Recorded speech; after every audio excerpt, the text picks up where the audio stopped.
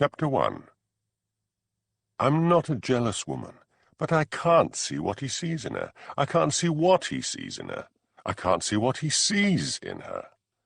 Sir Alan Patrick Herbert.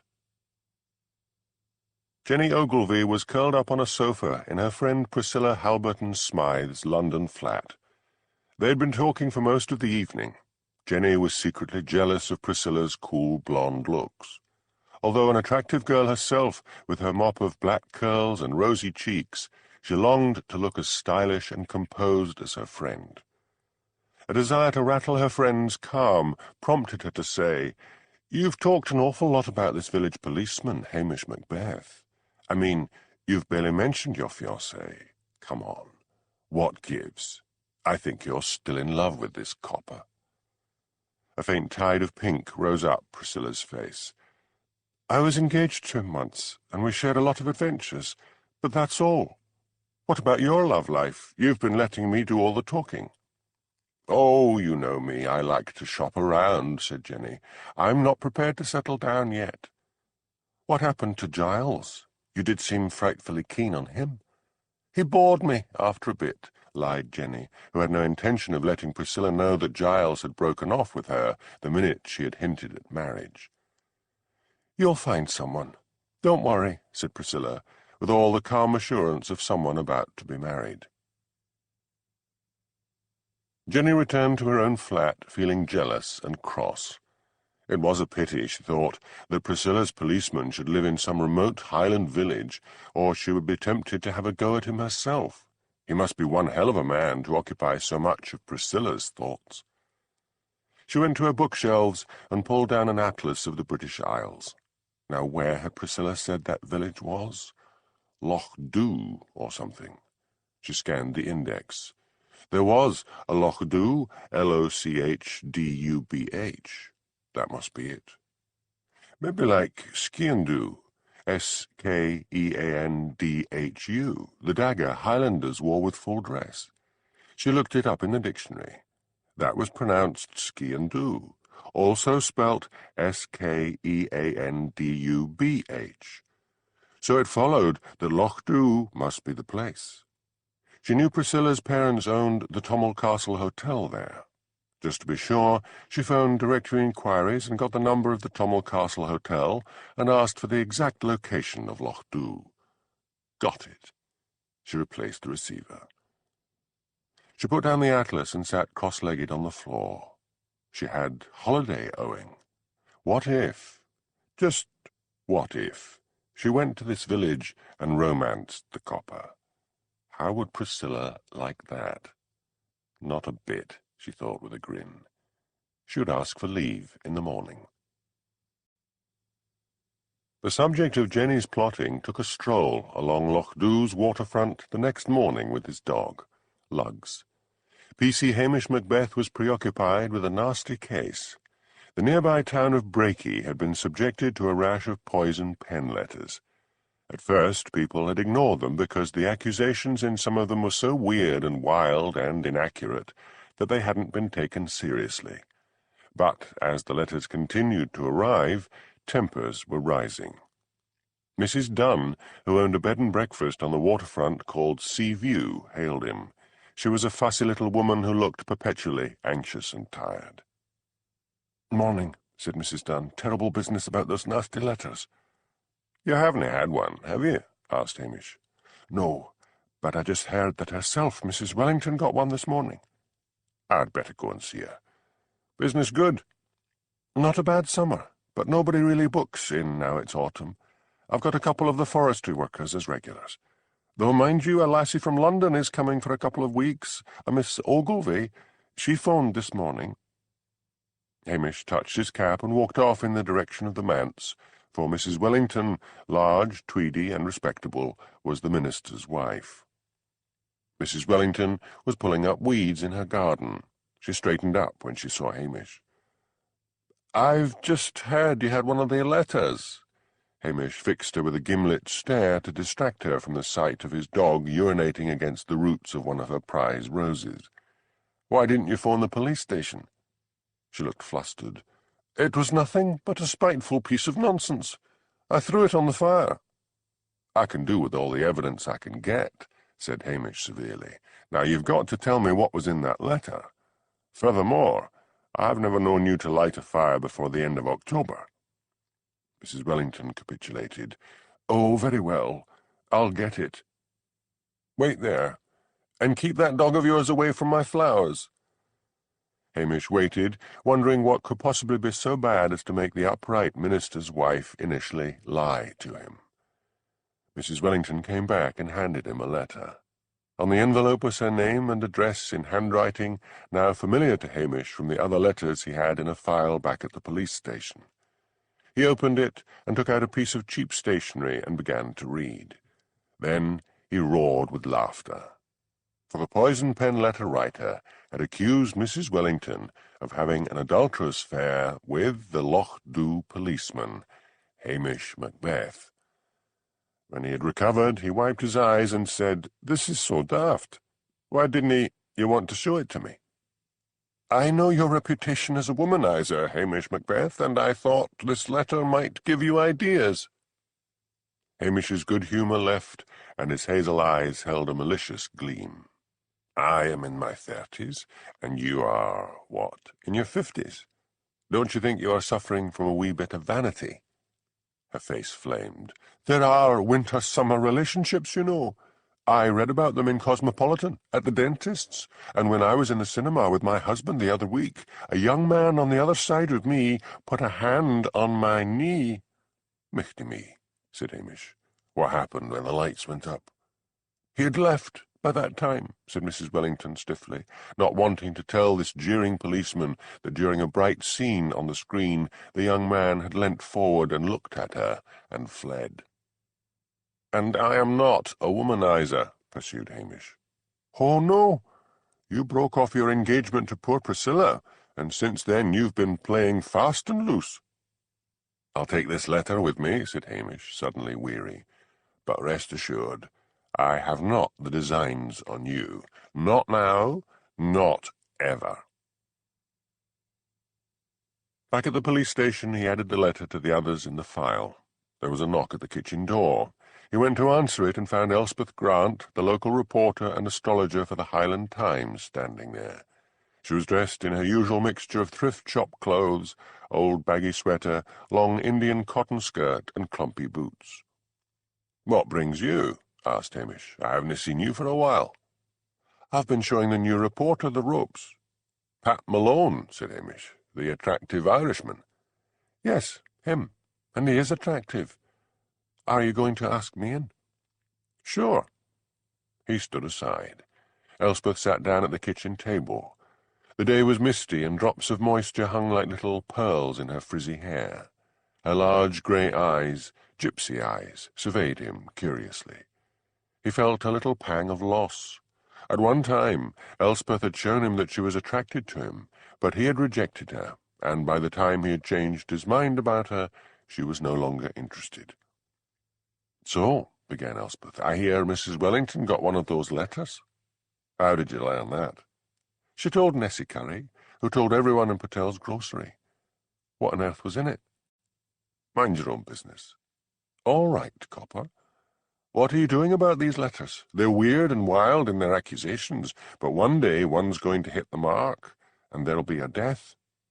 Haven't you asked for a handwriting expert?" "Oh, I've asked headquarters right enough, but it is always the same thing. Handwriting experts cost money.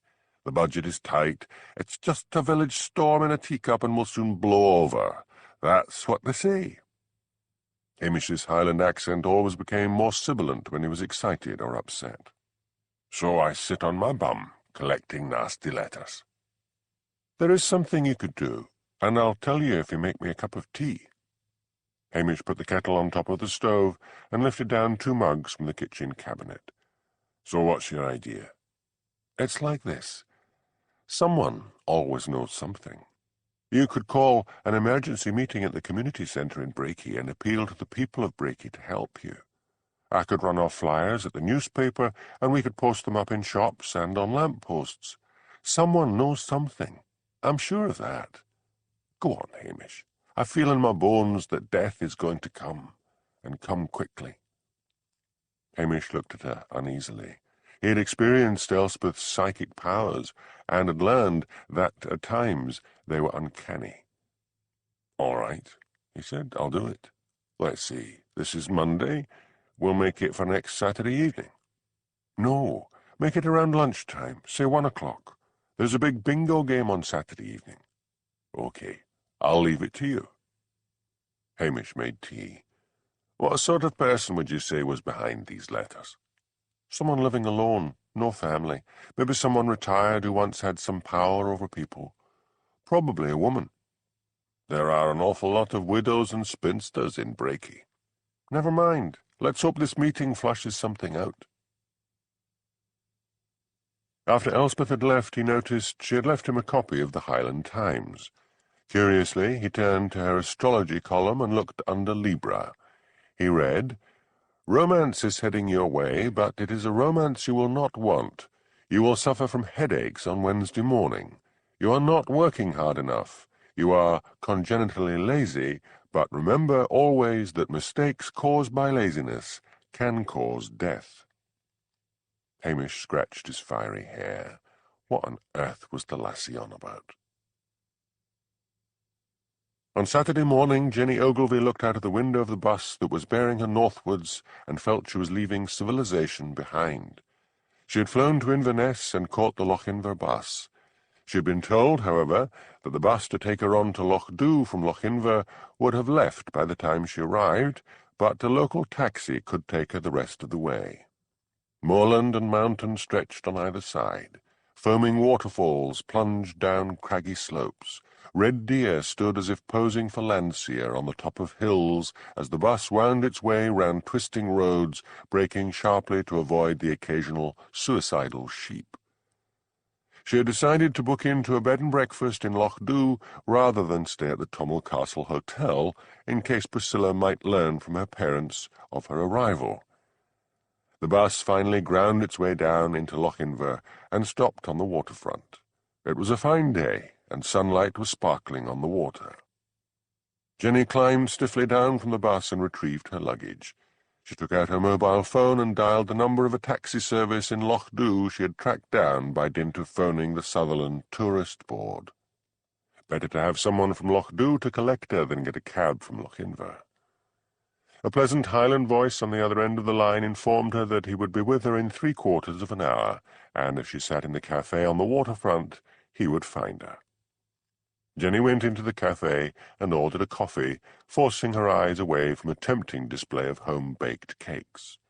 It was all right for Priscilla, she thought bitterly. Priscilla could eat anything and never even put on an ounce, whereas she, Jenny, could feel her waistband tightening by just looking at the things. She was the only customer in the cafe. She noticed there was a large glass ashtray on the table in front of her. Jenny was trying to cut down on smoking, but she hadn't been able to have one all day. She lit one up and felt dizzy, but after 2 more felt better. The sun was already disappearing and the water outside darkening to black when a man popped his head round the door. "Miss Ogilvy." Jenny rose and indicated her luggage. "The cab is outside," he said. "I would help you with your luggage, but my back's bad." Hoisting her 2 large suitcases outside, Jenny stared in dismay at the cab. It was a minibus, painted bright red on the front, but because the owner, Ian Chisholm, had run out of paint, the rest was painted a sulphurous yellow. Inside, the seats were covered in brightly coloured chintz with flounces at the bottom of each seat. Jenny heaved her luggage in the side door and then decided to sit up in the front with Ian and see if she could pump him for some information. The engine coughed and spluttered to life, and the bus started its journey out of Lochinver and headed up the Sutherland coast to Lochdoe. "I'm up from London," said Jenny. "Is that a fact?" said Ian, negotiating a hairpin bend. Jenny glanced nervously down a cliff edge to where the Atlantic boiled against jagged rocks. "What's Lochdoe like?" asked Jenny. "Oh, it's the grand place, nice and quiet. No crime. Nothing much. Bit of a scare now, mind you. Some damp poison pen letter writers on the loose." "How scary. Do you have a policeman?" "Yes, Hamish Macbeth." "What's he like?" "A fine man. Solved a lot of crimes." What's such a clever copper doing being stuck up here? He likes it, and so do I, said Ian crossly. Jenny was dying to ask what Hamish looked like, but she didn't dare show any more curiosity. Surely someone who could attract such as Priscilla must be really handsome. He was probably tall and dark, with a craggy Highland face and piercing green eyes. When not in uniform, he probably wore a kilt and played the bagpipes. Jenny clutched the side of the old minivan as it hurtled onwards towards Loch Dhu, wrapped in rosy dreams. Earlier that day, Hamish addressed the inhabitants of Brakey in the community hall. "Some of you must know something, have an idea who is sending out these poisonous letters," he said. He noticed uneasily that people were beginning to glare around the hall. "Now don't go leaping to conclusions because you just don't like someone," he said quickly. "Maybe if you all go home and think hard, you might remember," he held up an envelope, "someone posting one of these in a pillar box. Just on the chance that our letter writer is here in this hall, I would caution you that when you are caught, and you will be caught, mark my words, then you will be facing a prison sentence. I'm going to engage the services of a handwriting expert." "What took you so long?" demanded an angry voice from the front. "You should have done it afore this." "I was told that because of cutbacks in the police budget, they were not prepared to let me hire one," said Hamish. "On your way out, you will see a petition on the table at the door requesting the services of a handwriting expert from police headquarters. I want you all to sign it." Hamish was mildly annoyed to see Elspeth in the front row, accompanied by Pat Malone, the new reporter. It only took one reporter to cover this. Did she have to go everywhere with him? He was whispering in her ear, and she was giggling like a schoolgirl. "This is a serious matter," he went on, raising his voice, "and should be taken seriously by our local press as well." Elspeth looked up and composed her features and made several squiggles in her notebook. "The accusations in these letters so far are silly and untrue, but if by any chance this poison pen letter writer should hit on the truth about someone, maybe by accident, then at the least it could cause misery, and at the worst, death. Now, sign that petition. It is your civic duty." The audience rose to their feet. Aware of Hamish, still standing on the stage watching them, one by one, they all signed the petition as they filed out. When the hall was empty, Hamish leapt down from the stage and collected the petition. He would take it down to Strathbane in the morning and see if it prompted them to give him a handwriting expert. Jenny Ogilvy was dropped outside Sea View. She hefted her suitcases up to the door, rang the bell, and waited. The village was very quiet, and great stars blazed in the sky above. A chill wind was blowing off the loch. She shivered and rang the bell again. At last she heard footsteps approaching the door from the other side. "Who is it?" called a voice. "It's me, Jenny Ogilvy, from London." The grumbles coming from the other side of the door reminded Jenny of the cartoon dog, Muttley. Then the door opened. "What time of night do you call this?" demanded Mrs. Dunn.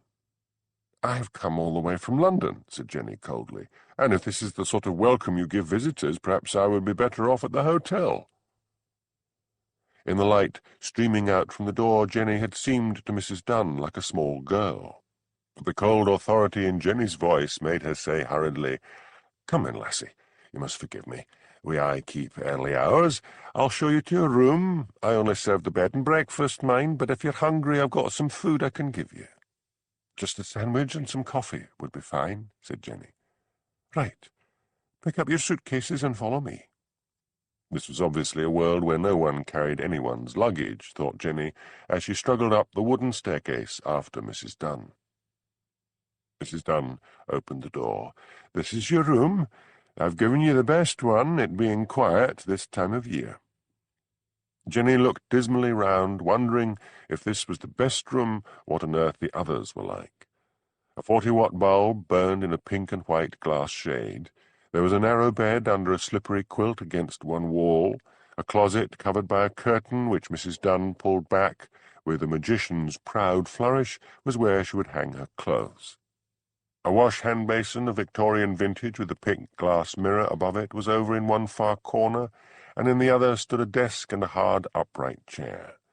In front of the fireplace, filled with orange crepe paper in the shape of a fan, stood a one-bar heater. The floor was covered in shiny green linoleum, on which were 2 islands of round rugs. "You put 50p in the meter to start the fire," said Mrs. Dunn. "Breakfast is from 7 o'clock until 9 o'clock, no later. I'll expect you to be out of your room by 10 because I have to clean it and I don't want guests underfoot. You can sit in the lounge downstairs if it's a wet day. We have the telly, colour it is. Now I'll show you the bathroom." Jenny followed her along the corridor outside to a room at the end of it. The bathroom held an enormous Victorian bath. Above it was a cylindrical gas heater. "When you want a bath, put 50p in the meter above the door, turn this lever to the right, and light the geyser." "Do you mean I don't have my own bathroom?" asked Jenny. "No, but there's only the 2 forestry workers, and they're out early and don't use the bath much." Jenny repressed a shudder. "What about laundry?" "What about it? Can't you be doing your smalls in the hand basin?" "No, I would prefer to do them in a washing machine with a tumble dryer." Mrs. Dunn sighed. "Well, you can use the one in the kitchen downstairs, but only if I don't need it. There's no tumble dryer, but you'll find a clothesline in the back garden. Go and unpack and come downstairs and have something to eat." Jenny returned to her room. She felt thoroughly tired and depressed. She hoped this policeman would prove to be worth all this suffering. She opened one suitcase and unpacked a diaphanous nightgown and a silk dressing-gown and laid them on the bed. Then she began to hang away some clothes and put underwear in the drawers. When she heard Mrs. Dunn calling her, she went reluctantly downstairs. "I've put your food on a tray in the lounge," said Mrs. Dunn. "When you're finished, put the tray in the kitchen. It's at the back of the hall. And don't forget to switch out all the lights. Good night." "Good night," echoed Jenny. She went into the lounge. It was an uncomfortable-looking room with an acid 3-piece suite which seemed to swear at the orange and sulphurous yellow carpet. Above the cold fireplace some amateur had tried to copy The Stag at Bay and failed miserably. The television was operated by a coin box. A tray on the coffee table held a plate of ham sandwiches, 2 fairy cakes, and a pot of tea. The ham sandwiches turned out to be delicious, and the tea was hot and fragrant. Slightly cheered, Jenny finished her supper and carried the tray through to the kitchen. Then, carefully switching out all the lights behind her, she made her way up to her room. It was very cold. London had been enjoying an Indian summer. She had not expected it to be so cold. She scrabbled in her purse, looking for a 50p piece, but could not find one.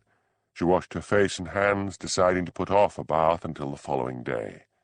Shivering in her flimsy nightgown, she crawled into bed. There were 2 hot water bottles in the bed, and the sheets smelled faintly of pine soap. The bed was amazingly soft and comfortable. Jenny, normally a restless sleeper, plunged down into a deep and dreamless sleep. Hamish drove towards Strathbane the following morning, with lugs beside him on the passenger seat of the police Land Rover, and with a petition in a briefcase in the back. It was a beautiful, clear day. Not even a single cloud wreathed the soaring mountain-tops. A heron flew across the road in front of him, slow and graceful. The air was heavy with the smells of pine, wood smoke, and wild thyme. But his heart sank as the Land Rover crested a rise on the road, and he saw Strathbane lying below him, the city of dreadful night. It had originally been a thriving fishing port, but European Union regulations and a decline in fishing stocks had put the fishermen out of business. Stalinist tower blocks reared up to the sky, monuments to failure and bad architecture. He was lucky it was a Sunday. The bane of his life, Detective Chief Inspector Blair, hardly ever worked on Sunday. Hamish knew Blair would block any proposal of his out of sheer spite. He was even luckier to meet Chief Superintendent Peter Daviett in the reception area. "What brings you, Hamish?" asked Daviett. It was a good sign that he had used Hamish's first name. Hamish held out the petition and explained his need for the services of a handwriting expert. "We have an overstretched budget," said David. "Don't you think it'll just blow over?" "No, I don't," said Hamish. "Don't what?" "I mean, I don't think it'll blow over, sir. It's been going on for some time. My concern is this. If we don't track down this poison pen letter writer soon, he or she, instead of wild accusations, might hit on a truth that someone doesn't want known. Breakie's a very churchy place. Everyone prides themselves on their respectability. It could be that one of these letters could drive a man or woman to suicide." Davy had looked at the tall policeman with the flaming red hair. He knew that when it came to cases, Hamish Macbeth often showed remarkable powers of intuition. "Type up a report and give it with the petition to Helen." "Thank you, sir." Hamish made his way up to the detective's room, where Detective Jimmy Anderson sat with his feet up on his desk. "I was just thinking of going out for a dram," he said when he saw Hamish. "Give me a minute, Jimmy," said Hamish. "I've got to type something out for David." "So what's so important the big cheese has to see it himself?" Hamish told him as he switched on a computer. "Hardly earth-shaking stuff, laddie. Tell you what, I'll be along at the wee man's. Join me when you're finished." No one could remember why the nearest pub, the Fraser Arms, had been nicknamed the Wee Man's. Jimmy left. Hamish rapidly typed up his report and nipped up the stairs to where Helen, Davitt's secretary, gave him a sour look. "Working on the Sabbath, Helen?" asked Hamish. "If you have something for Mr. Davitt, leave it with me, and do not waste my valuable time." Hamish gazed on her fondly. "You know something, Helen? You're right ugly when you're angry." And then he scampered off before she could think of a reply. Despite Jimmy's urging, Hamish would only drink mineral water at the pub. He often wondered why Jimmy had never been done for drunk driving. He set off again, stopping outside the town to give Lugs a walk on the heather. As usual, when he approached Loch Dhu, his spirits lifted, even though the day was darkening. Mist was rolling down the flanks of the mountain sides, and thin black fingers of rain clouds were streaming in from the west on a rising wind. The crisp feel of the day had gone, and he could feel a damp warmth in the air blowing in from the Gulf Stream. He parked outside the police station and went into the kitchen and glared at the figure of Elspeth Grant sitting at his kitchen table. "How did you get in?" he demanded. "You left the door open," said Elspeth. "An open invitation." "Well, next time wait until I'm at home." "I'll need to keep remembering to lock the door," thought Hamish. He was so used to leaving it open while he went to feed his hens and check on his sheep that he often forgot to lock it when he was out at work. "How did you get on with the petition?" "I gave it to Davitt. He says he'll see what he can do." "It'll be too late," said Elspeth, looking at him with her silver eyes. "I think he'll get moving on it." "Oh, Hamish, you know what the red tape is like. They'll pass memos back and forth, and it'll take weeks." "Well, let's see how it goes." There was a knock at the door. Hamish opened it and found an attractive face staring up at him. Jenny Ogilvy held out one small hand. "I would like to speak to Hamish Macbeth." "I am Hamish Macbeth." He was surprised to see disappointment flash across her large brown eyes. The pair surveyed each other. Jenny was disappointed. Gone was the craggy Highlander of her dreams. She saw a tall, gangling, red-haired man with hazel eyes and a gentle face. Hamish, for his part, saw an attractive girl with black curly hair, large eyes, and a curvaceous figure.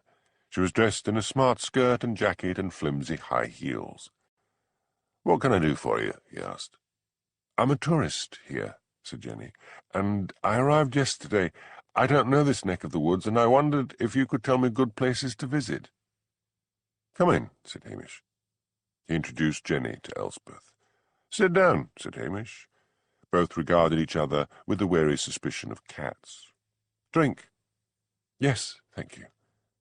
"Jenny here is a tourist and wants to know where she should visit," said Hamish, lifting down a bottle of whisky and glasses. "Elspeth here is our local reporter. She'll help you out." Elspeth glared at Hamish's back. Lugs, roused from slumber by the sound of voices, came up to the table, put a large paw on Jenny's leg, and drew it downwards, leaving white ladders on her 10 denier tights.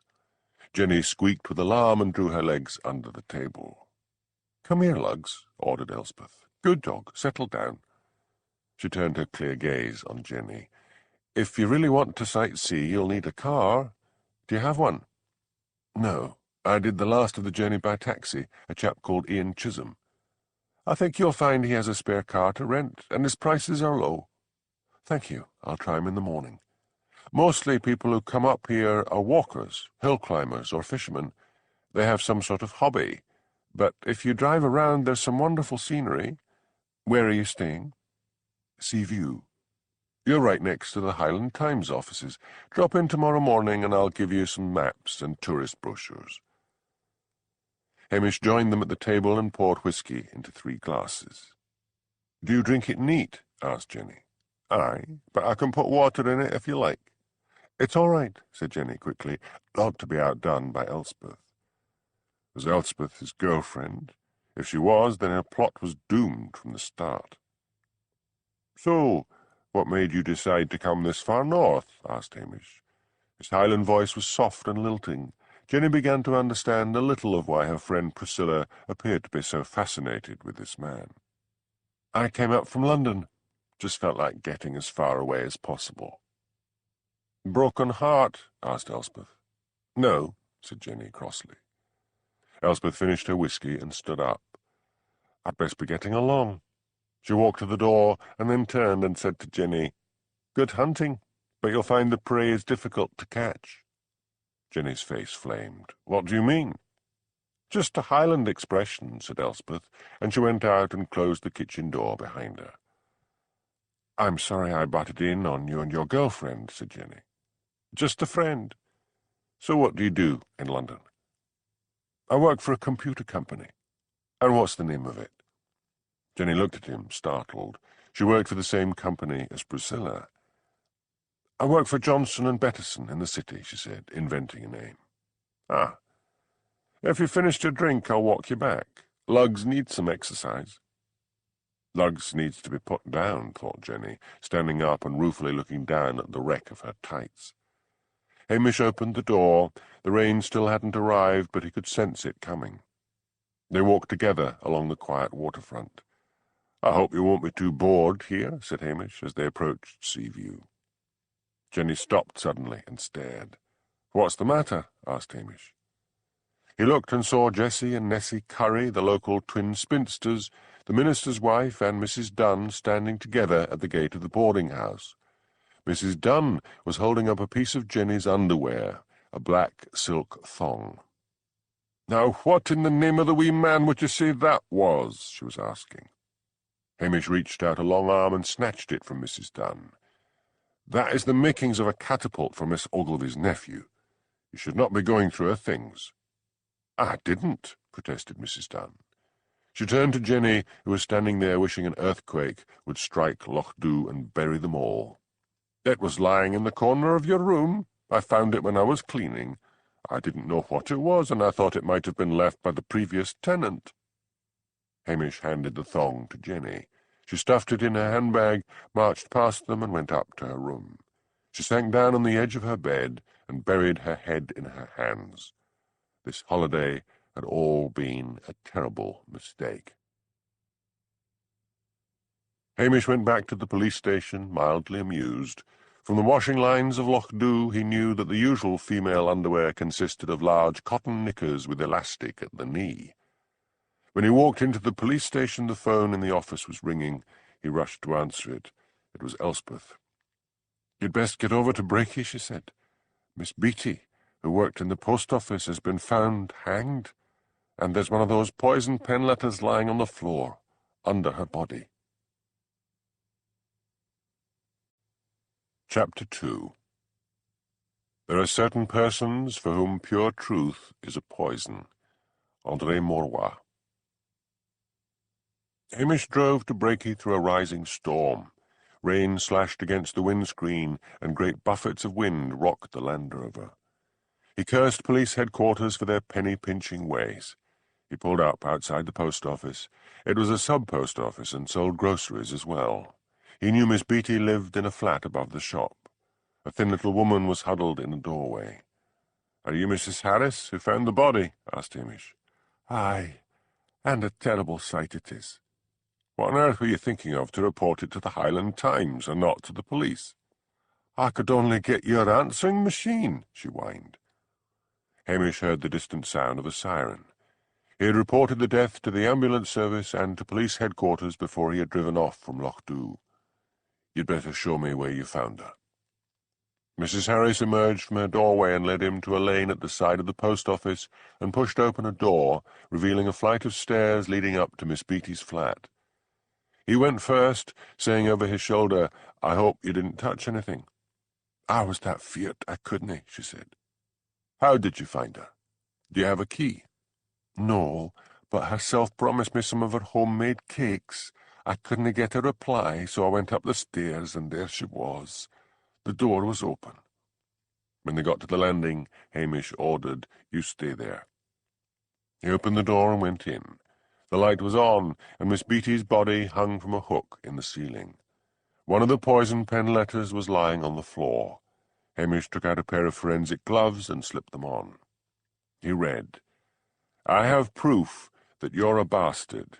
Your father never married your mother, and I'll tell everyone." He looked up at the contorted face swinging above him. A window behind the body was open, sending it turning in the wind. He heard the thud of feet on the stairs. He went out to meet the ambulance men. "I'm afraid there's nothing you can do," he said. "They'll be arriving from Strathbane soon. I hope they're not long. I want to get that poor woman's body down." As they waited, he hoped Blair would consider a mere suicide beneath him. To his relief, when the police arrived, they were headed by Detective Jimmy Anderson. The police photographer took pictures, and then the ambulance men took the body down. Hamish cast his eyes around the room. There was no note that he could see, only that poisoned pen letter on the floor. The pathologist arrived and began his examination. Hamish scowled. Something was nagging at the back of his brain. Jimmy Anderson was reading the letter. "For heaven's sake," he said, "the Highlands have I been crawling with bastards, and nobody gives a toss." Hamish wandered through to the kitchen.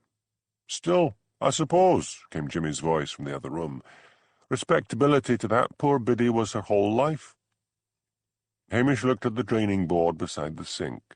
2 cups and saucers were on the draining board. 2 beads of water were on the draining board under them. He conjured up a picture of Miss Amy Beattie as he remembered her, a bustling, cheerful woman. He went back in and said to the pathologist, "I can't believe it was suicide." The pathologist, Mr. Sinclair, looked up at Hamish. "Poor woman. Clear case of suicide." "I don't think so," said Hamish slowly. Jimmy Anderson swung round and glared at him. "Come on, Hamish," he said. "What else could it be?" "Murder." "What?" Hamish said to Mr. Sinclair, "You might find she was drugged afore she was strung up." "And what makes you think that?" "Okay. She stood on a chair or something, put the rope over that hook, and kicked the chair or whatever away. So where is what she was standing on?" He went to the landing where Mrs. Harris was standing with a policewoman. "Mrs. Harris, are you sure you didn't touch anything, move any of the furniture?" "Me? Och, no, I tell you. I was too feared." Hamish went back into the flat. "What makes you think she was drugged?" asked the pathologist. "Just a hunch," said Hamish, his Highland accent becoming stronger, a sign of his distress. "There are 2 cups on the draining board that have recently been washed. I knew Miss Beattie. She wasn't the sort of body to take her own life over a letter like that." "The forensic team will be here in the morning," said Jimmy. "I wish you wouldn't complicate things, Hamish." "I may be wrong," said Hamish, "but it's as well to make sure." The police waited until the body was removed and the letter taken off to Strathbane by Jimmy. Then they sealed off the flat and left. "I'm going to Strathbane in the morning," said Hamish. "I've got to get to a handwriting expert." He drove back through the buffeting storm to Loch Dhu. He realized he had not had any dinner, but felt too tired to make anything other than a sandwich. He fried some liver for Lugs, not seeing the irony that he would cook for his dog, no matter how tired he was, but not for himself. Jenny tossed and turned, and the wind screamed and shook the boarding-house. She felt she had come to some remote, pitiless, savage land. Waves on the sea loch outside were pounding the pebbly shore, adding to the tumult. Before she finally went off to sleep, she had decided to leave Loch Dhu the following morning and get back to civilization. But when she awoke, sunlight was streaming in through a crack in the curtains, and the wind had dropped. She struggled out of bed and drew back the curtains. Waves still chased each other down the long sea loch all the way from the Atlantic, but apart from that, there was no sign of the storm of the night before. She pulled up the window and leant out. The air was sweet and warm, as if the winds had blown away the earlier autumnal chill. She decided to put off the idea of leaving. She went down to the dining room. Mrs. Dunn supplied enough breakfast to keep anyone from needing more food for the rest of the day. Jenny found that this morning her appetite was sharp, and she demolished a plate of eggs, bacon, sausage, and fried haggis with enjoyment. The tea, as usual, was delicious, not at all like tea in London. Must be the water, thought Jenny. "I'm right sorry about that catapult of yours," said Mrs. Dunn, coming in to take her empty plate away. "But it shows what a good-hearted girl you are, to be thinking of your nephew." Jenny blushed, and Mrs. Dunn smiled on her with approval. It showed modesty when a pretty girl like Miss Ogilvy could blush at a compliment. "Sad, sad business over at Breaky," she said. "What's that?" "Poor Miss Beatty, her what ran the post office, hanged herself last night. They say it was because she got one of the poison pen letters." "I suppose Hamish Macbeth is dealing with it?" "Aye. Himself's gone off to Strathbane to plead for one of the handwriting experts." Mrs. Dunn bustled out, and Jenny sat back in her chair and lit a cigarette. What a relief to see ashtrays everywhere. As the smoke curled upwards in the shafts of sunlight, she remembered how proud Priscilla had been about sharing investigations with Hamish. Wouldn't it be marvellous to put Priscilla's elegant nose out of joint by joining in one of these investigations herself? She remembered that she was supposed to go to the Highland Times to pick up maps and tourist brochures. May as well. She would study a map and find the road to Strathbane, and maybe bump into Hamish by accident. Also, she needed some sensible clothes, flat walking shoes, trousers, and a warm, weatherproof coat, all the essential items of clothing she had not brought. There was no point in wearing a siren's wardrobe in the Highlands. 10 minutes later, she walked into the offices of the Highland Times. Elspeth and a very attractive young man were studying pull sheets of the paper. "Oh, there you are," said Elspeth. "Jenny, this is Pat Malone. Pat, Jenny Ogilvy." Pat had dark curly hair like Jenny's, but his eyes were bright blue. "I've got the stuff on my desk," said Elspeth. Jenny smiled bewitchingly at Pat Malone, but he was watching Elspeth with a dopey smile on his face.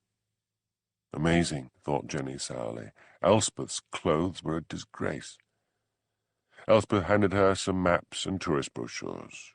"I thought I might go to Strathbane first and buy some warm clothes and some walking shoes," said Jenny. "Good idea. You won't get very far in those," said Elspeth, looking down at Jenny's flimsy high heels. "I thought all you London ladies had taken to wearing sensible shoes." "Not if we're trying to seduce someone," thought Jenny. "I forgot to pack any," she said. "I left in such a rush. How do I get to Strathbane?" "That's easy. Go out of the village over the bridge and up past the Tommel Castle Hotel. A mile along the road you'll come to a crossroads. One way leads along the coast to Lochinver, but take the one on the right that leads inland to Strathbane." "Isn't it signposted?" "Can't remember." Jenny thanked her and walked along to Ian Chisholm's garage.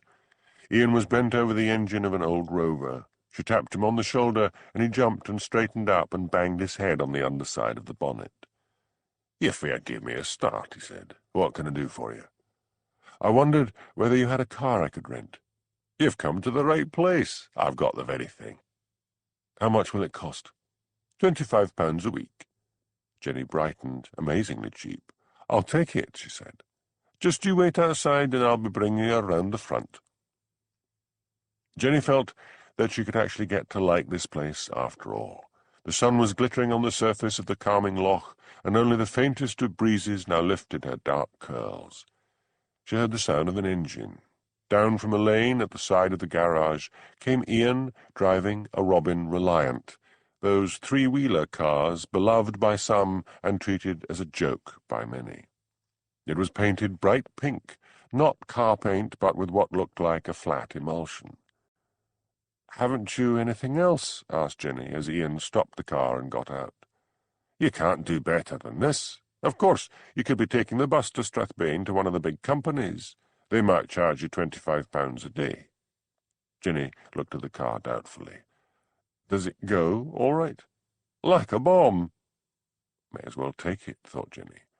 "It does look ridiculous, but no one up here knows me." "All right," she said. She took out her checkbook.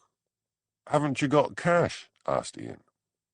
Jenny fished out her wallet and extracted 2 20s and a 10. Ian gave her a crumpled £5 note as change. She smoothed it out. "What sort of money is this?" "It's a Scottish £5 note," said Ian. "I didn't know you people had your own money," said Jenny, as if talking to the member of some strange aboriginal tribe. Ian shook his head as if in disbelief at her ignorance and handed her the car keys. "This one's for the ignition and that little one's for the petrol. You need leaded petrol." Jenny thanked him and got in the car. The seats, like the seats in the minibus, had been covered in loose chintz. "I feel like a travelling circus," she muttered as she put the key in the ignition.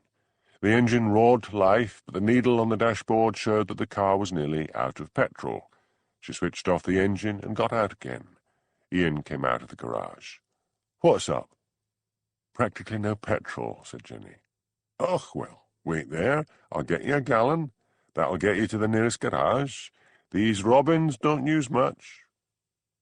He went into the garage and came back with a gallon can, took the keys from her and poured the petrol into the tank. He handed her the keys and said, "That'll be £5. "What? That's a disgraceful price. Did nobody tell you that petrol was expensive up here?" "Oh, very well." Jenny took out the Scottish £5 note he had given her and handed it to him. He gave her a cheery wave as she drove off. The dog-eared pink car chugged along nicely up and over the braes. She passed the Tommel Castle Hotel entrance and drove on to the crossroads and turned off for Strathbane. She had to admit that the scenery was worth the visit. What mountains! What majestic scenery! But when she crested the top of the hill to give her a view of Strathbane, like Hamish Macbeth, she experienced a sinking of the spirits. How awful that such a run-down industrial slag-heap of a place should be dumped among the finest scenery in Britain. She saw a small garage by the side of the road and checked the petrol prices. Ian had overcharged her, but not by much. Why did the Scots put up with it? The prices were higher than in England.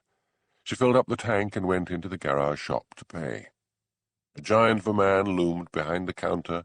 She handed him her credit card and felt relief when it was accepted. She had begun to think that maybe in these primitive parts they didn't use credit cards.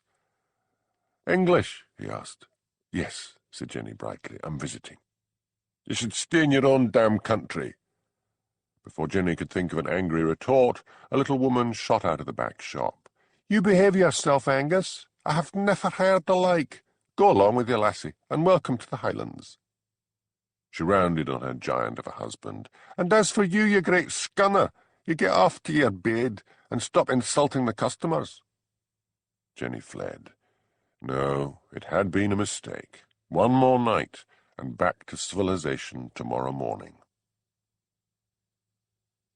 Hamish Macbeth kicked his heels in Strathbane Police Headquarters all day. He had left Lugs with Angela Brodie, the doctor's wife, and hoped she wasn't overfeeding the animal. Angela was apt to be absent-minded, so that every time Lugs rattled his food bowl, she thought she hadn't fed him and would feed him again. At last he was summoned up to Daviot's office. "We have a handwriting expert who will see you this evening at 7. You will find him over in the forensic laboratory on the Scottsdale Road.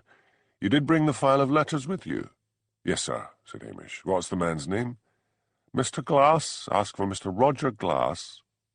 "Any news of the autopsy?" "Sinclair is still working on it. We should have a result by tomorrow. You're going to look very silly if it turns out to be plain suicide." "I'll take that chance, sir." Hamish went back to the police canteen to pass the time. He collected a tray containing egg and chips and tea and made for a table by the window. He looked down into the street outside before he sat down. Across the road stood a shocking pink Robin Reliant. I wonder what Ian is doing in Strathbane, thought Hamish, and then put it out of his mind. Outside, Jenny decided to give up waiting for Hamish Macbeth. Robin Reliant enthusiasts were constantly knocking on her window to get her attention so that they could reminisce about the glories of their youth when they had owned such a car. She glanced at her watch. If she was going to buy clothes, she'd better get a move on. She parked the car in a multi-story in the centre, which was built over a shopping arcade. In the arcade were several shops selling sporting goods, but they all seemed dreadfully expensive, and she had no desire to buy clothes she would not be likely to wear again. Somehow the non-appearance of Hamish Macbeth had made her decide to stay on a bit. At the end of the arcade she found a store called Murphy's, full of cheap clothes and surprisingly cheap woolens. She bought 2 sweaters and a warm pair of wool trousers and an anorak.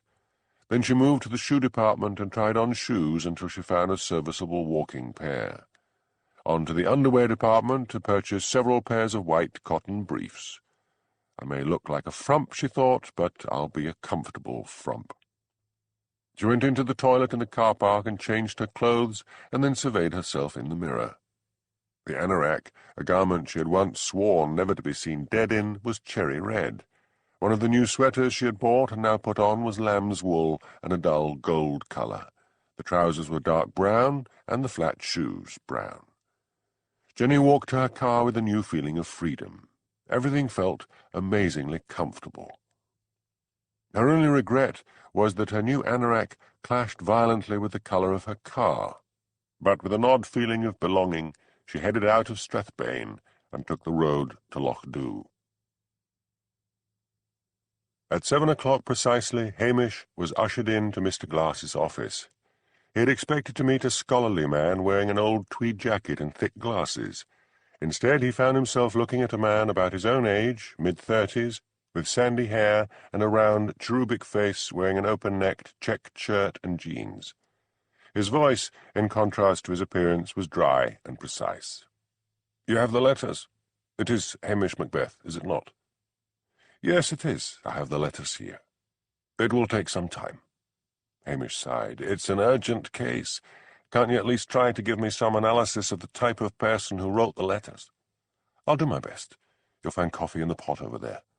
Help yourself." Mr. Glass sat down and opened the file.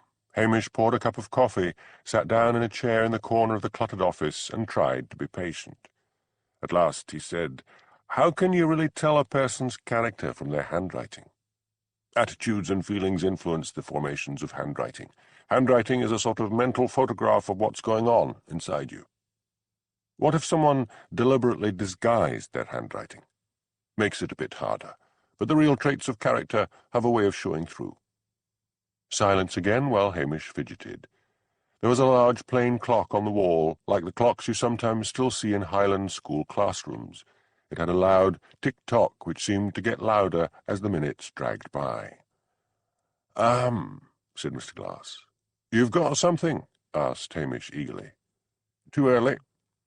Hamish's patience gave out. "Look, man, one woman's dead, and that woman was a postmistress, and it's my guess it was murder, and there'll be others if you don't get a move on. Give me an idea." "All right," Glass capitulated. "See this letter to a Mrs. Wellington, accusing her of having an affair with you." He looked up at Hamish, and a little gleam of malice darted through his eyes. "Aye, you would pick that one. Go on, I'm looking." Hamish bent over him. "As far as I can see, she has made no effort to disguise her handwriting." "She? You're sure?" "Pretty sure. She suffers from a low opinion of herself and never really feels safe." "I'm not surprised the biddy doesn't feel safe, writing letters like that." "No, that's not what I mean. She is always frightened of people finding out what her character really is like, so that then they won't like her. She is often depressed. See how the lines of her writing descend and how the letters turn back. Look at the low T-bars. She wears a mask the whole time." "Like the Phantom of the Opera?" No. She assumes a role, possibly that of a strong, confident woman, and has probably been playing that part all her life. She's old? I think so. She has an overstretched personality. Because she thinks so little of herself, she tries to achieve more than she is capable of. So even though she may be retired, she may have worked at something. I mean, not married and had children and been a housewife. I can't go as far as that. You'll need to give me more time. Phone me at Lochdu when you've got something more. The following morning, Hamish telephoned headquarters, but was told that the results from the pathologist would not be ready until later that day. There was a knock at the door. He opened it and recognized Jenny. The day was crisp and clear, and she was dressed in her new, sensible clothes. "What is it?" asked Hamish. He was anxious to get off to Brakey. Jenny blinked. She had forgotten to come armed with an excuse. She thought of one, rapidly. "It's very remote up here," she began, batting a pair of eyelashes, heavy with waterproof mascara, at him. "So?" asked Hamish. "I wonder if it's safe for a woman on her own to travel around." "Safest place in the world. Now, if you don't mind—" Jenny's face reddened. "Are you usually so rude to visitors?" Hamish took another look at her. She was very pretty. "I'm sorry," he said. "I've got a case that's worrying me. Look, I'll take you for dinner tonight." Jenny brightened. This was more than she had hoped for. "Where?" "That Italian restaurant on the waterfront. At 8 this evening. I should be free then." "Lovely. I'll look forward to it." As she walked off, Hamish shook his head. "A pretty girl lands on your doorstep," he chided himself, "and you practically tell her to get lost." Jenny had left the door open. He went to close it and found Elspeth standing there staring up at him. He had not heard her arrive, but Elspeth always seemed to materialize. "What now?" he asked. "The handwriting expert. Did you see him?" "Yes. Oh, come in. I'm trying to get off on the road to Brakey, but maybe it would be a good idea for you to hear what the man said." Elspeth followed him into the kitchen. "What was she doing here?" "Who?" "The newcomer. Jenny Ogilvy. Wanted some advice, that's all. Now, here's what the handwriting expert said. He told her of Glass's findings. So, he said, what is there in Brakey for an overachiever? Maybe it is some woman who left and went to London, say, and made a success of whatever she did, then retired and returned to Brakey. I don't think so. She's obviously had a lifetime of studying the locals.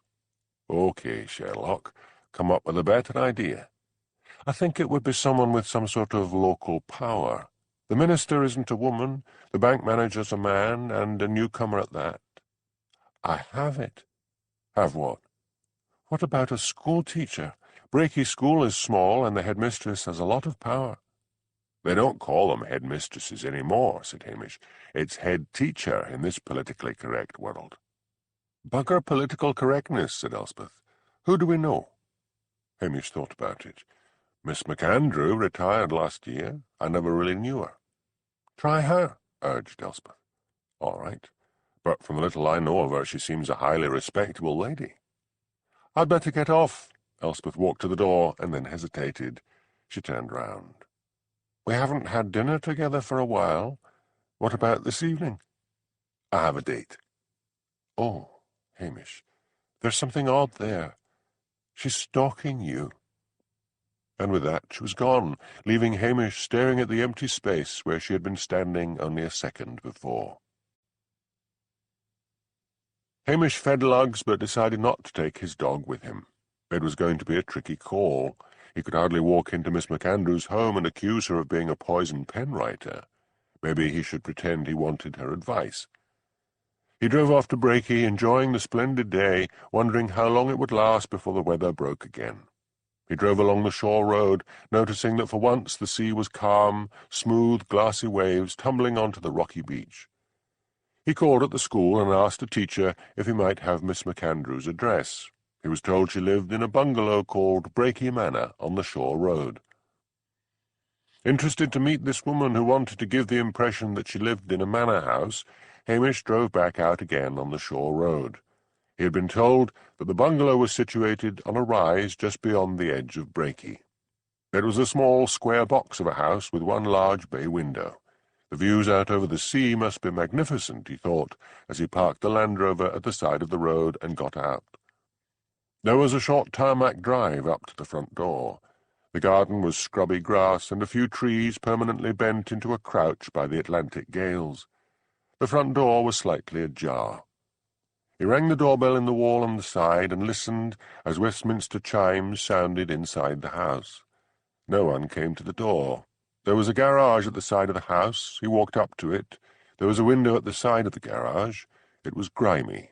He rubbed it with his sleeve and peered in. A small Ford Escort was inside, so she hadn't driven off anywhere. He returned to the door and rang the bell again. Behind him, waves crashed on the beach, and a seagull screamed overhead. He pushed the door wider and called, "Miss MacAndrew!" Silence. He took off his cap and tucked it under his arm. Perhaps she was asleep. He walked inside. There was a narrow hall. He looked down. The Morning Post was lying on the floor. He could feel his heartbeats quicken. "Miss MacAndrew!" he shouted again. He opened a door on his left, the living room, no one there. A door on his right opened into the lounge, musty and slightly damp, obviously the best room, used only on special occasions. There was an open door at the back of the hall leading into the kitchen. Before it, on the left and right, were two more doors. He opened the first. It was a bedroom, the curtains tightly drawn. He fumbled for the light switch beside the door and switched it on. Light glared down on an awful figure on the bed, soaked in blood. He walked forward. Dead eyes stared up at him. To make sure, he felt for her pulse and found none. Miss MacAndrew had been viciously and violently stabbed to death, a frenzy of stabbing. He took out his phone and called Strathbane. He pulled on a pair of thin gloves and went through to the living room. There was a desk by the window. On the top were a few bills and circulars. He slid open the desk drawers one after the other. In the bottom drawer he found a packet of cheap stationery and a packet of envelopes. In one, at the left top of the desk, he found the beginning of a letter. "Dear Effie," it began, "I have not heard from you for a while." The handwriting looked like the writing on the anonymous letters. He walked outside the bungalow and breathed in great gulps of fresh air. A car drove up and Jimmy Anderson got out, followed by his sidekick, McNabb, and two police officers. Hamish went to meet them. "How did you get here so quickly?" "Blair'll be along in a minute," said Jimmy. "We were in Brakey when we got your message. We were investigating that other murder." "You mean Miss Beatty?" "Aye, that's the one. You were right. She'd been heavily drugged. But I phoned this morning and was told the results weren't through." "I don't know who told you that, but it turns out you were right. So what have we got here?" "A fatal stabbing. Victim? A Miss MacAndrew, retired schoolteacher. We've got the forensic team with us. They were going over the postmistress's flat again. We'll wait until they arrive. Any idea who murdered her, or why?" "I don't know who," said Hamish heavily, "but I know why." A car screeched to a halt at the foot of the garden, and Detective Chief Inspector Blair heaved his bulk out of it. "Why?" Jimmy asked Hamish. "Miss MacAndrew was the poisoned pen writer, and somebody found out." Chapter 3. Methought I heard a voice cry, "Sleep no more. Macbeth does murder sleep. The innocent sleep, sleep that knits up the ravelled sleeve of care." William Shakespeare. Blair was in a bad mood. He felt resentful that somehow Hamish Macbeth had turned what had appeared to be a simple suicide into a murder. And now that long drip of water, that Glicket Highland tuchter, had found another dead body. He brushed past Hamish and said to Jimmy, "Let's be having a look at the body." "Well, sir, the forensic team's just coming. Might be as well to wait for them." Blair's eyes bulged with fury, but he saw the wisdom of what Jimmy was saying, and he rounded on Hamish. "What prompted you to call on her?" Hamish patiently went through what the handwriting expert had told him, and how he had thought a retired schoolteacher might fit the profile. Blair listened to him, his great bull head on one side. The police photographer arrived, then the forensic team, and then the pathologist, Mr. Sinclair. "As soon as you're finished, I want to look inside the place," growled Blair. "And as for you, laddie, you may as well get back to your sheep, or whatever." He stood to attention as a sleek black BMW halted behind the row of cars. Davitt got out. "I was on my way to Breaky when I got a phone call telling me the news. You found the body, Macbeth?" "Yes, sir." "Tell me about it." So Hamish told him how he had come to believe that Miss MacAndrew might be the poison pen writer, and how he had found stationery which matched the paper used by the poison pen writer in her desk. "As you know by now, you were right about Miss Beattie's death. It's estimated the murder took place on a Saturday evening, maybe somewhere between 9 and 10, said David. "Aye, and I'm wondering why I wasn't told that the findings were in when I phoned this morning," said Hamish. Blair scowled at the sky. He had been passing by when he heard the girl taking Hamish's call and had told her to say that nothing had been discovered yet. Blair was jealous of Hamish and was always afraid that this peculiar policeman might one day decide not to sidestep promotion, move to Strathbane, and replace him. "I don't know how that happened," said Davitt. "I think the best idea is for you to question people in Breaky and try to find out whether anyone was seen going up the stairs to Miss Beattie's flat. When we're finished here, I'll have some men released to help you." "I take it that countermands Mr. Blair's order." "What order?" "I was told to go back to my sheep, sir." Blair forced a jolly laugh. "The trouble with you Highlanders," he said, "is that you can't take a joke. There you are, Macbeth. Now off you go." Another car screeched to a halt, and Elspeth and Pat Malone got out. "And get rid of those press," ordered Davitt. Hamish went up to Elspeth. "She's dead, isn't she?" he asked. "I'm supposed to get rid of you," said Hamish. "Follow me to Breaky and I'll tell you about it. But mind, you didn't hear it from me." They went into a dingy pub in Breaky called the Red Rory. In a Puritan place like Breaky, thought Hamish, it followed that any drinking establishment should be as grim as possible. They ordered soft drinks and sat down at a table by the window. Hamish explained what he had found out. "A double murder!" Pat's Irish eyes gleamed with excitement. "I never thought I'd find such excitement up here." "Where are you from?" asked Hamish. "Dublin." "And what brought you here?" "I saw Sam's advertisement in the National Union of Journalists magazines and applied," he grinned. "I think I was the cheapest he could get, and I didn't have any experience in newspapers. I had been an advertising copywriter since I left university. Mind you, when I saw Loch Dhu and the Highland Times, I thought, what a dump. I can't live here. But then Elspeth walked in." He smiled blindingly at her. Elspeth looked vaguely out of the grimy bar window. "So you have the facts," said Hamish, "but don't quote me, not even as a source. Go out there and get quotes from the townspeople and quotes from Strathbane. Now, I'm off to see what I can find out." "Are you sweet on him?" asked Pat after Hamish had left the pub. "The only thing I'm sweet on," said Elspeth coldly, "is this story. Why don't we finish our drinks and see what we can find out so that we can print the stuff without betraying that Hamish told us?" "Okay. It's going to be a long day. Why don't we have dinner at the Italians tonight? Come on, Elspeth. You've been good taking me around and showing me the ropes, but we've got to relax sometime." Elspeth suddenly smiled. Why not, she thought. It wasn't as if Hamish Macbeth had shown any desire for her company recently. "Fine. Let's get on." Pat grinned happily. He tried to remember whether the restaurant had candlelight. Candlelight was so romantic.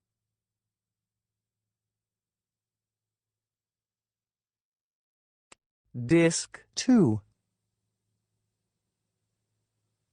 Hamish went first to see Mrs. Harris, who had found Miss Beattie's body. "It's yourself again," she said, opening the door to him. "Why are all the police swarming all over the place?" "Can we go inside? I'll tell you about it." She lived in a flat above the shops near the post office. She led the way into a neat parlour where a budgie sang in a cage by the window and a large fat cat purred in front of the peat fire. "Sit down," said Mrs. Harris. "I'll get some tea." Hamish sank down in a comfortable, battered armchair by the fire. The cat purred, the clock on the mantel ticked, and he felt suddenly weary of the whole business. He half closed his eyes and thought hard. Miss Beatty, the postmistress, had been murdered. Who better to have guessed the identity of the poison pen writer than the postmistress? But Miss MacAndrew had been killed, and not in a planned and calculated manner, as in the murder of Miss Beatty, but by a frenzied stabbing. He felt he could now be looking for two murderers. Mrs. Harris came back in, carrying a laden tray. Hamish jumped to his feet and relieved her of it. "Just set it on the table by the window," she said. "You shouldn't have gone to all this trouble," said Hamish, looking down at plates of cakes and scones and a large pot of tea. "It's not often I get the company, and now herself has gone, there's really nobody." A tear rolled down Mrs. Harris's withered cheek, and she wiped it away with a corner of her flowered apron. She poured tea. Hamish drew up a chair at the table. She sat down to the left of him, twisting her apron in her hands. "Don't you have any family?" asked Hamish gently. "My husband died 20 years ago. I never had the weans. My sister's gone as well." Hamish made a mental note to find out if there was some sort of old folks' club in Brakey, and then asked, between bites of scone, "Did Miss Beatty ever hint to you that she might have guessed the identity of the poison pen writer?" She frowned in thought. "Wait a bitty. When you made that speech at the community hall, she says to me as we left, 'It's all very well being asked to do your civic duty, but what if you've only got a suspicion and some poor respectable body is going to end up grilled by the police and maybe lose her reputation for nothing?' Well, I didn't think that much of it at the time because folks were guessing all over the place. I thought her question was academic. Aye, just a theory." "When did you last see her, before you found her dead?" "Outside the post office. She was locking up. Afore she left, she says, 'Come round tomorrow, and I'll give you some of my cakes.' She had a rare light hand." "What of yourself? Did you ever have any suspicions about anyone?" She shook her head. "To tell the truth, I got fair sickened with all the accusations flying around. Why all these questions, and why all the police?" "We'll like to be thorough," said Hamish. He couldn't really tell her that her friend had been murdered until after the official announcement. She would find out soon enough, he thought. "Did Miss Beatty have any relatives?" "She had a sister down in Perth. I think she's on her way up to the Procurator Fiscal's in Strathbane." Scotland has a system based on Roman law, and the Procurator Fiscal is the coroner and public prosecutor of a Scottish district. Hamish finished his tea and stood up. "I'll be back to see you as soon as I have any news." Another tear rolled down her cheek. "What's to tell? She took her own life. I didn't know she was that unhappy. She should have told me." Hamish longed to tell her the truth, that her friend had not committed suicide, but still dared not tell her anything before it was all made official. He left and went straight to the schoolhouse. It was an old-fashioned Victorian building of grey stone. He entered and wandered along a dingy corridor looking for a door marked Head Teacher or Headmistress or Headmaster. He came to a door with a pane of frosted glass in it, bearing the legend Head Teacher in black painted letters. He knocked, and a masculine voice said, "Come." Hamish detested people who said, "Come." He opened the door and walked in. A small, fussy man with gold-rimmed spectacles and thinning grey hair pasted across a freckled scalp was sitting behind a desk. He went on correcting papers. Hamish felt his irritation growing. "Now that you've impressed me with your importance, perhaps you might be able to answer a few questions, Mr.—" The man looked up. "Arkle," he said, "I am a very busy man. I've just taken over here. If you think I was trying to impress you, then you are much mistaken." "Good. Now, Mr. Arkle, did you know Miss MacAndrew?" "We met at her leaving party. There was no need for me to see her before that. The school secretary explained everything to me." "I'd like a word with the secretary after I've finished with you. Now, Miss MacAndrew has been found brutally stabbed to death this morning." "Dear me. Dear me. What a shock. How can I help you?" "That's got your attention, you pompous git," thought Hamish. "I'm trying to get someone to describe her to me," he said. "What impression did you form of her?" He frowned and placed the tips of his fingers together and peered wisely over them at Hamish. He always sees himself in a film, thought Hamish. Let me see, Mr. Arkle said. Woman of the old school of teaching, stern disciplinarian. She produced good results, not a sympathetic type. I can't tell you much more than that. Maybe having a word with your secretary. Yes, of course. He picked up the phone and dialed an extension. Miss Mather, could you step into my office? The police would like to interview you. He put the phone down. She will be along presently. Where is her office? Next door. And you couldn't just have shouted for her, could you twerp, thought Hamish. He saw a shadow outside the frosted glass of the door and jerked it open. A pale, wispy girl stood there. Miss Mather. She looked up at him with wide, frightened eyes. We'll just step outside, said Hamish quickly. He had no desire to ask her questions, with the head teacher listening and probably interrupting. Shall we go to my office? She asked, casting a nervous glance at the head teacher's door. It's a grand day. Let's take a wee walk outside. She followed him meekly out of the school and stood beside him on the grey asphalt of the playground. Now, Miss Mather, my name is Hamish, and you are... Frida? Why are you looking so frightened?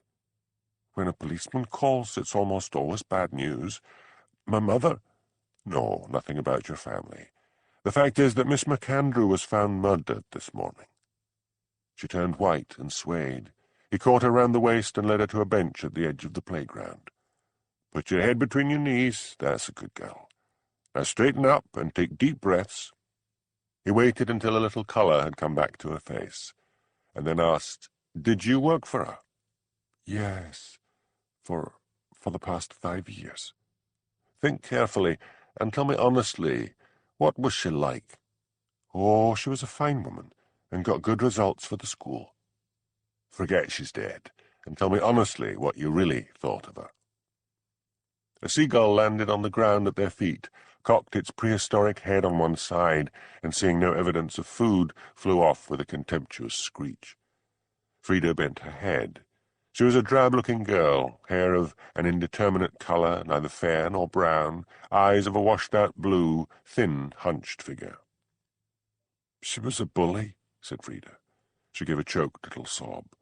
She would give little parties at her home and make me act as waitress, pouring out tea, handing round cakes, and she never paid me for it. If she was such a bully, I'm surprised people wanted to visit her. Oh, she was nice as pie to everyone, except maybe me and one of the other teachers. There are 4 teachers, aren't there? Yes. There's Miss Maisie Hart, Mrs. Henrietta McNichol, Mr. Jamie Burns, and a newcomer, Mr. Matthew Eskdale. And which one did she bully? Mr. Burns. He's quite old, you see, and he wants to hang on to get his pension. You and Mr. Burns could find other jobs. Mr. Burns is stubborn and swore she wasn't going to drive him out. As for me, my mother is not in good health, and finding another job would mean moving to Strathbane. I like to stay close. Did anyone ever threaten Miss McAndrew? I don't think anyone would dare. What about the parents? There was an incident last year at Parents' Day. Mr. Joseph Cromarty, who runs the ironmonger's shop in the main street, his son, Geordie, had not been chosen for the school play, and he shouted at her and accused her of having a down on the boy. And did she? You'd need to ask the boy's teacher, Mr. Burns. I don't know about that. The dinner bell shrilled out from the school. Dinner was still in the middle of the day. Some children streamed out into the playground towards parents waiting at the gates. Other children, carrying lunch-boxes, sat down on benches on the other side of the schoolyard. A harassed-looking elderly man came out and stood on the school steps. That's Mr. Burns, whispered Frida. Thanks for your time. I'll just have a word with him. Would you give me your home address and telephone number? She gave them to him. He thanked her again, and she scuttled off into the school, her head bent. Poor wee soul, thought Hamish, one bullying boss replaced by another. He rose and approached Mr. Burns. I've just heard the news about Miss McAndrew, said Mr. Burns. He had obviously once been a powerfully built man, but age had rounded his shoulders and turned muscle into fat. He had a thick shock of white hair and sagging jowls, his face marred by red, broken veins. "Who told you?" asked Hamish. "Uncle."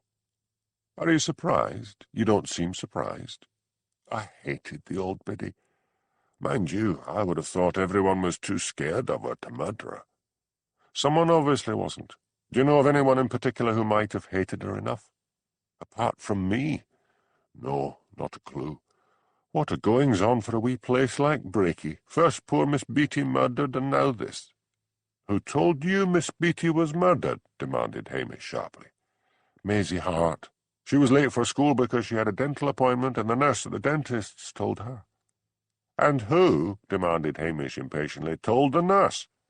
"She passed the post office on her way to the dentist's and got chatting to the policeman on duty, and he told her."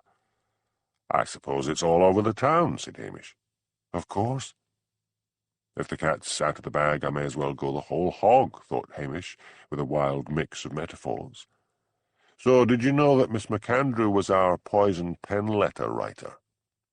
He looked stunned. "Never. I mean, she was a bully, but she was all up front, if you know what I mean. Writing those letters was a poisonous, sneaky thing to do. Come to think about it, they started just around the time she retired." "Did you get one?" "Yes, I sent it to you." "Refresh my memory. What was it about?" "She accused me of having an affair with Maisie Hart. Maisie's a pretty wee thing. I was flattered." Hamish felt a tap on the shoulder and turned round.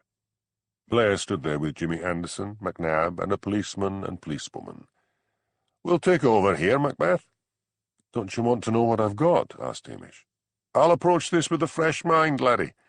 Get off with you, and talk to folks in the shops around the post office and people in the flats above. They might have seen something."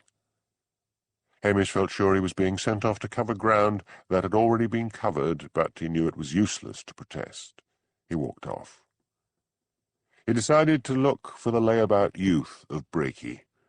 There were police all over the place, and they would concentrate on the residents around the shops. He wandered along the main street until he saw a group of pallid youths admiring one of their fellows' motorbikes. They showed signs of dispersing rapidly when they saw him approach, but he hailed them with, "I just want a wee word." He was always amazed at how unhealthy some of the young men of the Highlands could look. In some cases it was drugs, but it was mostly a combination of bad diet and lack of exercise. "Miss Beatty has been murdered," he said, no longer seeing any reason to keep it quiet. There were startled cries, and they clustered around him, their eyes shining with excitement. "Will the telly be here?" asked one. "Will we get our pictures on the telly?" "I should think they'll be along any minute," said Hamish. "Now, she was found dead last Sunday, so someone may have called on her on the Saturday evening. Were any of you passing the post office? Did any of you see anyone going up the stairs to her flat, or even loitering about?"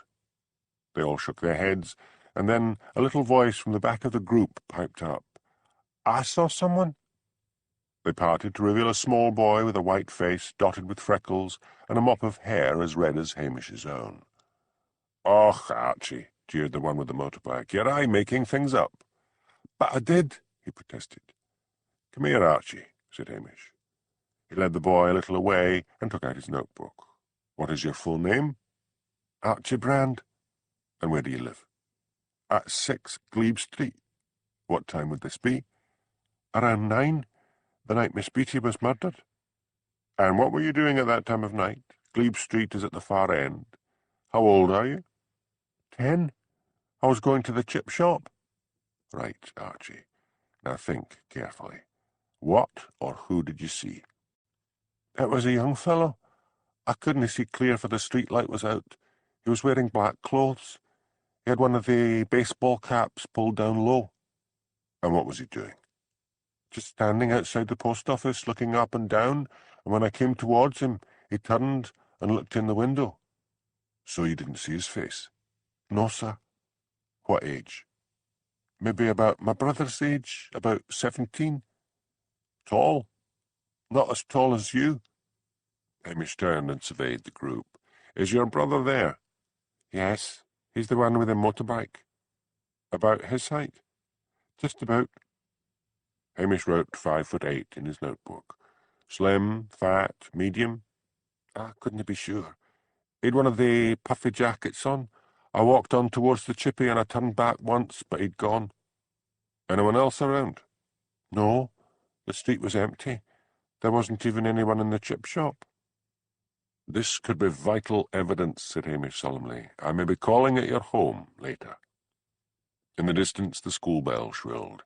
You'd best be getting back to school, said Hamish, closing his notebook. Do I have to?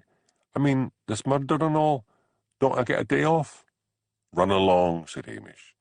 The boy reluctantly trailed off in the direction of the school, followed by the jeers of the gang headed by his brother. Hamish walked back to the post office and studied the shops opposite. Some of them obviously used the upstairs of the premises, but above what was once a dress shop and was now an ironmonger's, he could see curtains at windows. He crossed the road and went up the stairs to the flats above. What had once been a dentist's surgery had the name of a law firm on the door. He remembered the murder of the dentist. There had been an old man living at the top of the stairs then. Hamish wondered whether he was still alive. He mounted another flight of stairs and knocked at the door at the top. The door opened, and Hamish thought he recognized Fred Sutherland. He was wearing a dressing gown, striped pyjamas, and a flat cap. Fred? No, that was my cousin. I'm Jock. Fred left me the flat. Come, Ben. Terrible business. 2 murders. Who told you? Joe Cromarty, the ironmonger. He came up a few minutes ago and says to me that Miss McAndrew's been murdered, and that poor Miss Beaton was murdered as well. Hamish reflected bitterly that the whole of northern Scotland must know about the murders. Gossip in the Highlands spread as rapidly as fire in the heather after a dry summer. Would you like some tea? Asked Jock. No, I just want to ask you a few questions. Miss Beaton was killed sometime on Saturday night. Hamish crossed to the window. You can get a good look across the street to the post office. Did you see anyone or anything? Might be around 9 o'clock. I can't remember the time. I'd been to that meeting of yours in the community hall. Wait a bit. I did look across because Miss Beaton always left her curtains drawn back, and if she saw me at the window she'd give me a wave, but the curtains were drawn tight. She did that if she was entertaining someone. Hamish looked at him sharply. A man? One night I saw a man's back at the window, and he disappeared into the room, and Miss Beaton then drew the curtains. What age of a man? I couldn't right say. I just caught a wee glimpse of his back, and the window small and cut off the top of his head. But did you get an impression of his age? The shoulders were pretty broad and a bit rounded, wearing a dark suit. Couldn't tell you his age. You didn't see anyone loitering in the street. I didn't look down. Then I made myself a cup of tea and watched the telly. Did you know Miss McAndrew? I met her a few times. There's an old folks' club at the community centre. She would come there sometimes. She was promoting a reading and writing class for the elderly.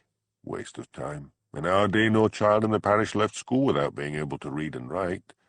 Bossy woman, all teeth and dyed blonde hair. You didn't like her? Nobody did. I always got the impression she was well respected. Oh, you know what parents are like in Scotland. She managed to get good grades, and as long as she got good grades for the kids, the parents didn't really care what she was like. I gather Mr. Cromarty had a row with her. Oh, him? Nothing in that. He shouldn't be running a shop. He'll have a row with everyone. I'd better speak to him. If you hear anything, phone me at Loch-Dew. Hamish went out into the street and walked into the ironmonger's shop. He had expected to see a thuggish man behind the counter, but there was only a small man with thick horn-rimmed glasses and a shock of brown hair. He was wearing a brown cotton coat over his suit. "I'm looking for Joseph Cromarty," said Hamish. "That's me." "I am Hamish Macbeth, constable at Loch-Dew." "I heard you, at the community hall. What's all this about 2 murders? Hamish told him briefly and then asked Joe if he'd seen anyone loitering around on the Saturday evening. "I couldn't see anyone, half day on Saturday. I spent the afternoon in my garden and then went to the movies in Strathbane with the wife. So I've got a cast-iron alibi." "Nobody's accusing you of anything," said Hamish mildly. "Now, do you know if Miss Beaton had a gentleman friend?" "What the hell are you implying?" Hamish stared at the suddenly belligerent face in surprise. "Why are you so angry? Why so defensive? Was Sir Caller yourself? Joe Cromarty erupted. I'll phone your superiors and I'll be having you for slander. Hamish lost his temper. What the hell's the matter with you, you silly wee man? If there was nothing going on between you and Miss Beatty, why are you firing up? I'm sick of the gossip in this town. Everyone mumbling and whispering about everyone else's business. Let's try another tack. I hear you were furious with Miss McAndrew on Parents' Day at the school. That was legitimate. My Geordie's a bright boy, and she only gave him a B in his history exam, while she gave Penny Roberts, who's as dim as anything, an A. Then she wouldn't let him in the school play. I accused her of favouritism. She was keeping Penny in after school for a wee chat. Penny told Geordie the old woman gave her the creeps. Do you know where Penny Roberts lives? Out on the shore road afore you get to Miss McAndrew's. It's a bungalow called Highland Home. When he left the shop, Hamish realised he was hungry. He took out his phone and called Angela Brodie, the doctor's wife, and begged her to collect lugs and take the dog for a walk. As he put his phone back in his pocket, he felt a tap on his shoulder and turned round and saw Elspeth. "How are you getting on?" she asked. Slowly. "What about you?" "I'm hungry. Let's find somewhere for lunch and I'll tell you what I've got." "Where's Pat?" "He got a call from our boss saying he must have learnt the ropes by now and there was a dried flower show over at Lairg waiting to be covered." "That seems a bit odd, considering there are 2 murders here." "Not to Sam. Flower shows with lots of names and pictures sell more papers in the long run, he says. The murders will be covered by the nationals anyway, and television."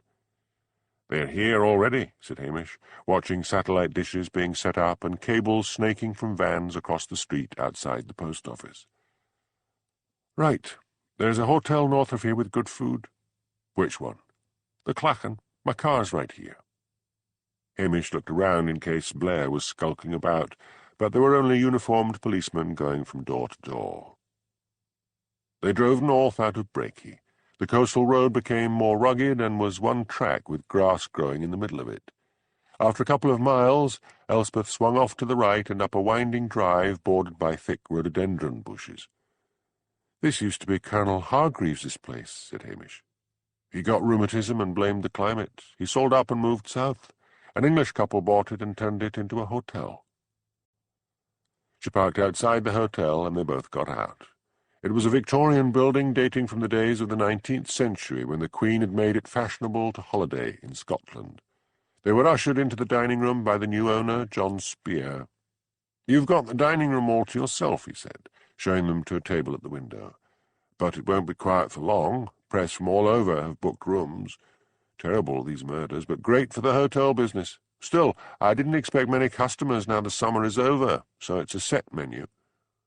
He handed them a card each. There was a choice of 2 dishes for each course. They both chose the same: Scotch broth, poached salmon, and sherry trifle. "Now," said Hamish, "what have you got?" Elspeth's grey eyes gleamed silver. "Miss Beatty was having an affair." "I'd got that far," said Hamish. "Any idea who it is?" "Billy Mackay." "What? The postman? But he's married." "Why do you think she kept it so secret?" Hamish half rose. "I should go and see him right away." "Sit down, copper. You wouldn't have found out for ages if I hadn't told you. He'll wait, and I'm hungry." "Who told you?" "I cannot reveal my source," said Elspeth primly. "All right. How did you manage to find out?" "I'm known in Brakey more for being an astrologer than for being the local reporter, and they're a superstitious lot. Some woman asked me to read her palm. I told her the usual, and then said she was holding back some secret about Miss Beatty." "How did you know that?" "Just a guess." "Mrs. Harris," thought Hamish. "I bet she knew." "She got frightened and asked me not to put a curse on her, as she told me.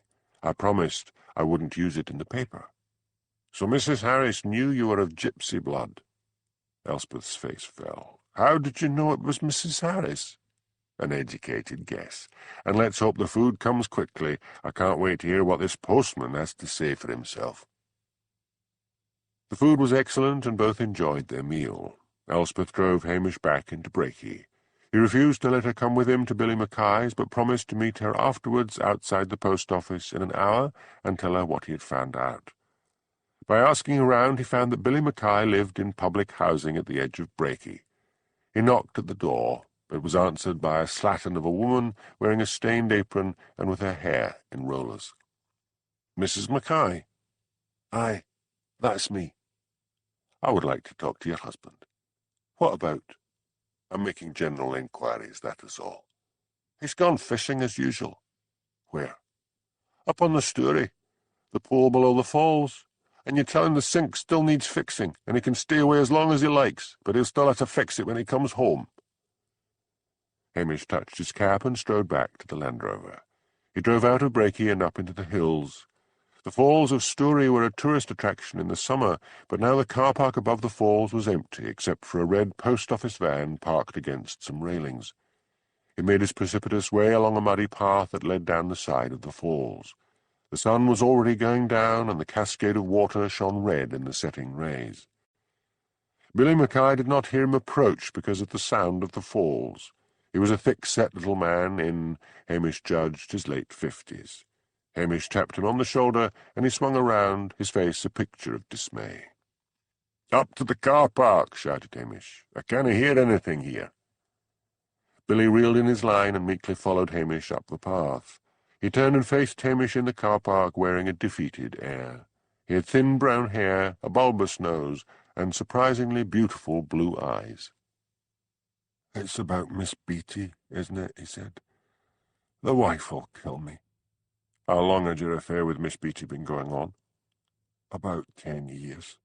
"Man, weren't you frightened of anyone finding out?" "We kept it really quiet. I'm the postman, see, so no one thought anything of me being around the shop. I don't know if you could really call it an affair. It was the talking, you see, the companionship. Her at home, after the children grew up and left, she let herself go and nagged from morning till night." Hamish judged that Billy's parents had probably brought him up to speak Gaelic. He had the clear, perfect English of someone who had started his life translating in his head from Gaelic to English. "When did you last see Miss Beatty?" "Last time was 2 weeks ago." "Why such a long gap?" Billy hung his head. "I got one of those filthy poison pen letters. Whoever wrote it said he knew about the affair, and if I didn't stop seeing her, the whole of Brakey would know. I told her about it, and we were both frightened, so we agreed to stop seeing each other. Man, if I'd known it would have driven her to take her own life, I would have risked the scandal." Hamish sighed. "Billy, you're in for a shock. Miss Beatty was murdered." "But she hanged herself." "Someone drugged her first." "Who?" Hamish was sure that Miss Beatty had guessed the identity of the poisoned pen writer, and that somehow Miss MacAndrew had killed her, and then someone had killed Miss MacAndrew. And Billy was a prime suspect. He would need to take him in for questioning. He knew that probably someone other than Mrs. Harris would know about the affair. He said gently, "I'm afraid I can't hush this up, Billy. I've got to take you in for questioning." He gave a weary shrug.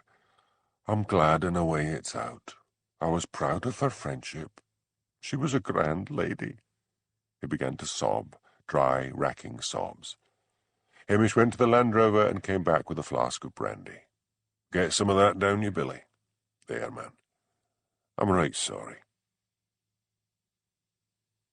It was Blair's bad luck that Daviot should still be in Brakey at the mobile unit which had been set up outside Miss MacAndrew's bungalow when Hamish turned up with Billy and explained why he was taking him in.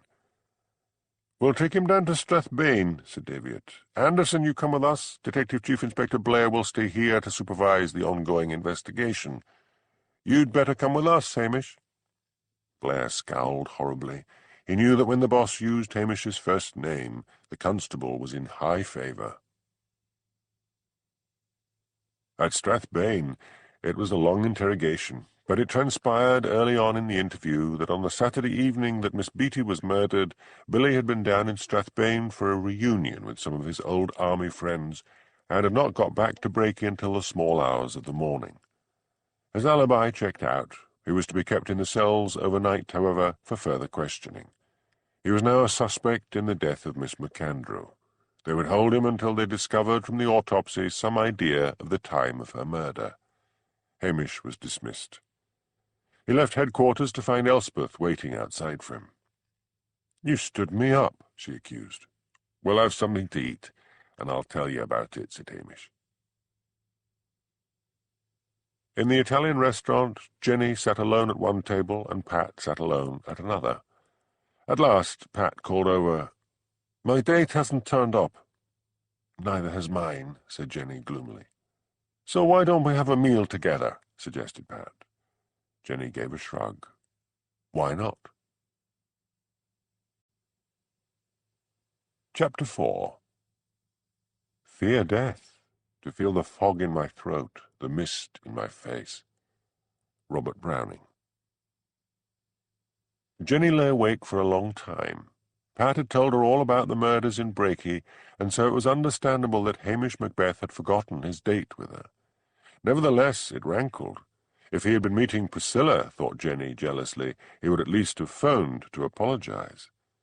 Pat had been good company, and, yes, he was attractive and amusing, but he would not make Priscilla jealous. She could imagine Priscilla's cool amusement. A reporter on a local paper, and what took you to Lochdew, and why didn't you tell me? How quiet it was, suffocatingly quiet. She crawled out of bed and went to the window and opened the curtains. A thick wall of mist leant against the window. She suddenly felt nervous. It looked as if the whole of the world was blanketed in thick sea fog, and out there, shrouded in the mist, was a murderer. Jenny went back to bed. This trip had all been a dreadful mistake. She would leave in the morning. Hamish Macbeth, too, was lying awake. He suddenly remembered he had forgotten his dinner date with Jenny. His restless thoughts turned back to the murders.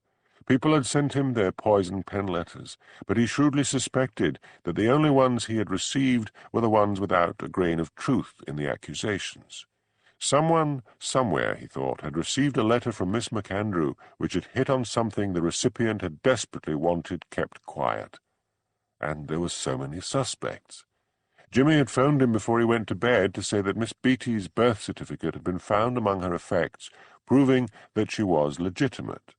She had also made out a will leaving everything to Billy Mackay. His thoughts turned back to Jenny Ogilvy. He had better check out her background.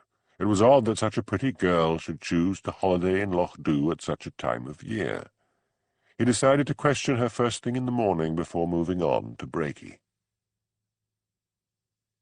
Elspeth was awake as well, and also thinking about Jenny.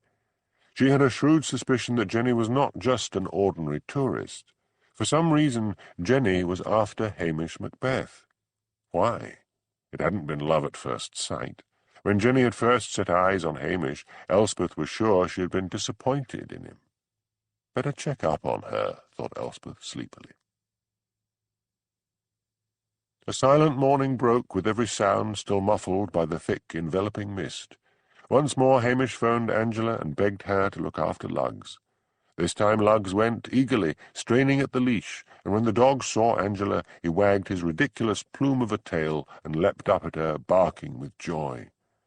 "I can't even keep the affections of my dog," thought Hamish gloomily, after he had thanked Angela, and then he headed for Seaview to interview Jenny. He was told Jenny was at breakfast and made his way into the small dining-room. "Good morning," said Hamish, removing his cap and sitting down opposite her. "I am here on official business, but first I would like to apologize for forgetting about our dinner engagement. Have you heard about the murders?" Jenny nodded and then said, "What official business?" "I have to question everyone. Have you had any connection with Lochdew before this, or do you know anyone connected with the Lochdew?" "No," said Jenny quickly, and then fiddled with a piece of toast. "So, why Lochdew for a holiday?" "I wanted to get clear away. I stuck a pin in the map." Now why is she lying, wondered Hamish, looking at her bent head, at the guilty flush rising up her neck, and at the nervous fingers now crumbling the toast. He took out his notebook. "May I have your address?" "Number 7A, Crimea Road, Battersea." "And where was it you said you worked?" Jenny stared at him. What had she told him before? I don't have a job," she stuttered. "I didn't like to tell you that before. You see, Mummy and Daddy give me a generous allowance. I don't have to work, and I'm a bit ashamed of being such a layabout." "And where do Mr. and Mrs. Ogilvy live?" "Chipping Norton." "In the Cotswolds?" "Yes." "Address?" "Look, is all this necessary?" said Jenny desperately. "They'll be worried sick if they know I'm up here, where there have been 2 murders. "So, you know about the murders?" "Yes, I had dinner with that Pat Malone. He told me." "Right. Parents' address?" "Manor Farm, Sheep Lane, Chipping Norton." "Phone number?" "I forgot to bring it with me. I can never remember it." Hamish closed his notebook. "You'll be hearing from me." He left abruptly, and Jenny heaved a sigh of relief. Her relief disappeared when Hamish came back 5 minutes later and sat down again. "Now, Miss Ogilvy," no more Jenny, "I have spoken to your parents. They do not know you are up here. Furthermore, they say you work for a computer company in the city called Camberstein. Camberstein confirm you are on holiday. Why did you lie to me?" I have a friend who works at Camberstein. Her name is Priscilla Halberton Smythe. Do you know her? No more lies." "Yes," mumbled Jenny. "Does she know you are here?" "No. She had talked a lot about Lochdu. I had some holiday owing and decided to come up here at the last minute. I hadn't time to tell her." Hamish leant back in his chair and surveyed her. "It would have been natural to tell her. She was brought up here. She is my ex-fiancée. Her parents own the local hotel. So why not?" "I'm telling you I hadn't time," shouted Jenny. "You've been awfully interested in me since you arrived," said Hamish slowly. "I'm not the subject of some joke between you and Priscilla, am I?" No, honestly, she doesn't know I'm here." "I'll check it out. Be back shortly. Don't move." Hamish went outside and took out his mobile phone, dialed the computer company, and asked to speak to Priscilla. When her cool voice came on the line, his heart gave a lurch. "It's Hamish," he said. "Hamish, "I haven't heard from you in ages. Do you know a girl called Jenny Ogilvy?" yes, of course. I work with her, and she's a friend. Why?" "She's here." "What? In Lochdu?" "Aye." "Good heavens. She was round at my place only about a week ago. Why didn't she tell me?" "That's what I was wondering. First of all, she lied about where she worked. Then she said she didn't work and that her parents were supporting her. Then she said she came up on an impulse. I am not a vain man, but she seemed to be setting her cap at me." There was a silence, and then Priscilla said slowly, "I have been talking about you. I think she is a little bit jealous of me. "Maybe she thought that if she could snare you, it might put my nose out of joint." Again that lurch at the heart. "I'll get rid of her." There was a silence, then Priscilla said, "No, don't spoil her holiday. She's had bad luck with men and always chooses rotters. She's actually very kind. When I had the flu last winter, she came round and nursed me and did all my shopping." "I thought your fiancé Peter would have been on hand to do that." "He couldn't spare the time. He works very hard. "Maybe she could help you on this case." "What? Her? Priscilla, the lassie's daft.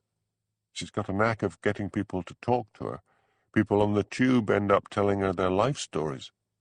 The place is crawling with police." "I have no need of her self-help," said Hamish stiffly, the strength of his Highland accent showing he was upset. But what had he expected? That Priscilla would immediately fly up to confront Jenny? He had broken off the engagement because of Priscilla's aloofness. Why go down that road again? "Suit yourself," said Priscilla. "I usually do. When's the wedding?" "We've put it off again. Peter's awfully busy. I'll let you know." "Do that.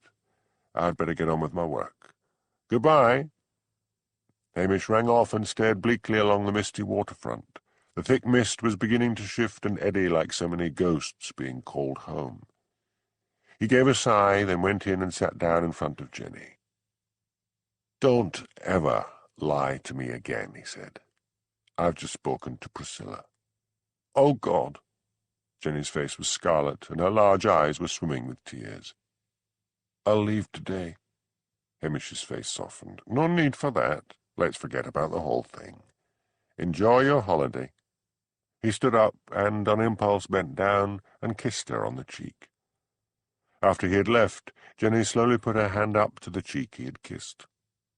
Mrs. Dunn bustled in to clear the breakfast things away. "What did Hamish want?" she asked. "Just asking questions about why I was here," said Jenny. She dabbed at her eyes with a handkerchief. "I seem to have an allergy." "Morning." Pat Malone bounced into the breakfast room. "I must ask you both to clear out of here," said Mrs. Dunn. "It's past time for me cleaning the dining room."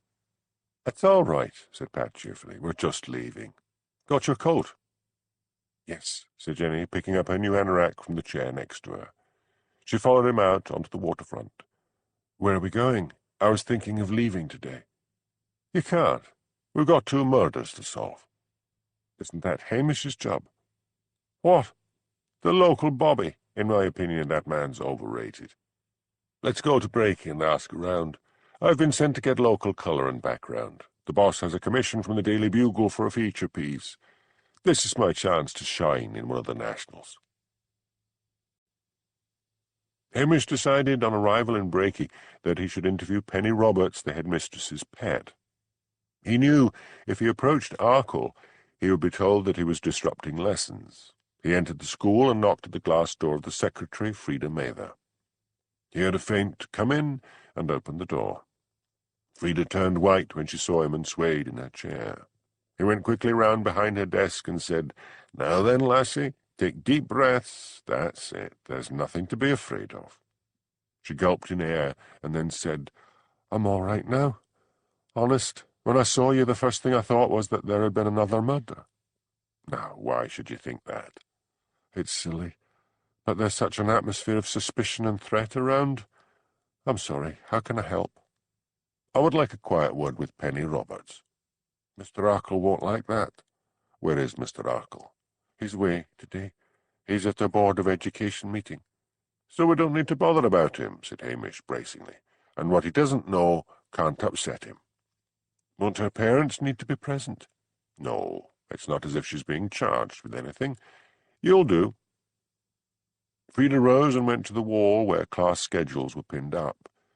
"Penny's in the art class at the moment, and art is not her best subject. I'll go and get her." Hamish waited patiently.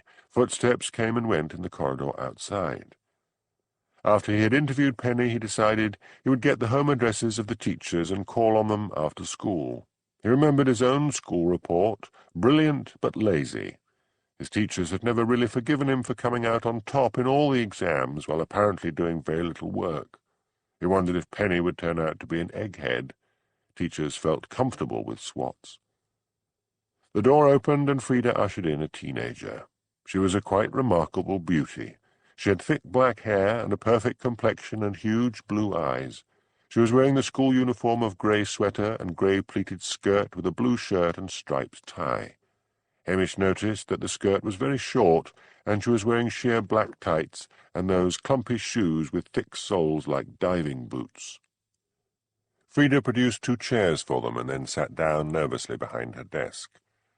"I am P.C. Hamish Macbeth," said Hamish. "I know." Penny smiled at him out of those incredible eyes and flicked a lock of glossy black hair over one shoulder. "Word gets around?" "Now, Penny, I'll get straight to the point. I'm trying to find out as much as I can about the character of your late headmistress." "Head teacher," corrected Penny. "Whatever. You see, sometimes the character of the deceased can give the police a clue as to why she was murdered. I believe you were something of a favourite with her." "Aye. She was all over me like a rash," said Penny, with an almost adult insouciance. "So, tell me about her." Penny shrugged. "She was always finding excuses to invite me round to her house. Said I had a brilliant future. Always making excuses that I need extra coaching in this and that. She said I didn't want to rot the rest of my life in a place like Breaky. Oh, I remember. She got mad at me once. I told her I wasn't going to the university. I mean, university in Strathbane. Spotty students, dead alive whole." Another flick of the hair, a crossing of long legs, a sideways glance. I told her I was going to be a television presenter, and she went apeshit. Penny, admonished Frida. Sorry, but she went into full rant, said television was full of men who would prey on me. I said, what's up with that? And she told me to get out of her house. But she sent me flowers the next day, and an apology. Didn't your parents find her behaviour weird? Oh, man, I think teachers are God. They could see nothing wrong with her. Did it ever cross your mind that she might be a lesbian? Penny's beautiful brow furrowed in thought. No, I mean, she didn't look Greek. So there was some innocence left in that beautiful brain, thought Hamish. You're bound to know sooner or later, he said. Miss McAndrew appears to have been the author of those poisoned pen letters. Did you have any idea she was writing them? For once, Penny looked shocked out of her normal composure. I'd never have guessed, she said. I mean, who would think a head teacher would do something like that? Mind you, she always seemed to have taken a spite to someone, always complaining. Did she ever complain about Miss Beatty? Well, she did. Let me think. Said something about the way she was going on was disgraceful. Oh, there's something else weird. What? I'll tell you if you don't let on. Penny, I promise to let anything you say to me stay between these four walls, unless, of course, it relates directly to the murder. It's like this. Geordie Cromarty, the ironmonger's son. Yes, him. He phoned me one night and said if I slipped out, he would buy me fish and chips. I'd been on this diet, see. If you're going to be on television, you have to be thin. I was fair starving, so I said I'd meet him. I slipped out by the bedroom window and met him in the main street. About what time of night would that have been? It was just before 11. He said to hurry up because the chippy closed at 11. So we were going to the chippy, and you know what breaky's like at that time of night, dead as a doornail. Then I saw on the other side of the lights from the chippy's window this cloaked figure. Someone's coming, I said, so we hid in a doorway. She passed us. She had this long black cloak with a hood right down over her face. A gust of wind blew the hood back, and it was her, and she looked real weird. Miss McAndrew. Herself? She was muttering something under her breath. I tell you, it gave us both a scare. We stayed in the doorway until we were sure she had gone, and by the time we got to the chippy, it had closed. Didn't you think it odd that your former head teacher should be behaving so strangely? Grown-ups are all weird, if you ask me, said Penny, with all the brutality of youth. I'm never going to get like that. What night did you see her? A few nights back. Can't remember which one. Hamish asked her a few more questions and then dismissed her. He turned to Frida. Did you think Miss McAndrew was weird? No. Like I said, I thought she was a bully. I did think she was over-fond of Penny, but teachers sometimes get harmless crushes on pupils. Sometimes it's the other way round. A smile lifted her pale lips. Mind you, there's no one in this school to get a crush on. Hamish thanked her and left. He sat on a wall outside the school and made rapid notes. Miss McAndrew had taught many pupils in her career, seen them grow up, maybe knew their secrets. She had hit on one that meant ruin for someone. He closed his notebook with a sigh. He had better go back in again and ask to see Geordie. Frida had regained a little bit of colour when she ushered Geordie in to speak to Hamish. If only the lassie could get another job, thought Hamish. On the other hand, maybe she would attract bullies wherever she went. Geordie Cromarty was small and swarthy. He had hair as black as pennies, and it grew low on his forehead. His eyes were the same peculiarly silvery light grey as Elspeth's. People with such eyes were often credited with having the second sight, the ability to see the future. Hamish thought of the seer of Loch Dhu, Angus MacDonald. Perhaps it might be an idea to call on him later and see if he'd heard anything. Hamish was sure most of Angus's predictions were based on gossip. "Now, Geordie," began Hamish, "Penny tells me you were both out in Breaky one night and saw Miss McAndrew behaving strangely." "Aye. Had a look like something out of a horror movie. Big cloak and all." Now, Penny can't remember which night it was. Can you? Sure. It was the night afore that old biddy in the post office topped herself. May I remind you that Miss Beatty was murdered? Was she? Cool. And did Mr. MacAndrew go straight on down the street? We didn't stop to look, man, said Geordie, whose speech was an odd mixture of Highland dialect and Americanisms culled from movies. Did you experience any trouble with Miss MacAndrew? All the time. She told me to stay away from Penny. She said Penny was meant for better things. What did you reply to that? Geordie looked at him with scorn. Listen, copper, when the oldies are getting at you, you say, right, miss, no, miss, sure, miss. Did Penny not find the attentions of Miss MacAndrew embarrassing? She got the best marks in her exams. I think Miss MacAndrew fixed a lot of her papers. Did Penny tell you that? No, just a guess. Your father was angry with Miss MacAndrew, wasn't he? Aye, herself gave me a bad mark in an exam. History it was. I'm good at history. He demanded to see the exam paper, and she wouldn't let him see it, so he said he'd write to the education board. My dad said she was taking her spite out on me because of Penny. If you hear anything at all, Geordie, that might be relevant, let me know. Geordie looked as if someone had just pinned a deputy sheriff's badge on him. His face beamed. Sure, Gov, he said. You can count on me. After Geordie had left, Frida said, I thought Miss MacAndrew was a bully, but I never thought she'd cheat. It looks as if she might have done. Hamish thanked her again and left. He made his way out of the school and along the quiet tree-lined street which led to the main thoroughfare. At the corner stood the community hall. He peered in the window. It was full of old people watching television, playing cards, reading, or just chatting. He pushed open the door and went in. "Who's in charge here?" he asked, an elderly lady in a wheelchair. "Mr. Blakey, over there." Mr. Blakey was a thin man whose face was covered in a film of sweat. The room was not particularly warm. Hamish noticed he had a slight tick at the corner of his mouth, and that his nails were bitten to the quick. The sweating, he judged, must be a nervous condition. Mr. Blakey, as he was to discover, walked about in a sort of tropical rainforest. "Mr. Blakey." "That's me." Mr. Blakey took a damp handkerchief from his pocket and mopped his brow. "How often do you meet here?" "It's open every morning, then twice a week. Mondays and Fridays we show videos in the evening." "There's a Mrs. Harris. She seems quite lonely. I would like to bring her along." "What about this Friday?" suggested Mr. Blakey. "We're showing Green Card at 7 o'clock. I can't afford the new videos." "And you probably pay for them yourself," said Hamish, recognizing one of the world's few genuine do-gooders in this thin, nervous man. "Well, funds are not that great." "Is this your full-time job? You're what, in your 50s? Not old these days?" "I worked at the bank for years. Had a bit of a nervous breakdown. This keeps me occupied."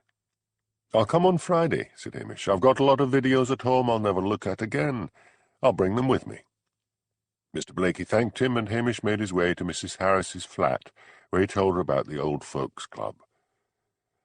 "Amy, Miss Beatty was always on at me to go, but I didn't want to be with a lot of old folk. It'd be company for you. They're showing a movie on Friday night. I'll take you along." "I don't know." "Give it a try. I'll pick you up at 6:45 on Friday. That way you'll not need to go yourself." She reluctantly agreed. Hamish's motives were not entirely altruistic. He was sure an old folks' club would be a good source of gossip. Pat Malone enjoyed his day with Jenny. They toured round a few beauty spots, ate lunch, and wandered around Brakey, where he asked questions of passers-by in a not very interested way. It was only when he had dropped Jenny off and returned to his office that he realized he hadn't enough for a feature piece. Sam, his boss, looked at him in irritation. Pat had started off well, but Sam had noticed he was beginning to slope off on jobs. "You go over to Lairg and find out how sheep prices are doing," he said. "Get off early in the morning." "But what about Brakey?" "I'll send Elspeth." "But I can do it." "You had your chance." Hamish collected a reluctant lugs at the end of a weary day when he felt he had got nowhere at all. He decided to put on his best suit and invite Jenny for dinner, in the hope, although he would not admit it to himself, that Priscilla might get to hear of it. He brushed his red hair until it shone, and put on his one Savile Row suit, courtesy of a thrift shop in Strathbane, knotted a silk tie over his white shirt, and was heading for the kitchen door when it opened and Elspeth stood there. "Don't you ever knock?" asked Hamish. "I heard you coming to the door." "Goodness, you do look grand. Just as well I'd dressed up." "Why?" Elspeth was wearing a long fake fur over a filmy grey dress. Instead of her usual clumpy boots, she had on a pair of black high-heeled sandals. Elspeth smiled. "Because I'm taking you for dinner." "I was going to take Jenny." "Tough. She's eaten, and is going to have an early night." "How do you know?" The truthful answer to that was that Elspeth had met Jenny as that young lady was on her way to the police station to see Hamish. Elspeth, with true Highland aplomb, had cheerfully lied, telling Jenny that Hamish was stuck in Brakey until late, and Jenny had said that in that case she would take Mrs. Dunn's offer of a meal and go to bed afterwards and read. "Because she told me," said Elspeth cheerfully. "Come along." Hamish looked at her suspiciously as she tripped along beside him on the waterfront. The mist had come down, and little pearls of moisture shone in Elspeth's hair. Willie Lamont, who used to work in the police force and was now a waiter at the Italian restaurant, greeted them as they entered. "The table at the window is clear," he said. "I'll just be giving it another clean." "It looks just fine," said Hamish, irritated as always by Willie's obsession with cleanliness and by the obscure feeling that he had somehow been hijacked by Elspeth. Willie held a can of spray cleaner over the table. "Just a wee scoosh," he pleaded. "Oh, go on," said Hamish impatiently. "Stand back, Elspeth. That man's lungs must be full of pledge." Willie eagerly polished the table until it shone. Finally they sat down. "It's got worse," said Hamish gloomily. "When they had the checked plastic covers, he scrubbed them until they faded. Now they've got wooden tables, you can hardly taste the food for the smell of furniture polish." "He used to work for you, didn't he? How was he as a policeman?" "Awful. He couldn't get out on a case for either hanging around the restaurant, courting Lucia, or turning out the whole police station and scrubbing down the walls." Lucia was a relative of the Italian owner and now married to Willie. "Well, Lucia seems happy with him." "Of course she is. She never has to do her hands turn around the house. What are you having?" "I don't feel adventurous tonight. I'll just have the spag bol and a salad and some garlic bread." "I'll have the same." "And we'll have a decanter of the house wine." "Okay." "I've got to go to Brakey tomorrow," said Elspeth after their order had been taken. "Pat was supposed to do a colour piece on Brakey for one of the nationals, but he spent his day romancing Jenny, so I've got to do it. I'm surprised he didn't jump at the chance. He thinks he was meant for better things. Fortunately for him, although it's meant for the daily, they've decided to run it on the Sunday." "What sort of thing will you be writing?" "Oh, you know, Hamish, the village that lives in fear." "I wish you wouldn't stir things up. Behind those closed curtains at night in Brakey, people will be whispering to each other, convinced they know who did it. The whole place will soon be engulfed in malice and rumour and spite. Still, I might be able to ferret something out for you. Maybe you'll have another psychic experience." Elspeth shuddered. She had once fainted in Patel's grocery when a murderer was in the shop. She never wanted to go through anything like that again. "Talking of psychic experiences," Hamish went on, "I thought of going to see Angus in the morning."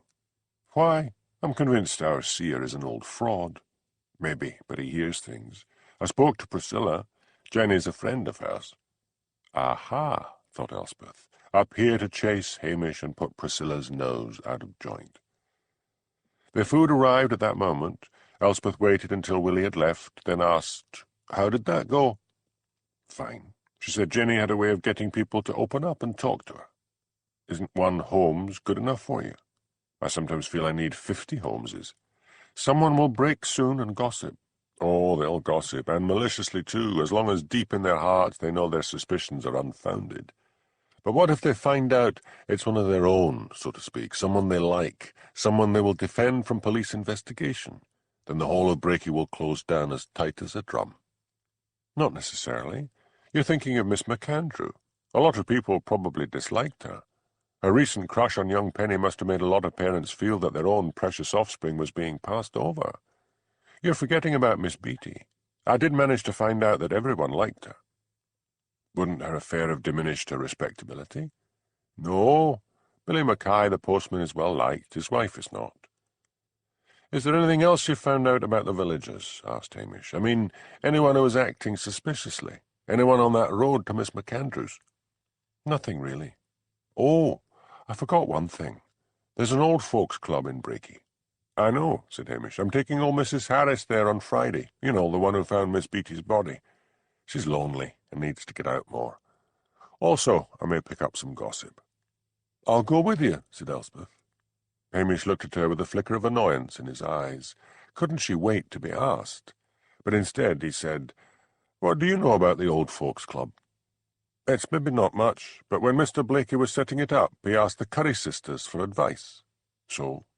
"Well, that means the Curry sisters will know a good bit about Brakey and the people in it." Hamish groaned.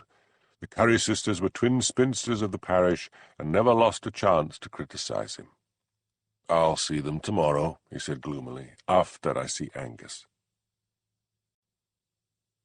The weather of Sutherland had made one of its mercurial changes when Hamish left the following morning with Lugs on the leash to walk to the Sears. The sun blazed down and the mountains soared up into a pale blue sky. He was halfway up the hill at the back of the village when he sensed someone following him and turned round.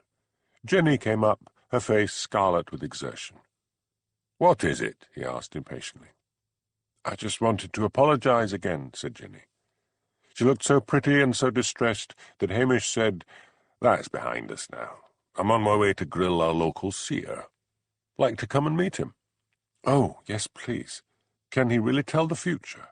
"I doubt it, but he can be a good source of gossip. I've got fish for him. He likes a present." "Oh, I haven't got anything." "I'll say the fish is from both of us."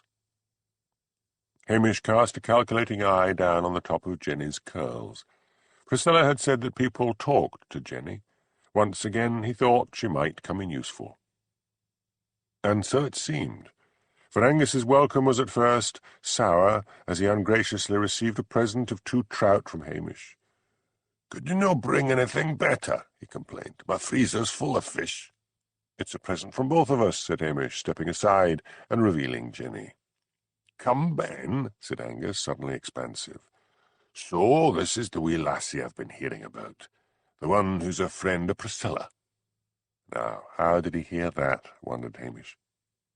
Angus's cottage parlour was as picturesque as ever, with a blackened kettle hanging on a chain over a peat fire.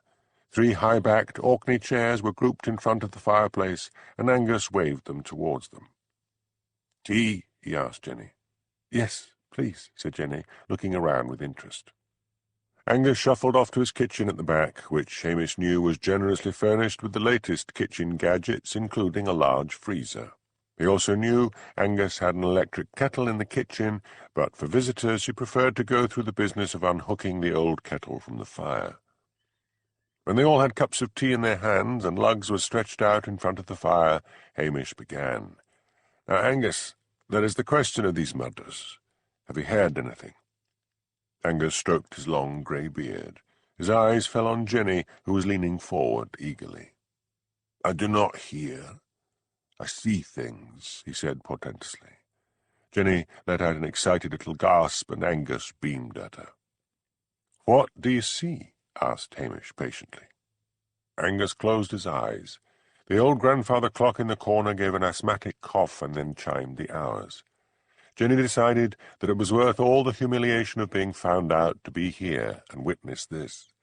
Hamish, however, was becoming bored and restless. He knew Angus was putting on his usual act and wished he'd get over it and get down to what he had really heard. Angus opened his eyes. They were staring and unfocused. "Oh, God," he said in a low voice. "Old people. Old people fainting and screaming. Something horrible. Something evil." Lugs gave a sharp bark. "Who? What?" demanded Hamish. Angus's pale eyes now focused on him. "I think I'll go and lie down," he said. "That's all?" Hamish looked at him in irritation. "Old people fainting and screaming. Leave me alone, laddie, and take your young lady away." The seer got to his feet and began to shuffle towards the back premises. "But have you heard anything?" called Hamish. Angus turned. "You'll let that one," he pointed at Jenny, "get away like all the rest. You're doomed to being a lonely man, Hamish. Come on, Jenny, said Hamish. What a waste of time. And trout. Outside in the sunshine, Jenny clutched his arm. I think he really saw something. Ugh, he's an old fraud. Where are you going now? Asked Jenny, scurrying to keep up with Hamish's long strides. I'm going to call on the Curry sisters. They might have had something. Can I come? Pleaded Jenny. I don't see why not. Unfortunately for Jenny, the Curry sisters had found out what thongs looked like. Dr. Brodie, aware of the straight-laced sensibilities of the villagers, confined the magazines in his waiting room to conservative publications like Horse and Hound, Country Life, Scottish Field, and People's Friend.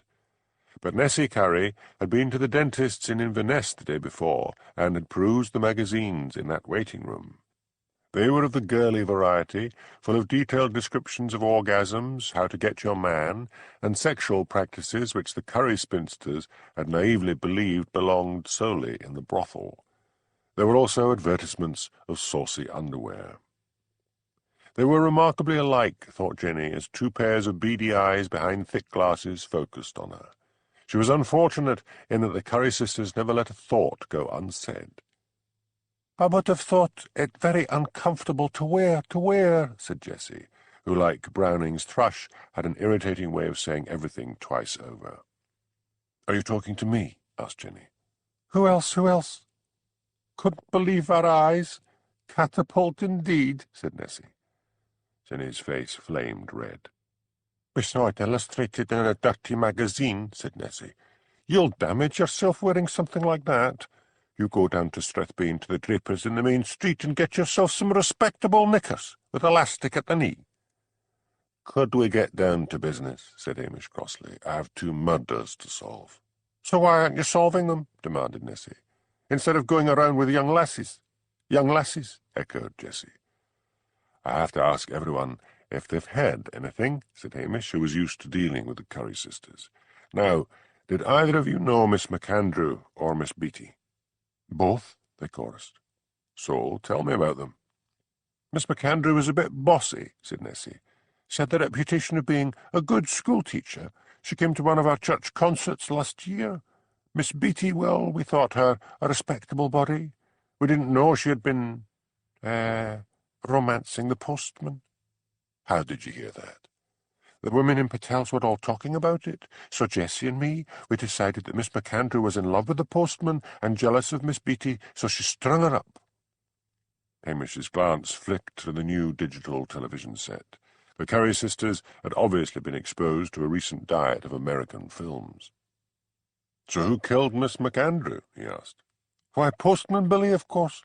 Now that we've solved your case for you, you can leave us alone. That's very clever of you, said Jenny suddenly. I wouldn't have thought of that. Both sisters beamed on her. She looked so young and pretty and respectable in her new anorak and trousers. The only trouble is, said Jenny, that Pat Malone told me that Billy had an alibi. He was down in Strathbane at an army reunion the night Miss Beatty was murdered. So what? Demanded Jessie. Where was he the day Miss McAndrew was murdered, when she was murdered? Oh, of course you're right, said Jenny. What do you think of Billy? I don't hold with adultery, said Nessie. But mind you, that wife of his is a fiend, and Billy High had the reputation of being a kind and decent man. If I were you, I'd be talking to Penny Roberts' parents. Now that they know Miss McAndrew was writing those dreadful letters, they might come out with something about her that they didn't realize before. We'll do that. What a good idea, enthused Jenny. You know Mr. Blakey at the Old Folks' Club, said Hamish. Senior citizens, corrected Jessie. He rightly came to us for advice. At the beginning, we vetted the videos for him in case there would be anything nasty, but we haven't been there for a while. Both Jenny and Hamish rose to their feet. You're a good lassie, said Jessie. A good lassie. We hope to see you in church on Sunday, I'll be there, said Jenny with a warm smile. The Curry sisters stood at their parlour window and watched Hamish and Jenny leave. Jenny stumbled and clutched at Hamish's arm for support. Nessie shook her head. It's that evil underwear, enough to unbalance anyone. Do you think she's a virgin? She'd have to be, said Jessie. I mean, it would be uncomfortable otherwise when you think... "I'd rather not, if you don't mind," said Nessie severely, "and you shouldn't be thinking such thoughts. But she's a brand to be saved from the burning. We'll have a go at her after church on Sunday."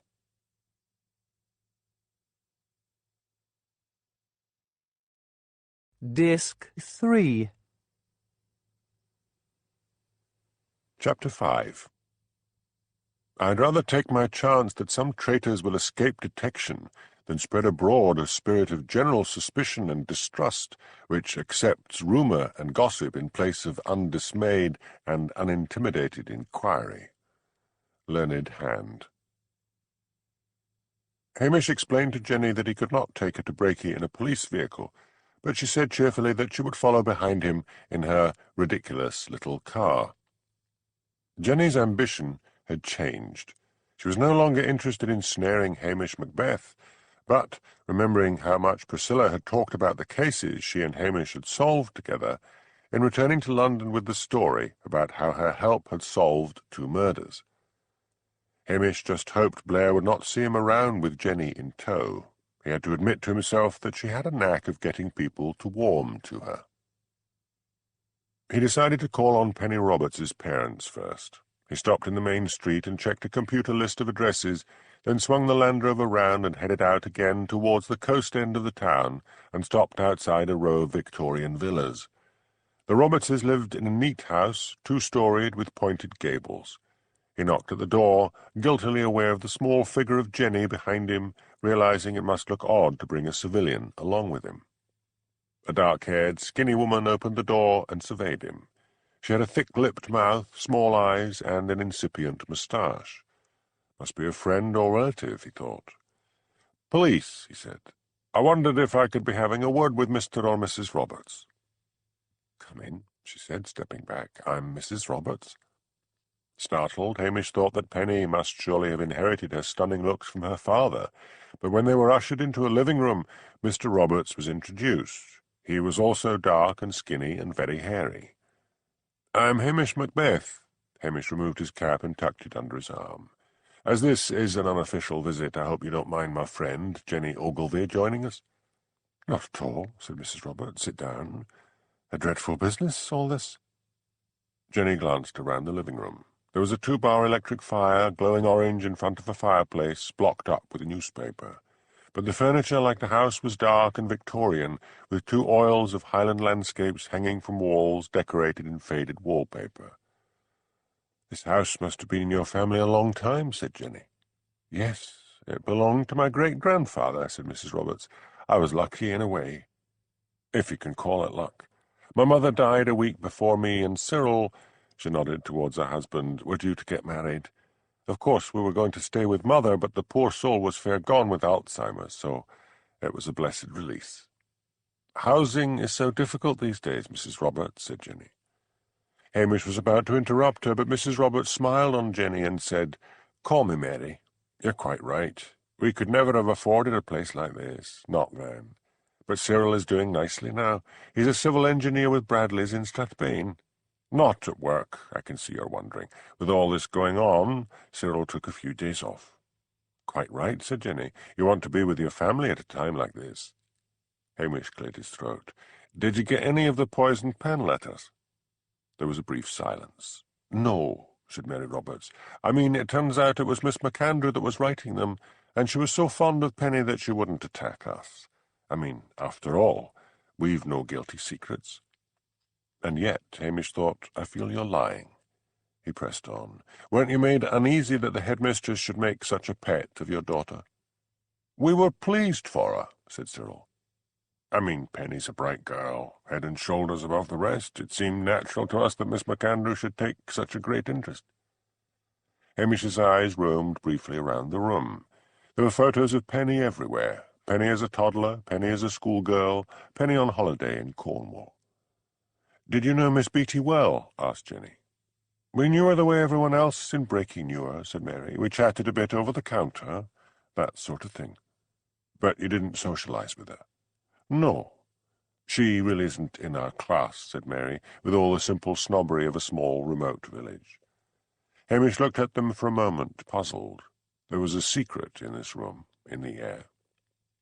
Didn't you have any inkling that Miss MacAndrew was a poisoned pen writer? Oh, no, said Mary. I mean, such a respectable body. How could we dream she would do such a thing? Jenny spoke suddenly. Before Penny, she said, who was Teacher's pet? Pardon? I mean, before Penny, do you know who was Miss MacAndrew's favourite? Mary Roberts and her husband exchanged glances. Let me see, said Mary. There was Jessie Briggs. And is she still at school? No, she left 2 years ago. Where does she live? Asked Hamish. At the council houses? Highland Close. I don't know the number. Is she working? I don't know. Hamish asked more questions about their opinion of the late Miss MacAndrew, but they did seem genuinely bewildered that the respected headmistress had been anything other than perfect. Outside, Hamish said, What prompted you to ask about another favourite? Just an idea, said Jenny eagerly. I mean, it stands to reason if she'd made a pet of Penny, then she might have had other pets. Clever idea, said Hamish, and Jenny glowed. We may as well go and see this girl and hope that she and her family weren't so starry-eyed about Miss MacAndrew. They drove in tandem to Highland Close. Hamish knocked at the first door and got Jessie Briggs's address. Followed by Jenny, he walked up the path and knocked at a front door, noticing that the paint was peeling and the front garden behind him was full of weeds. Somewhere inside, a baby cried. The door was opened by a thin, tired-looking girl. Her blonde hair was showing an inch of dark roots. She had startlingly green eyes, and Hamish guessed that, made up and dressed up, she might still attract a lot of admiring looks. I am P.C. Hamish Macbeth, he said. This is Jenny Ogilvy. Do you mind if we come in? Yes, but be quiet. I've just laid the bairn down, and I could do with the rest. She led them into a cluttered living room. Several empty bottles of Bacardi Breezer stood among film magazines on a coffee table. Are your parents home? Asked Hamish. The room smelled of stale cigarette smoke, stale booze, and unwashed nappies. No, I live on my own. Unmarried mother. Hamish and Jenny sat down side by side on a battered sofa. Jessie picked up her waste-paper basket and shoveled empty bottles into it. Tea? She asked. No, don't bother, said Hamish quickly, anxious to get this interview over and get out into the fresh air. So is this about the murders? Asked Jessie, sitting down opposite them. Yes, it is, said Hamish. We gather you are something of a favourite with Miss MacAndrew. Oh, her. Jessie shrugged thin shoulders. She lit a cigarette and blew smoke out in their direction. What was your experience with her? Weird. In what way? Well, she used to ask me home and help me with my homework. Had my mind all excited that I was going to be a success. I was a looker then. You wouldn't think it now. She rose and went over to a table by the window and shuffled through the contents of a battered shoebox and drew out a photograph. She handed it to Hamish. That was just after I left school. In the photo, Jessie's hair was thick and brown, and her figure fuller. The girl in the photograph glowed with a strong sexuality. Do you think Miss MacAndrew was attracted to you? Oh, sure. Jessie delicately picked a piece of tobacco off her tongue. I didn't ken about such women then. She was always stroking my hair. She said I should go to university. Then she said she was soon due to retire and she would come with me and look after me. I began to feel threatened. Did you tell your parents? They wouldn't listen. You do what she says and you'll get somewhere, they said. Ma works on the buses and Dad drives. They were fired up by her. I tried to tell them she was faking my exams, and that when I sat my hires, I'd be in trouble because the papers would go out to the examining board and I'd be exposed as not all that bright. Who knows? I may have done better if she hadn't been breathing down my neck. Jenny looked at her with warm sympathy. So you decided to rebel? Aye, you can say that. Left her house one night. The old bag had tried to kiss me, and I felt mean and baffled and scunnert. I went into the pub instead of going home. I'd never had alcohol before. There were a lot of the local lads there. They said an alco pop wouldn't hurt, and it tasted sweet, just like soda, and it felt great, and I had a lot more. The evening began to get blurry, but it was warm and free, the feeling, so I let them buy me more booze. I can only remember the rest of the night in flashes, but at one point I was round the back of the pub with my skirt up round my chest and one of them fiddling with me, and that was it." A slow tear ran down her cheek. "In the pudding club first time, and can't even remember who the father was. Ma and Dad hit the roof. Social Security got me this place." Hamish cleared his throat. "Look, Jessie, could you have any idea Miss MacAndrew might have been the poisoned pen writer?" "No, but I should have known." "Why?" "She sent me one. I have it here." She rose and went back to the shoebox and drew out a letter, the writing now familiar to Hamish. It said, "You have ruined your life, you silly slut. Now you are prostituting yourself and you will end in the gutter where you belong. You threw away a golden chance at life." Hamish's mouth tightened in distaste. "What does she mean about prostituting yourself?" "I got a taste for the booze. It keeps me going. Costs, though. I got a fellow comes around. Nothing serious, but he pays me a bit." "Oh, that wicked, wicked woman," said Jenny, bursting into tears. Hamish looked at her impatiently, beginning to regret bringing her along. "Let's keep to practicalities," he said severely as Jenny blew her small nose. "Are you addicted to the booze?" "If you mean, can I stop?" "No. I think there's an AA meeting in Breaking." "Oh, them. God bother us.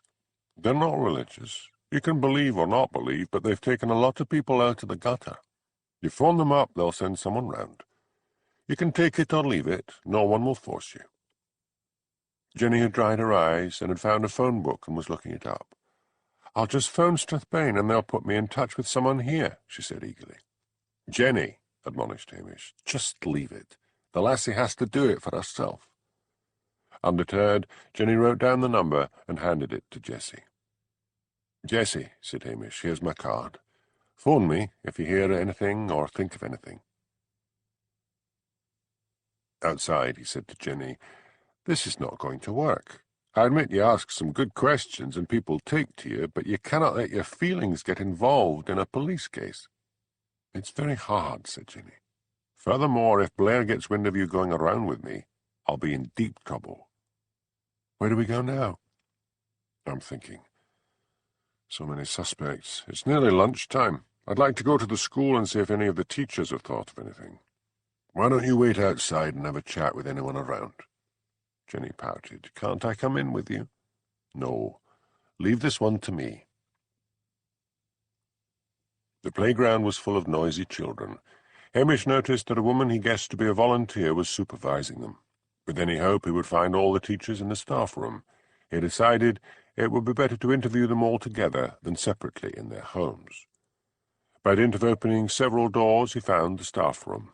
They were all there: Maisie Hart, Henrietta McNichol, Jamie Burns, and Matthew Eskdale, all puffing on cigarettes.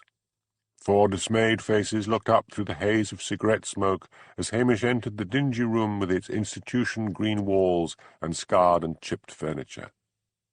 "Just continuing my inquiries," said Hamish, made nervous by the sight of teachers, reminding him of his own school days. He found an empty chair and sat down and took out his notebook.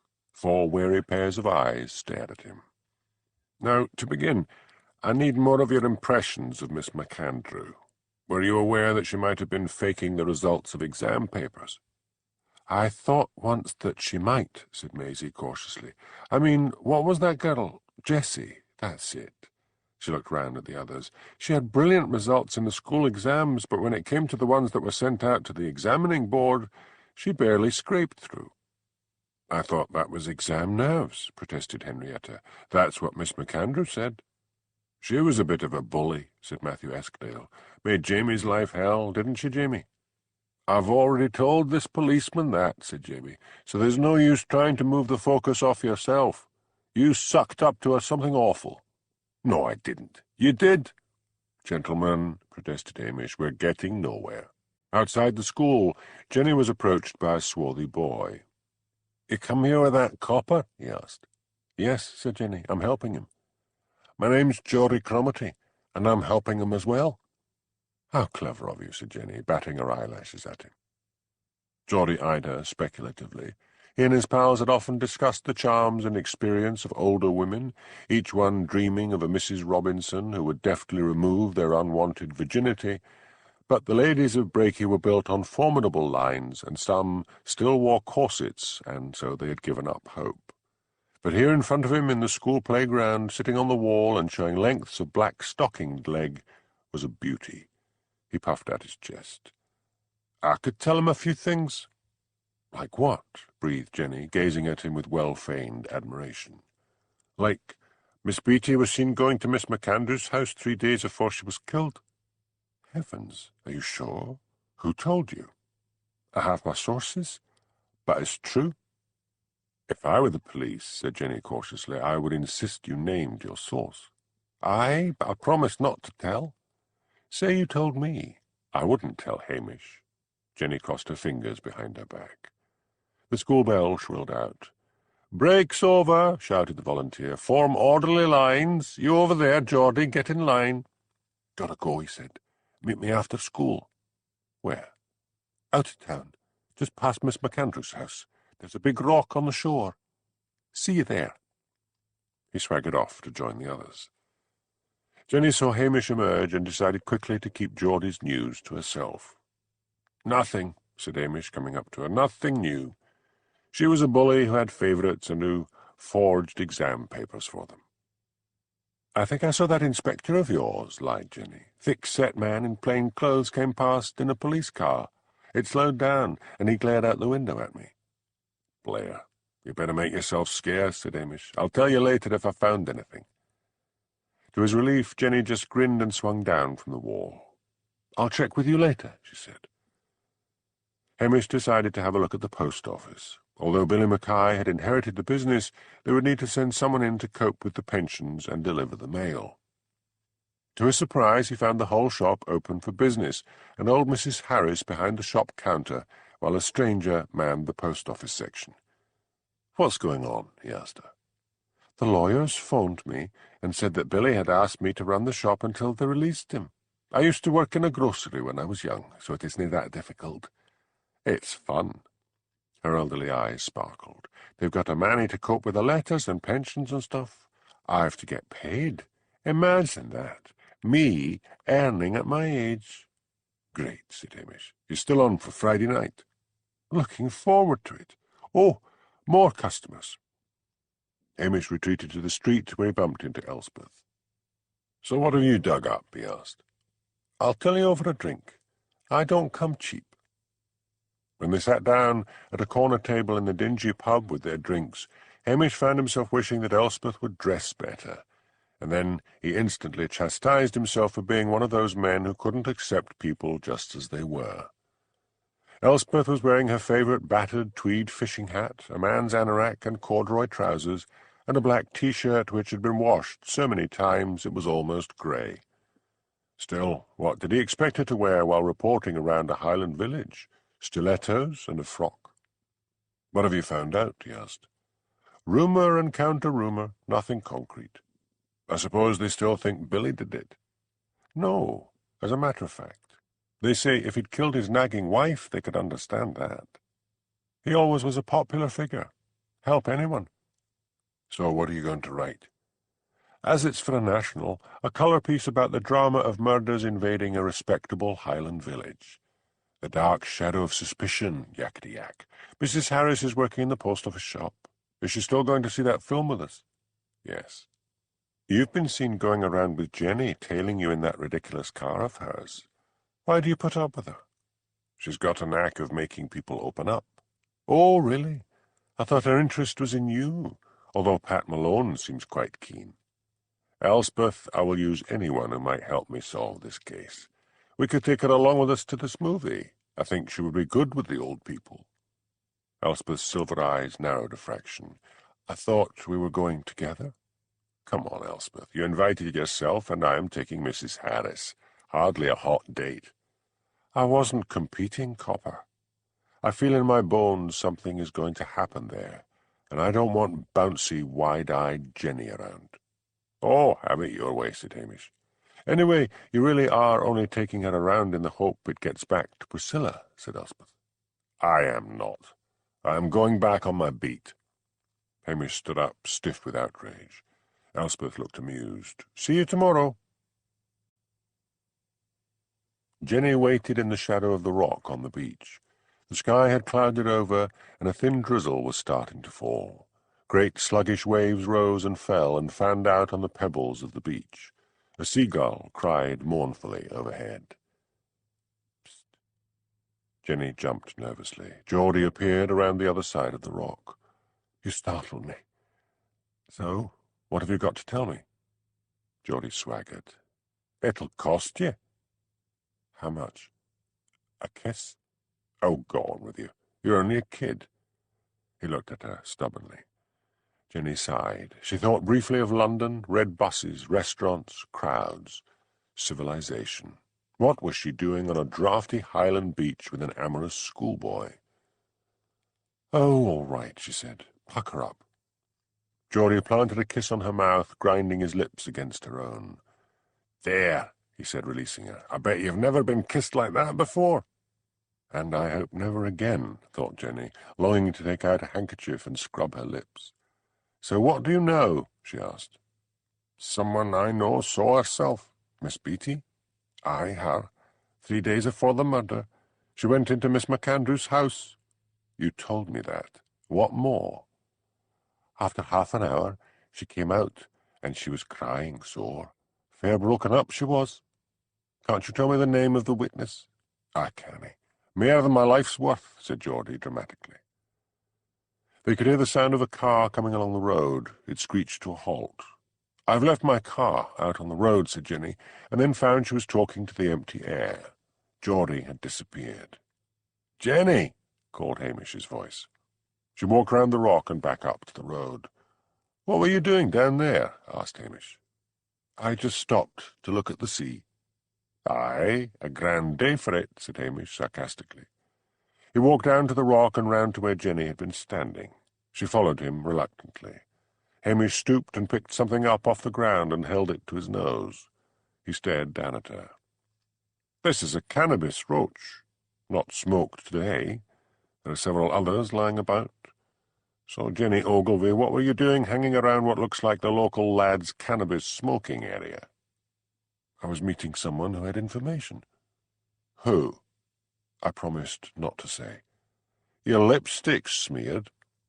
Jenny blushed and took out a handkerchief and scrubbed her mouth. Hamish surveyed her. I think you've been kissing someone.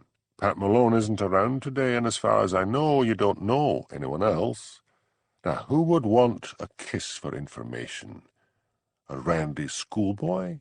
Come on, Jenny, out with it. It was Geordie Cromarty. And what did he have to say? Oh, very well. He said someone he knows, and he won't say who, saw Miss Beatty going into Miss McAndrew's house 3 days before the murder. Which murder? Oh, I didn't ask. Her own, I guess. Anyway, Miss Beatty came out half an hour later, and she was crying. Hamish frowned. I thought maybe Miss Beatty was murdered because she had something on Miss McAndrew, but it looks the other way round. I'll go back to Lochdew and phone Jimmy Anderson and see what they've dug up on Miss Beatty's past. Are you going to stay here and romance the local talent? No. I'll follow you. Once back at the police station after collecting lugs, Hamish phoned up Strathbane and asked to speak to Jimmy Anderson. He was told that the detective was out on duty. He had just replaced the receiver when there was a knock at the kitchen door. He opened it to find Jimmy himself standing there. "Any whisky in the cupboard?" asked Jimmy. "Some, but don't drink it all." Jimmy sat down at the kitchen table as Hamish lifted a bottle of whisky and a glass down from the kitchen cupboard. "It's cold in here," complained Jimmy. "I'm just back. I'll light the fire." Lugs rattled his empty water bowl on the floor. Hamish filled it up with water, shoved logs and paper and firelighter into the stove and threw in a match. It lit with a roar. "Now we've got you comfortable, I want information out of you." "Not drinking?" asked Jimmy, pouring himself a hefty measure. "Don't feel like it. I'll have coffee." Hamish filled up a kettle and put it on top of the stove and sat down opposite Jimmy. "What do you want to know?" asked Jimmy. "I'm sure you've ferreted out more than us." "I want to know about Miss Beatty. Was she born in Brakey, or did she live here all her life? She was born in 1966 in Perth of middle-class parents. Father owned a garage and did well in a modest way. His wife was a housekeeper, both staunch Free Presbyterians. Wait a bit. When she was murdered, she must have only been 36. Man, I thought she was older. I mean, all that grey hair. Mind you, the last time I saw her, she was hanging. So when did she come to Brakey? She came about 16 years ago as a young woman. Did cleaning jobs at first and then heard the old postmistress was about to retire and went and trained for the job and got it. She must have had some private money because she bought the place. At first it was just a post office, but then she expanded it into a shop and got various locals to help out. "I can't understand it," complained Hamish. "Here I was thinking she was an older woman. In fact, I think that's what most of them believed, and yet the older ones must have known her age if she came here as a young woman." Hamish began to feel irritated with himself. He should have asked questions about Miss Beatty himself. "What's Billy been saying? They've released him? Does no one tell me anything?" Jimmy looked amused. "They don't usually have to. It's just that I've got the long list of suspects. I have something for you. Someone saw Miss Beatty visit Miss McAndrew's cottage 3 days afore she was murdered. She stayed half an hour and came out crying." "Who told you that?" But Hamish wanted to keep Jenny's name out of it. He didn't want the police to know he had been taking an amateur round with him. Miss Beatty's unexpectedly younger age raised a lot of questions. Billy would know. He glanced at the clock. 8 in the evening. "Finish your whiskey, Jimmy, and shut the door behind you. Come on, Lugs." "Where are you going?" "I've got to see Billy." Jimmy leant back comfortably in his chair. "Run along. I'm off duty. And don't drink too much and drive." Jimmy gave him a limpid look from his bloodshot blue eyes. Wouldn't he dream of it? Hamish, with his dog beside him on the passenger seat, sped off to Brakey again. Billy answered the door. "Where's the missus?" asked Hamish cautiously. "Out at her sewing circle, thank God. Come in. I thought they were going to keep me there for ages, for I'd had enough of that bad-tempered Shiel Blair. So I asked for a lawyer, which is what I should have done in the first place. Got a smart woman. She pointed out that they had no evidence, and she really went for Blair. I think he'd met his match. Billy, I didn't know poor Miss Beatty was only in her 30s. Aye, folk forgot all the same. The cancer aged her a lot." "Cancer?" "Yes, she told me. It was shortly after she came to Brakey. She got cancer of the fallopian tubes. She said she was frightened to death. Her hair turned almost white. She told me she always lived in fear of it coming back. She'd had one hell of a religious upbringing, and she thought God was punishing her." "Yes, I just learned her parents were strong Free Presbyterians. I think I'd better try to see them." "You can't. The father died 10 years ago of cancer of the lung, and 2 years after, a heart attack took the mother off. That's when me and Amy got together. I would stay on in the evenings to console her. She blamed herself for leaving home, I think. There had been some breach, and after she left, she never went to see them. Can you think of anything in her past that Miss McAndrew could have found out to upset her? Me and Amy were that close." A tear ran down Billy's cheek. "She would have told me. Even if Miss McAndrew had found out about her affair with you, wouldn't that have been enough?" "Aye, but she would have told me. Did she ever talk about her?" "Let me see. She used to say things like, 'I can't thole that woman. There's something creepy and nasty about her.' Anything more concrete?" "Hamish, I'm so glad to be out. Look, she'll be back in a moment. I'll phone you if I remember anything." Hamish left and drove slowly back, with Lugs asleep on the seat beside him. When he entered the police station, it was to find the bottle of whisky, which he thought had thankfully only been a quarter full, standing empty on the table. Tomorrow, he decided, he would see what the old folks had to say about Miss Beatty's past. He was just drifting off to sleep when he suddenly opened his eyes with a start. That small boy, what was his name? Archie Brand, that was it. He must call on him. Chapter 6. Modra will out, certain it will not fail. Geoffrey Chaucer. Hamish felt himself reluctant the next day to call at the school and demand to see Archie Brand. He did not like Mr. Arkle, and felt sure the head teacher would find some obstacle to put in his way. But to his relief, Mr. Arkle was out somewhere, and the meek secretary Frida went off and collected Archie and brought him into her office. "Now, Archie," said Hamish, "can we go over again what you told me?" "It was the night Ted at the post office was murdered. I was going to the chippy." "What time would that be?" "About 9. There was this fellow standing outside the post office. He was looking up, you know, at the upstairs windows." "Right. Now tell me as much as you can remember." "He was all in black," said Archie, red-faced and squirming in his seat. "He had a baseball cap pulled down over his eyes, and his clothes were black. He had one of the down-filled jackets, and a pair of black trousers and black sneakers." "Did you see his face?" "No.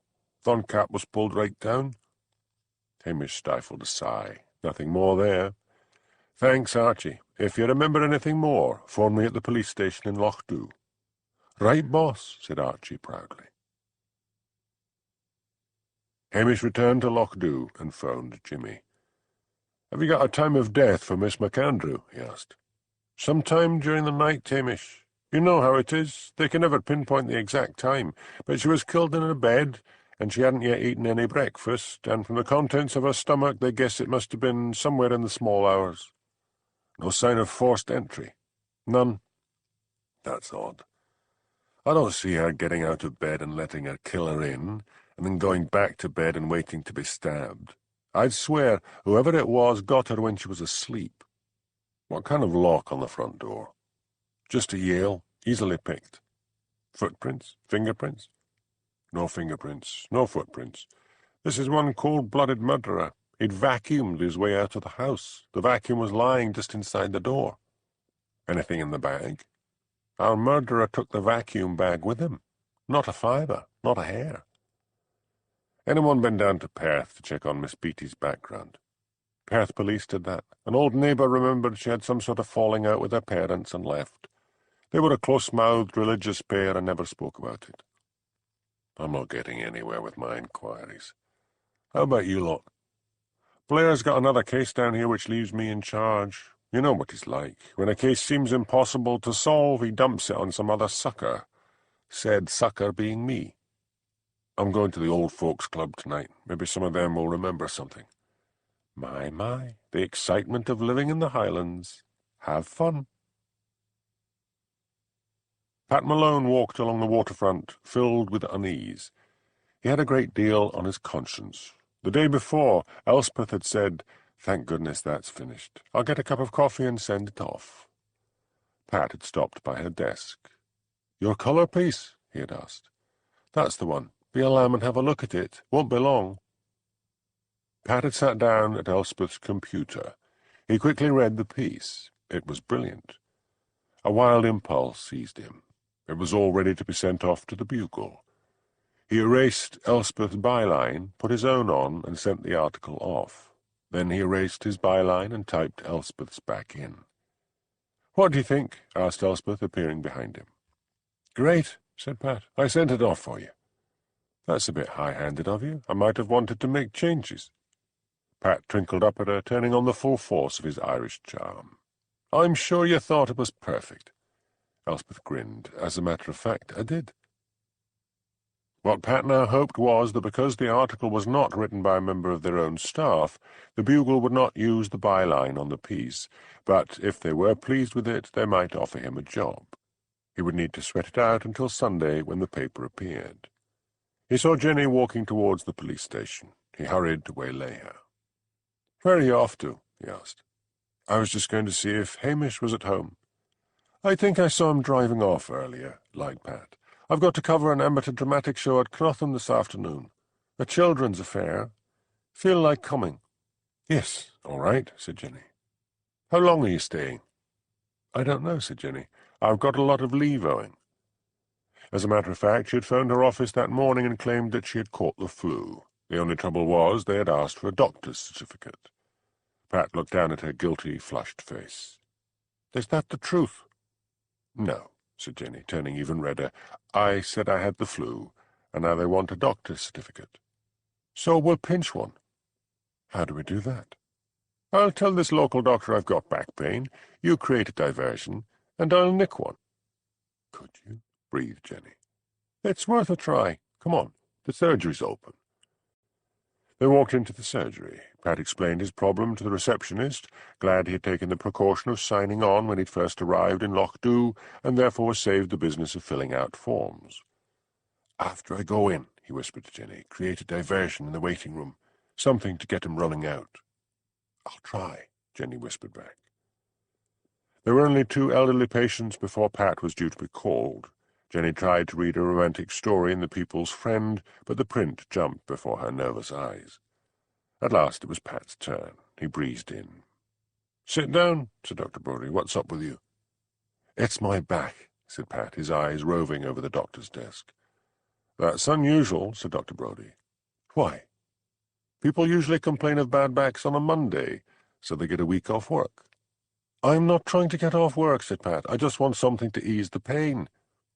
Did you do anything to strain it? As a matter of fact, I did. Sam wanted me to lift a photocopier to another part of the office. It was heavier than I expected. I should think it's nothing more than a temporary strain. I'd better examine you just the same. Go behind the screen and strip to the waist. Why wasn't Jenny doing something? Wondered Pat. Then he heard the sound of a heavy fall from the waiting room, and the receptionist came running in, shouting, Doctor, come quick! There's a lassie's fainted. Pat peered over the screen. The minute Dr. Brodie was out of the room, he ran round the screen, his eyes scanning the desk. There it was, the book of forms. He quickly tore one off the top and put it in his jacket pocket, and then went into the waiting room where Jenny was being helped into a chair. I'm all right, she was saying. Just a dizzy turn. The doctor saw Pat. I'd better examine this young lady first. You wait here. Right, said Pat. Actually, I'm probably making a fuss about nothing. A couple of painkillers will probably put me right. Jenny was helped into the consulting room. Pat waited anxiously. She was gone for ages. Jenny had to have a full examination. At the end of it, Dr. Brodie studied her rosy cheeks and bright eyes and said slowly, I would say you are one remarkably healthy lady. Have these murders made you nervous? Oh, yes, said Jenny, seizing on the excuse. I was helping Hamish with his inquiries yesterday, and it was all very exciting. I think the horror of it all got to me today. I don't know what Hamish was thinking of to involve you in 2 nasty murder cases, said Dr. Brodie. I'll be having a word with him. Oh, don't do that, pleaded Jenny. I wouldn't want to get him into any trouble. Nonetheless, I'll be speaking to him. If you get another fainting fit, come and see me. The receptionist will give you the necessary forms to fill in with the name of your London doctor. Send that young man in. After examining Pat thoroughly, Dr. Brodie felt he was wasting his time. Both Pat and Jenny seemed to be in perfect health. After they had gone, he phoned the police station. Hamish was out, so he left him a message and then walked to his home, to find Hamish sitting in his kitchen, drinking coffee. Hamish listened patiently to Dr. Brodie's lecture, and then said cynically, Did you check your prescription pad? No, why? A healthy young man like Pat Malone claims to have a bad back. Then a healthy young woman has a fainting fit, which means you have to run out, leaving Pat alone. Didn't that make you suspicious? I'd better go back and check. I'll come with you. They walked together to the surgery. Once there, Dr. Brodie checked his prescription pad. Nothing missing, he said. And everything looks the same, asked Hamish. Nothing's been moved. Not that I can see. A doctor's lying to say she was sick, thought Hamish. He opened his mouth to say something, and then decided to remain quiet. He had a feeling that such as Jenny might find out something if she stayed, and he was willing to turn a blind eye to a small crime in the hope of solving the bigger ones. Hamish returned to the police station to find a grey-haired woman waiting outside. Constable Macbeth, she asked, doubtfully, looking up at Hamish and then down to the peculiar-looking dog at his heels. The same. And you are? Mrs. Dinwiddie, Miss Beattie's sister. Come into the station, said Hamish. In the kitchen she sat down primly on the edge of a chair and crossed her ankles. She wore her grey hair in an old-fashioned bun. Her face looked tight and her mouth was a thin line. Hamish wondered briefly if it had got that way after years of clamping down on emotions. Then he reminded himself that her sister had recently been murdered, and she may have just been holding grief at bay. He made 2 mugs of tea and then said gently, "How can I help you?" "I heard about you," she said, "from Amy, my sister. She always said you were so clever. I've had enough of that Detective Blair. I want to know if you are any further forward in finding out who killed Amy." "At the moment, no," said Hamish, "but I will," he added, with a confidence he did not feel. "Depend on that. Tell me about your sister. Why did she leave home?" "It happened when I was away at the university in Edinburgh," said Mrs. Dinwiddie. "She wrote to me and said she couldn't stand living at home any longer. Our parents were very religious, very strict. It was easier for me because they were proud of me getting to university. Anyway, I wasn't a rebel like Amy. Amy wanted to wear makeup and go out with the boys, and they kept locking her in her room. Then they would get members of the congregation round to read the Bible to her and lecture her. One day she just took off. Father said her name was never to be mentioned again." "What did she work at before she came up to Breaky?" "She worked in a supermarket as a checkout girl. Actually, she was pretty bright at school, but fell to pieces just before the final exams. I think Father was harder on her than he ever was on me. I used to worry that she might have a breakdown. I wrote to her about their deaths, but she didn't bother to come to the funerals." "What about boyfriends?" "She would be allowed those, but only if it was some fellow from the church. She was seen out with a bunch of bikers and locked in a room for 2 weeks after that. I never knew if there was anyone special. She didn't tell me." Perth, thought Hamish. Perhaps the secret lies somewhere in her past. "Did the police give you her papers? Old photographs, things like that?" he asked.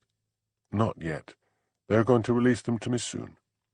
"I would like to see them. You see, Mrs. Dinwiddie, sometimes if I can form a picture of a person and their background, I can get an idea of why they might have been killed. I'll send them to you." "When's the funeral?" "Tomorrow, in Perth. I've made the arrangements." "I would be grateful if you could let me have your address. You live in Perth, don't you?" "Yes, here's the address." She produced a card from her handbag. "I might call on you soon." "Let me know when, because if I have any photos or papers that might interest you, I'll keep them instead of sending them up here." Hamish thanked her and saw her out. He returned to the kitchen and fed Lugs, forgetting in his preoccupation with the case that the animal had already been fed. He sat down at the table and stared into space. "The problem is, Lugs," he said to the dog's uncaring head, which was buried in his food bowl, "there's too many damn suspects. Was it one of the parents, or the school teachers? That might account for Miss McAndrew's murder, but not Miss Beatty's. Are there 2 murders here? Maybe I'll pick up something at the old folks' film show." Lugs ambled away from his now empty food bowl, keeled over, and fell asleep. Early that evening, Hamish put a selection of videos in a bag and went out with Elspeth to her car. There were still too many police in Breaky, and he did not want to be spotted giving a civilian a lift in a police car. He was almost relieved to see Elspeth wearing one of her usual grunge outfits, old anorak, jeans, and tweed fishing hat. There was always something unsettlingly attractive about Elspeth when she dressed up. He was wearing a suit, collar and tie, and maliciously hoped he was making Elspeth feel inferior. "Why are you all dressed up?" asked Elspeth as she drove out of Loch under a black and windy sky. "As a courtesy to old Mrs. Harris. I see you haven't bothered." "Wasn't time," said Elspeth cheerfully. "I was out reporting. A wee boy got stuck up on the top of the falls." "Which one?" "Diarmid Patel. He was standing in the middle of the top of the falls, too scared to move one way or the other." "Not much of a story." "Not compared to Murder and Mayhem, but you forget we're a local Highland paper." "How's your astrology piece doing? Haven't read it lately." "Sam says it's what sells the most papers. I'm good at it." Hamish snorted. "You're good at making things up." A buffet of wind shook Elspeth's small car as she moved along the coast road. "Another Sutherland gale," said Elspeth. "When I see one of those nature films on television, and they speed up the sky scenes so that the clouds race from horizon to horizon, I think they should come up here and find it doesn't need any tricky camera work to make the sky look like that. Mrs. Harris came downstairs to meet them when they parked outside her building. In honour of the occasion, she had put a sort of 1940s make-up on her face, white powder and dark red lipstick. Elspeth drove to the community hall and parked the car. The hall was full, but Mr. Blakey had reserved them seats at the front. He thanked Hamish for his present of videos. "I'm looking forward to this," said Elspeth. "I didn't see Green Card when it was first released." The elderly audience were rustling sweetie papers. The local shop nearby still sold sweets from large glass jars and put them in paper bags. An elderly woman next to Elspeth offered her a jelly baby from a large crumpled bag. Elspeth took one and murmured her thanks. Elspeth turned to Hamish. "That's a very small screen for a movie," she said. "Actually, it's not a screen. It's just a telly." "All our Mr. Blakey could afford," murmured Hamish. "Shh! It's about to start." Hamish wondered why so many should turn out on a cold, windy night to watch a video on a television set when they could have rented one and watched it in the comfort of their homes. But then he reflected that the show was free, and they obviously enjoyed each other's company. Elspeth settled back to enjoy the film, but soon found her enjoyment impaired by the voices all around her. Some had seen it before and insisted on telling their neighbours what was going to happen next, and the deaf had companions who bellowed scraps of dialogue into their ears. When the film was over, noisy and appreciative applause rang out. Mr. Blakey walked to the front of the room and held up his hands. "Before you all go," he said, mopping his forehead with a large white handkerchief, "a video was delivered to me this morning from Help the Aged, suggesting you all might like to see it before you go home. It is only 15 minutes long." He slotted the video in, pressed play, and then signalled to someone at the back of the room to turn out the lights again. At first there was nothing but white dots on black. "Must be broken," someone shouted. And then, suddenly, there was a picture of a room, and the camera swung round to focus on a figure in a chair. "That's Miss Beatty," came a chorus of horrified voices. There was another shot of a black screen with dancing lights, and then a picture of Miss Beatty's lifeless body, swinging this way and that. Pandemonium erupted. The elderly screamed, chairs were overturned, some women fainted. The screen went blank. Hamish ran to the door and locked it and took out his phone and called for backup. He turned and shouted, "Sit down, everybody! Nobody is to leave until statements are taken." Mr. Blakey confronted him. "But some of the women have fainted. See, they're all right, and if there's any sign of anything more serious than a fainting fit, let me know. How did you get that tape?" "It was put through the hall letterbox. I don't know when. I found it when I came to open up.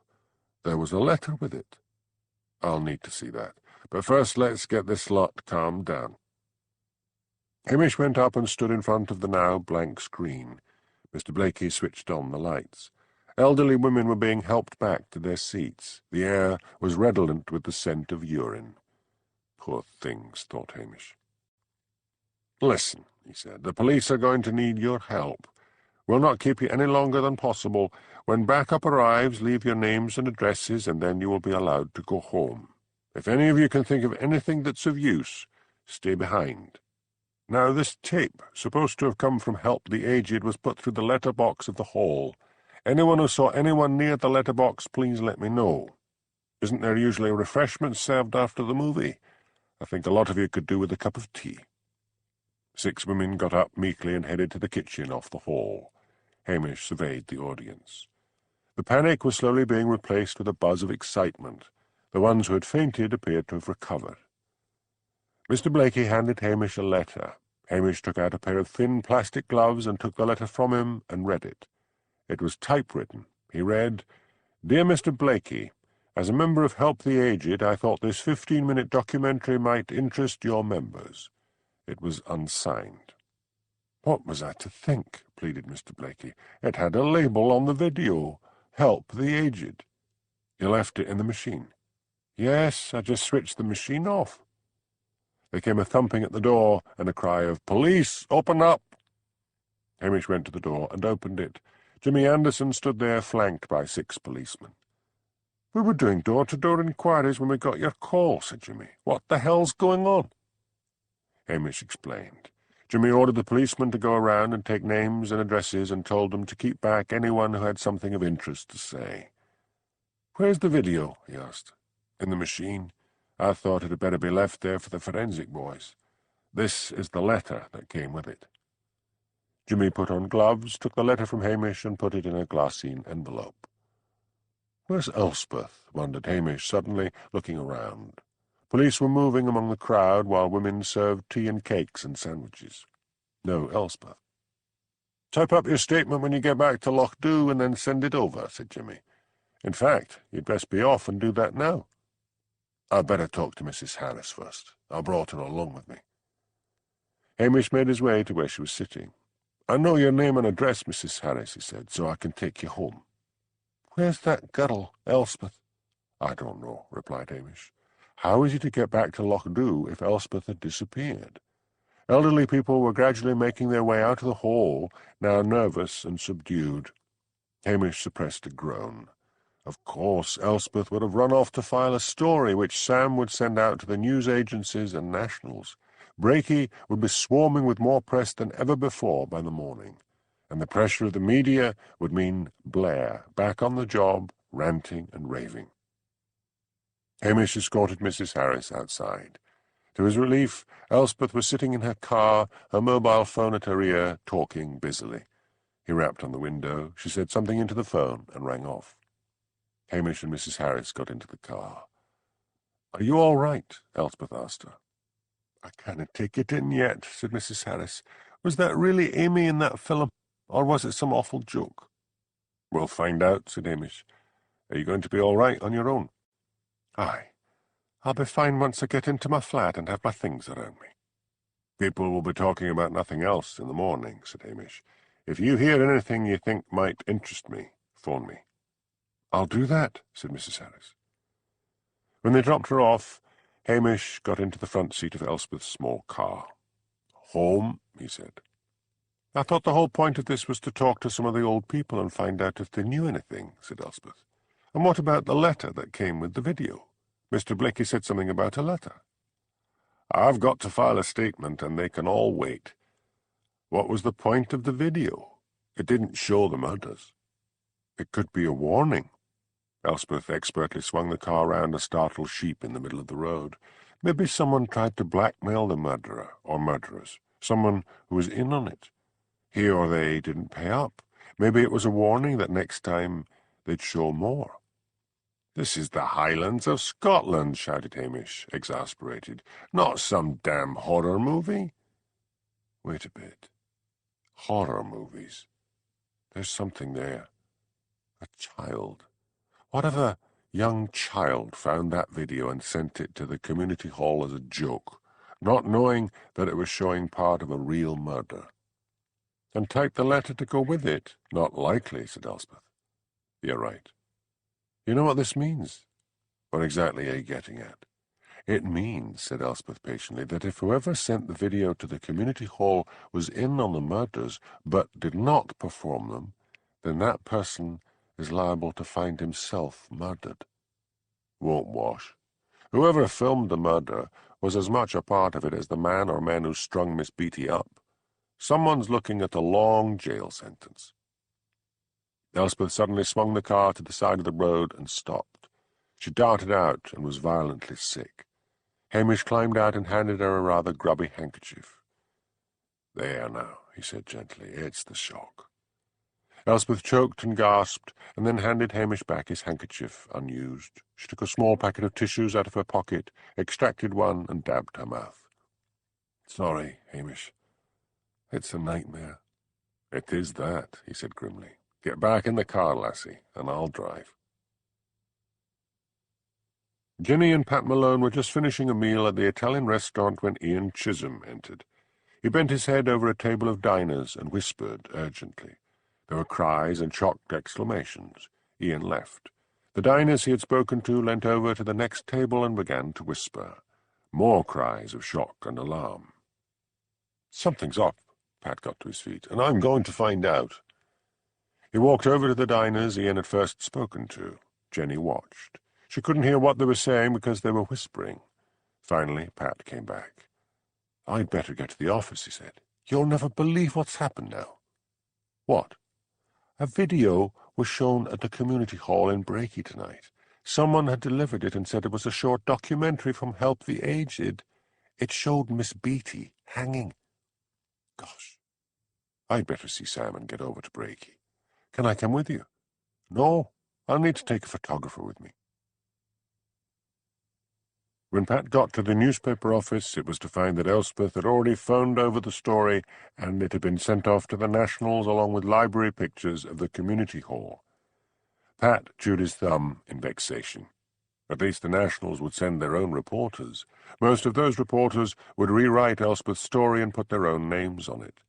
He didn't want Elspeth to get an offer of a job on a national newspaper before he did. Hamish worked late, filing his report. Blair phoned back at 2 in the morning and told him to go to Brakey as early as possible and do door-to-door inquiries. Hamish set the alarm and tried to compose himself for sleep, envying Lugs, who was snoring at the end of his bed. But sleep would not come. He felt sure that somewhere amongst all the people he had interviewed lay a clue to the murders, a clue he had missed. Chapter 7. "Oh, whaley, whaley, gin love be bonny, a little time while it is new, but when 'tis old it waxeth cold, and fades awa' like morning dew." Anonymous. The following morning, Jenny, wrapped in a rosy dream, ate her breakfast. Pat had told her his ambitions of being an ace reporter on a national newspaper and then moving on to television. Jenny was determined to return to London, engaged to be married. Hamish Macbeth was proving too difficult, and she obscurely blamed him for having caught her lying. But now, if she was married to a top reporter, that would be something to brag about. And it would mean no more disappointing affairs, no more going out on dates. She would be Mrs. Malone. They would have a trim London house, somewhere fashionable, and she would see him off in the morning and then have nothing else to do but leave instructions for the cleaning woman. No more work, no more going to the office. Wouldn't it be wonderful to be married before Priscilla? "I'll make her my bridesmaid," thought Jenny. "I'll make her wear a yellow dress." Yellow was never Priscilla's colour. Now, what should she do with the day? Pat had phoned to say he would be spending the whole day in Brakey. She could go there herself and see if she could find out anything. Yes, that might be a good idea. If she was going to be Mrs. Malone, then she should help her future husband in getting his first break. She could see it now. He would become a foreign correspondent for the BBC, and she would go with him everywhere and become something of a celebrity. Of course, that notion rather spoiled the dream of having a lazy married existence at home. Suddenly she remembered the seer's prediction. He had been right. She would go and see him first. Wasn't one supposed to take a present? She walked along to Patel's store and bought a large box of chocolates and then set off up the hill to where Angus lived. The day was windy, with great gusts of wind that sent her staggering up the hillside. Seagulls were dotted about the sheep-cropped grass like the work of so many taxidermists, standing still, their tail feathers to the wind. Jenny did not know that this was a sign of worse weather to come. She ploughed on upwards and arrived panting on the seer's doorstep. She was raising her hand to knock when Angus opened the door. His eyes gleamed with delight when he saw the large box of chocolates. Angus loved sweets. "Come in, lassie," he said. "I was expecting you." "You were?" Jenny felt a shiver of delighted apprehension. She walked in, handing him the box of chocolates. Jenny was very fond of chocolates and hoped he would open the box and offer her one, but Angus asked her to be seated and bore the box off to the kitchen. "Tea?" he asked on his return. "Nothing for me," said Jenny. "Did you hear what happened last night at the community hall?" "Of course." "And you saw it all?" For a moment Angus looked startled. He remembered that something weird had happened when this girl had visited him with Hamish, but could not remember what it was he had said. "Aye," he said portentously, "I see in the future." Jenny wriggled with excitement. "So, do you know who committed these murders?" I'm working on it, said Angus. I said I could see the future. Yes, but if you can see the future, then you will know who it is Hamish is going to arrest. Hamish Macbeth has had a lot of luck, but this could be the time his luck will run out. He may never find out who murdered those two people. I would like to help him, you see, said Jenny eagerly. Then you're wasting your time. Macbeth has no interest in you. Jenny flushed to the roots of her hair. She rose to her feet and said crossly, You're not half as clever as you think you are. I have no romantic interest in Hamish Macbeth. You've really nothing to tell me that's worth a large box of chocolates. I'll just take them back. For one brief moment, Angus was speechless. No one had ever demanded a present back. Get out of here, lassie, he roared, and don't come back again. A bad thing's going to happen to you, but because of your rudeness and meanness, I am not going to tell you. Shove off. He loomed over her. Jenny, suddenly terrified, shot to her feet and ran round him to the door. She jerked it open and hurtled out. Clouds were racing across the sky. She reflected that surely nowhere else in Britain could you get 4 changes of climate in one day.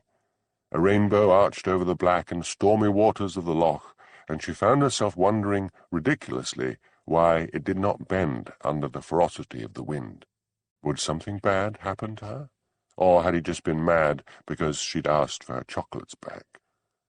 Mentally trying to shrug off a feeling of foreboding, she gained the waterfront and got into her car. Now for brakey. She was just moving slowly along the waterfront when Ian Chisholm came running out of his garage, waving his arms for her to stop. Jenny jerked to a halt and wound down the window. Going far? Asked Ian. Just over to Brakey. There's a bad storm coming up. That car's only a 3-wheeler. It could be blown over when you reach the shore road. I could put something heavy in her as ballast. But Jenny, still frightened by the seer, was anxious to get away. I'll be all right, she said crossly. If the wind gets too strong, I'll just pull over. She let in the clutch and drove off before Ian could say anything else. As she drove up out of Loch Dhu, at the top of the first hill, a great gust of wind and rain made her hang on grimly to the steering wheel as the car bucked and rocked. But soon she was down the hill on the other side, driving between great banks of gorse. I'll be all right when I get to Brakey, she told herself. As she drove slowly now towards the coast road, the sky was black, and the thin one-way track in front of her twisted and glistened like a giant eel. She negotiated a hairpin bend and cruised down onto the shore road. Monstrous waves were pounding the beach. I'll be all right, she told herself fiercely. Just a little way to go, and I'll be in the shelter of the houses. She was halfway along the road when with a great roar the wind hit the car and blew it over on its side. Struggling to unfasten her seat-belt, she realized her arm was broken. Helplessly she lay there against the door of the car, praying for help to come along. Then she realized she was listening not only to the roar of the wind, but to the roar of the waves. A huge wave struck the little car and drove it into a ditch. She screamed from the pain in her arm and fainted. From his croft, high up above the shore road, a crofter, Duncan Moray, saw what was happening and picked up the phone and called the police. He was old, in his 80s, and did not feel strong enough to go to the rescue himself. Jenny came out of her faint. Another wave pounded down on the car. The sea was coming right across the road. She could only hope the tide would turn and leave her, miraculously, still alive. Oh, God, she was going to die here, in this ridiculous car, in the wilds of the northernmost part of the British Isles, and all because she had been jealous of Priscilla.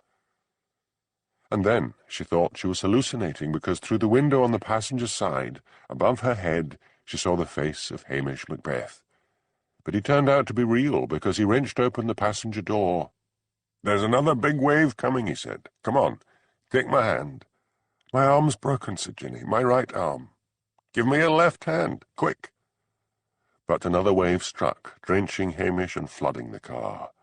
"Do you want to die?" roared Hamish as the wave retreated. He leant in and put his arms round her waist and began to pull her upwards. "Here's the ambulance," he said. He shouted over his shoulder, "Come on, boys, and she'll have us all drowned." He let Jenny go, and she fell backwards with a moan. She felt the car rock, and then it was pushed upright. Another wave struck it, and she could hear yells and curses from outside. Then the door was opened, and 2 ambulance men eased her out. They lifted her bodily into the ambulance and slammed the door. The ambulance moved off, the driver swearing as a wave struck his vehicle. The ambulance man inside with Jenny said, "I would put a splint on that arm now, but it isn't safe with us rocking like this. Didn't you hear the warnings not to go out?" But Jenny had fainted again. Jenny recovered consciousness as she was being lifted down into a wheelchair. She was soaked to the skin and shivering with cold and shock. In the hospital, an admissions clerk said sourly, "It's a shame to give up a bed for a mere broken arm, but we'd better get these wet clothes off her and take her along to X-ray." Jenny could not possibly feel like a heroine. She felt like a badly behaved child, and she also superstitiously felt that Angus had put a curse on her. Fortunately for Jenny, by the time she was put into a hospital nightgown and robe after a nurse had sponged her down and administered strong painkillers, she looked remarkably pretty again, and a susceptible doctor insisted that after her arm was set, she be kept in for the night and allowed to go home in the morning. Her first visitor was Elspeth. "I'd like to put a piece in the paper about your accident," said Elspeth. "I feel such a fool," said Jenny. "Everyone will think I'm a fool." "No, they won't. Everyone knows you aren't used to the weather up here," said Elspeth soothingly, although she was thinking of how tired she was of idiots who would not respect the dangers of Highland weather. Climbers who had to be rescued at great expense, and who then sold the stories of their ordeals to the tabloids, and never thought of giving any money to Highland Rescue, whose members had risked their own necks to save them. "I'll send a photographer round to take a picture of you when I can find him. You'll look really pretty." Jenny told her story, omitting the fact that Ian had tried to warn her, not guessing that Elspeth would hear of Ian's warning before the day was out. Jenny also omitted the fact that Hamish Macbeth had been first on the scene. "You haven't mentioned Hamish," said Elspeth. Somehow Jenny resented Hamish for having caught her out in her lies and having not found her attractive enough. "Oh, well," she said sulkily, "it didn't seem necessary. The ambulance men got me out."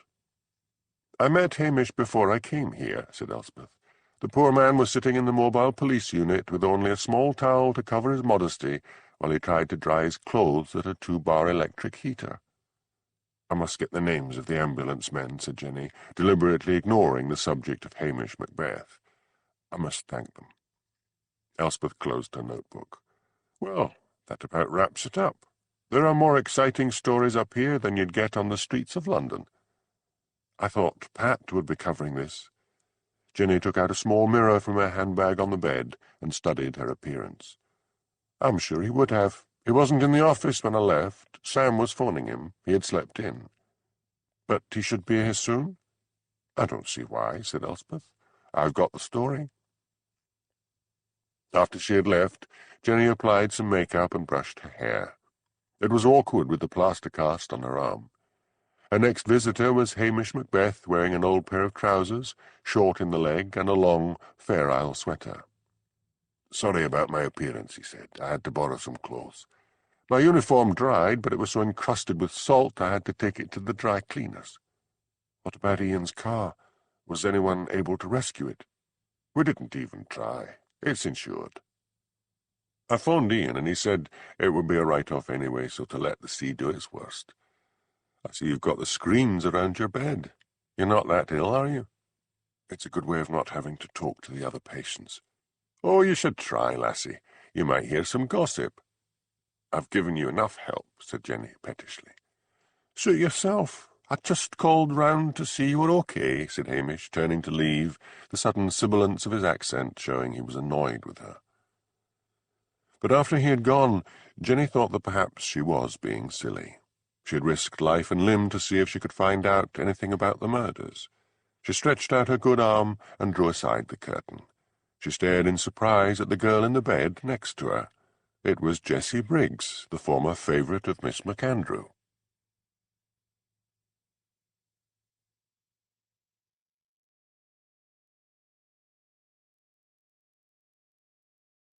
Disc 4. "What are you doing here?" asked Jenny. "Got pumped out," said Jessie in a weak voice. "Drugs? No. He left me. The boyfriend. Told him to give me a bottle of whiskey as a farewell present, and I drank it along with a lot of aspirin. Didn't want to live." Large tears ran down her pallid face. She wiped them away with the back of her hand. "I would have succeeded in killing myself if that interfering old biddy from next door hadn't peered in the window and seen me lying on the floor and called the ambulance. You should be grateful to her. She saved your life." "So what?" "Listen, did you phone AA?" "Oh, them. I phoned them the once. I told them it was all Miss McAndrew's fault I was in this state, and some woman says to me, she says, 'Nobody makes you drink. It's not as if she held you down and poured it down your throat.' I said it was because she'd ruined my life. She says she used to suffer from self-pity as well and used to blame everyone for her drinking. I told her to go and shove her head up her arse. Try them again and go along. What have you got to lose?" "Maybe."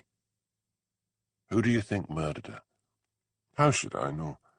One of the teachers. She made their life hell. Joseph Cromarty, the ironmonger, he hated her. I passed them in the street not long afore she was killed, and he was shouting at her that she was a disgrace, and he was glad she had retired. He said if she'd stayed on, he would have murdered her." "Joseph's a decent man," said an old lady in the bed opposite. "Shut up and mind your own business," snapped Jessie. Jenny gave the old lady a weak smile. Jessie lay back on her pillows and closed her eyes, just as Jenny's next visitor came in, Ian Chisholm. "How's your car?" asked Jenny. "Oh, I'll be getting herself out at low tide. I did try to warn you." "I'm awfully sorry," said Jenny. "Hamish said you're insured." Ian silently cursed Hamish Macbeth. He'd come to the hospital hoping to get a cheque from Jenny. "Well," he said huffily, "so she is. But that was a rare car. Not many of those around nowadays." He looked so angry that Jenny said quickly, "Maybe I can rent something else from you. I should still be able to drive." "I have a wee Morris Minor, but I will need to be charging you more for the rental, seeing as how you are the bad risk." "Like how much?" £125 a week." "I'll think about it." Jenny copied Jessie and lay back on her pillows and closed her eyes while she privately resolved to go down to Strathbane and rent something modern. She kept her eyes firmly closed until she heard Ian leave. Elspeth met up with Pat Malone in the main street of Brakey.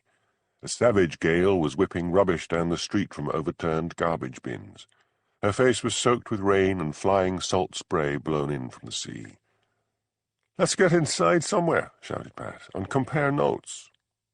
They went into the dingy pub. Most pubs now supplied coffee, but not this one. They ordered soft drinks and went to a corner table. "I was up at the school," said Pat, "trying to get a word with the teachers, but that head teacher, Arkle, turned me away before I could speak to anyone. What about you?" "I've been interviewing Jenny. Quite a good local story." "What's this about?" asked Pat. Elspeth knew the town had been buzzing with the rescue of Jenny Ogilvy, and wondered, not for the first time, how a reporter like Pat Malone could miss stories that were right under his nose. As usual, he had slept late, and she guessed that he had rushed up to Brakey, gone to the school, and been turned away, and had not tried to do anything else but look for her to see if he could save himself some work. She told him about Jenny's rescue. "I'd better go up to the hospital and see her." "Why?" "I've already phoned over the story." "We're pals. I'd better go now." Elspeth glared after his retreating back. Pat had been quite keen on her, she thought sourly, before Jenny came along. Still, as far as Hamish Macbeth was concerned, Jenny wasn't a threat. It had been mean of Jenny not to give Hamish any credit for her rescue. Elspeth grinned as she thought of the story she had phoned over, which would go out in the weekly paper under Sam's headline, "Local Hero." She decided to make her way to the community centre to see if Mr. Blakey was available. As she went out of the pub, the wind seized her old fishing hat and sent it bowling down the street. Elspeth scampered after it, but another greater gust of wind sent it flying over the rooftops. When she gained the shelter of the community centre, water was streaming down her face from her rain-soaked hair. Mr. Blakey was mopping the floor. "A leak in the roof," he said mournfully. "I saw you last night. Before I speak to you, have you a towel or something I could use on my hair?" "Sorry, there's just the hand dryer in the toilet. That'll need to do." Elspeth made her way across the hall and into the ladies' toilet. She banged on the hand dryer and crouched under it, occasionally reaching up to switch it on again after it had automatically switched off. At last she straightened up and fished in her capacious handbag for a brush and dragged it through her frizzy hair before going back into the hall. "I tried to see you earlier," she said. "I'm from the local paper. I thought this place would be full of reporters." "I think it would have been. But there's a landslide on the road. 2 of them tried to climb over the hill and had to be rescued. But the tide's turned, and they think they'll get the blockage cleared soon." "You must have been very shocked by that video." Mr. Blakey sat down suddenly on a chair. "I'm frightened," he said. "It was such an evil thing to do. And why pick on the old folks? Has anyone told you or the police if anyone was seen in or around the community centre when the package was delivered?" "The problem is that I just found the package when I opened up. That would be around 5 o'clock. It could have been delivered any time during the day." "I saw you handing Hamish a note." "Yes, that came with it. I told you about that. It simply said it was a video from Help the Aged." "Typewritten?" "Yes." "Oh, well, the police will be searching everywhere in Breaky for the typewriter that was used." "What worries me too," said Mr. Blakey, "is that they'll be too frightened to come back for another film show. They used to love them. I'll see what I can do." Elspeth's busy mind was already forming an appeal. Maybe raise money for a proper screen and cinematography equipment. She asked him some more questions, and then she said she had to file a story. She went back out into the storm and located her car, stopping on the way to buy a rain hat and a towel. In the car, she once more dried herself and then took out her laptop, pushed back the driving seat to its limit to give herself more room, and began to type busily.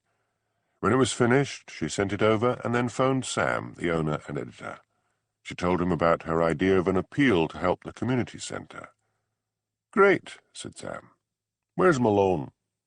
"I think he's up at the hospital seeing Jenny." "Didn't you tell him you'd already done that story? And have you a camera? Harry can't get through. There's a landslide."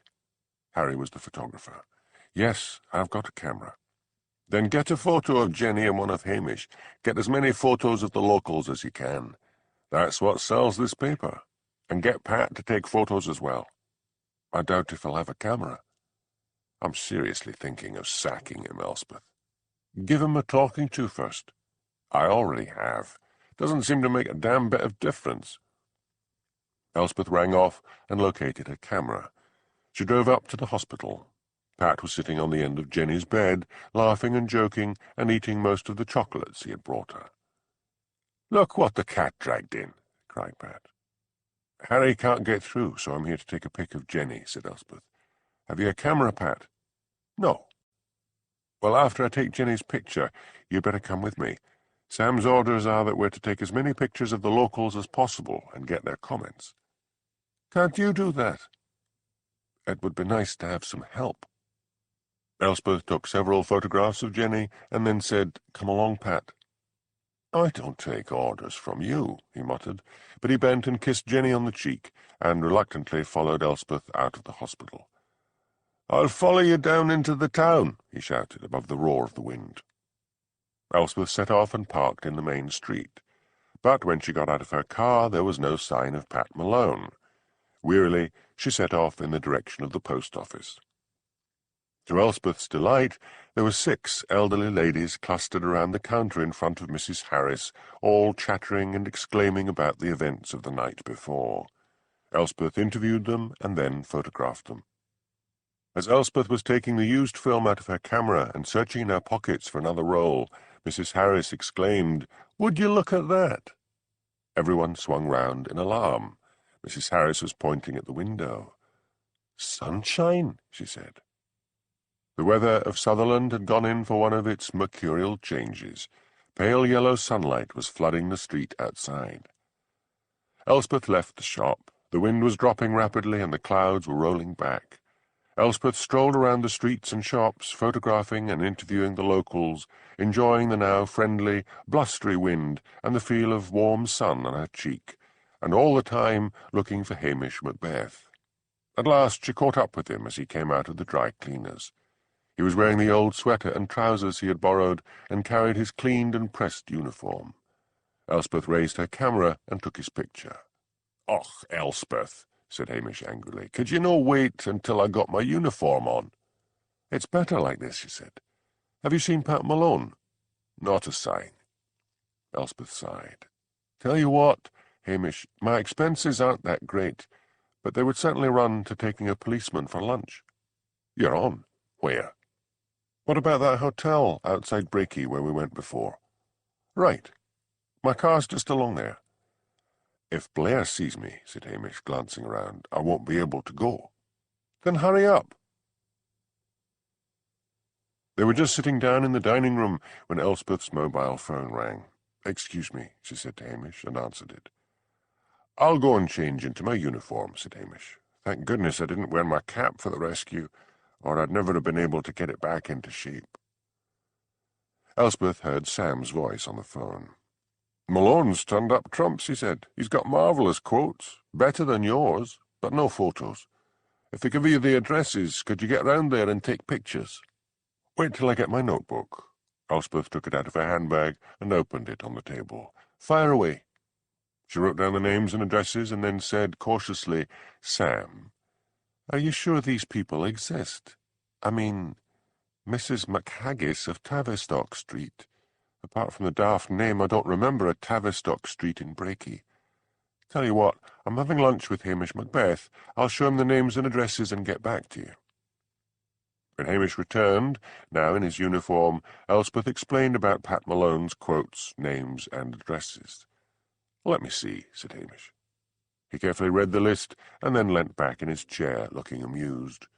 "The man should be writing fiction." "Are you sure?" "I know every street in Brakey, and I don't see one genuine address on this list. He's made the lot up." "I suppose I'll need to tell Sam." "You'll have to. If he publishes any of that, people from Brakey will soon put him wise." Elspeth phoned Sam and told him that Pat had made the lot up. "That's it," said Sam angrily. "I'll give him a month's notice. That's more than he deserves." Pat was back, seated on the end of Jenny's bed, regaling her with some highly embroidered stories of his life in Dublin when his mobile phone rang. Sam's angry voice came down the line. "You're fired," Pat said airily to Jenny. "Office business." He walked rapidly outside the ward. "Why?" he asked. "Because you made up all these people and quotes and addresses, that's why. You're on a month's notice." Sam rang off. "Bugger," said Pat loudly, startling a passing nurse. Jenny looked up as he walked back into the ward. "What's up?" she asked. He pulled a chair up to the bed and drew the screens around it. "I made up some quotes," he said, "and Sam found out. He's fired me." "Oh, poor Pat," said Jenny. "What are we going to do?" Warmed by that Pat drew his chair closer. "I wonder," he said, turning the full blast of his Irish charm on her, "whether you might be prepared to put me up in London for a week. I'm sure to get a job on one of the nationals." Jenny looked at him cautiously, wondering how he hoped to get a job on a national when he had been fired by a local paper. The only boyfriends Jenny had ever been able to keep were the few that had scrounged off her.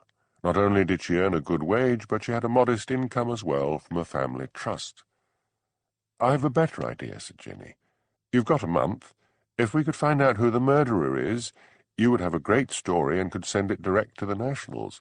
Then you would be sure of getting a job. I'll help you." "What can we find out that the police can't?" demanded Pat sulkily. "I've got a lead." "What?" She told him about Joseph Cromarty threatening to kill Miss McAndrew. "You could start there. Look, the sun's shining now." Pat's mind worked quickly. He would appear to go along with her plan, casually ask for her home address before she left, and then just turn up on her doorstep. Better look enthusiastic. "That's a grand idea," he stood up. "I'll get to work right away." But when he drove down from the hospital and entered the main street, it was to find it swarming with press. The landslide must have been cleared quickly. He went to the pub instead, where he knew some of the other reporters would be. Perhaps he could pick their brains and find out how to get a job on a national. Hamish was weary by the time the day was over. Blair had ordered him home, his superior anxious to get rid of this policeman who had a nasty knack of taking any glory away from him. He fed Lugs and then made his own supper. He wanted permission to go to Perth, but was sure he would not get it. Miss Beatty was the key to all this. Of that he felt sure. His shoulder ached from the effort of righting Jenny's car and fighting with the force of the waves. He could persuade Dr. Brodie that he needed a day off. "Lugs," he said. The dog cocked his heavy head on one side and looked up at him with those odd blue eyes. "Fancy a trip to Perth?" Chapter 8. What's gone and what's past help should be past grief. William Shakespeare. Hamish called on Dr. Brodie at breakfast time the following day and secured a line to say he was suffering from exhaustion. He had debated whether to leave Lugs with Angela, but that would be a way of telling the good doctor that he was lying and wanted an excuse to go off somewhere. "I'd planned to take you anyway, I suppose," said Hamish, as Lugs sat proudly beside him on the passenger seat. "But behave yourself. No wanting to stop for a walk every 15 minutes. He heard a rap on the window and rolled it down to face the gimlet eyes of the Curry sisters. "Aren't you coming to the Cuck this morning?" asked Jessie. "Not today." He began to roll up the window, but heard Jessie shout, "You could do with some spiritual help. You've begun talking to yourself. We saw you." Hamish motored off. As he drove over the humpback bridge, he noticed that the River Anstey was in full spate from the storm, although the weather had calmed down considerably. The sky above had a fresh scrubbed look. He rolled down the window again and breathed in the scents of pine and wild thyme. He felt his spirits lift. It was good to be getting away. He was halfway on the road south to Perth when he suddenly thought of that poison pen letter, the one found lying on the floor under Miss Beaty's body. They had all assumed it came from Miss MacAndrew, but why would Miss MacAndrew accuse Miss Beaty of being a bastard when it was plainly not true? He swore under his breath. What if, for some reason, someone wanted them to think it came from the usual source? Someone had definitely wanted them to think Miss Beaty had committed suicide. He decided to phone the handwriting expert when he got back. Perth lay dreaming in the sunset south of the craggy peaks of the Highland line. The River Tay curved through the town, gleaming silver. He stopped the police Land Rover on the outskirts and let Lugs out for a run while he consulted a map of the town that he kept with a pile of others in a cardboard box in the back. Mrs. Dinwiddie lived on a new housing estate just outside the town and just off the A9. As he headed in that direction, he now wished he had phoned her first. She might be away for the day. But Mrs. Dinwiddie was at home, and she welcomed him warmly. "My husband's gone to visit his elderly father," she said, "so we should have some peace and quiet. The police returned my sister's papers to me yesterday, and I was just going to get in touch with you." She led Hamish into the kitchen. "Tea?" "Grand, thanks." "Is that your dog out in the car? I don't mind dogs." "I'll bring him in," said Hamish gratefully. "I forgot his water bowl, and he'll be thirsty." When they were all settled, Hamish with a mug of tea and Lugs with a bowl of water, Mrs. Dinwiddie left the kitchen and came back with a pile of papers. "I've been through them myself," she said. "Nothing much but bills and bank statements. No letters at all." "What about photographs?" "She had some of those. May I see them, please?"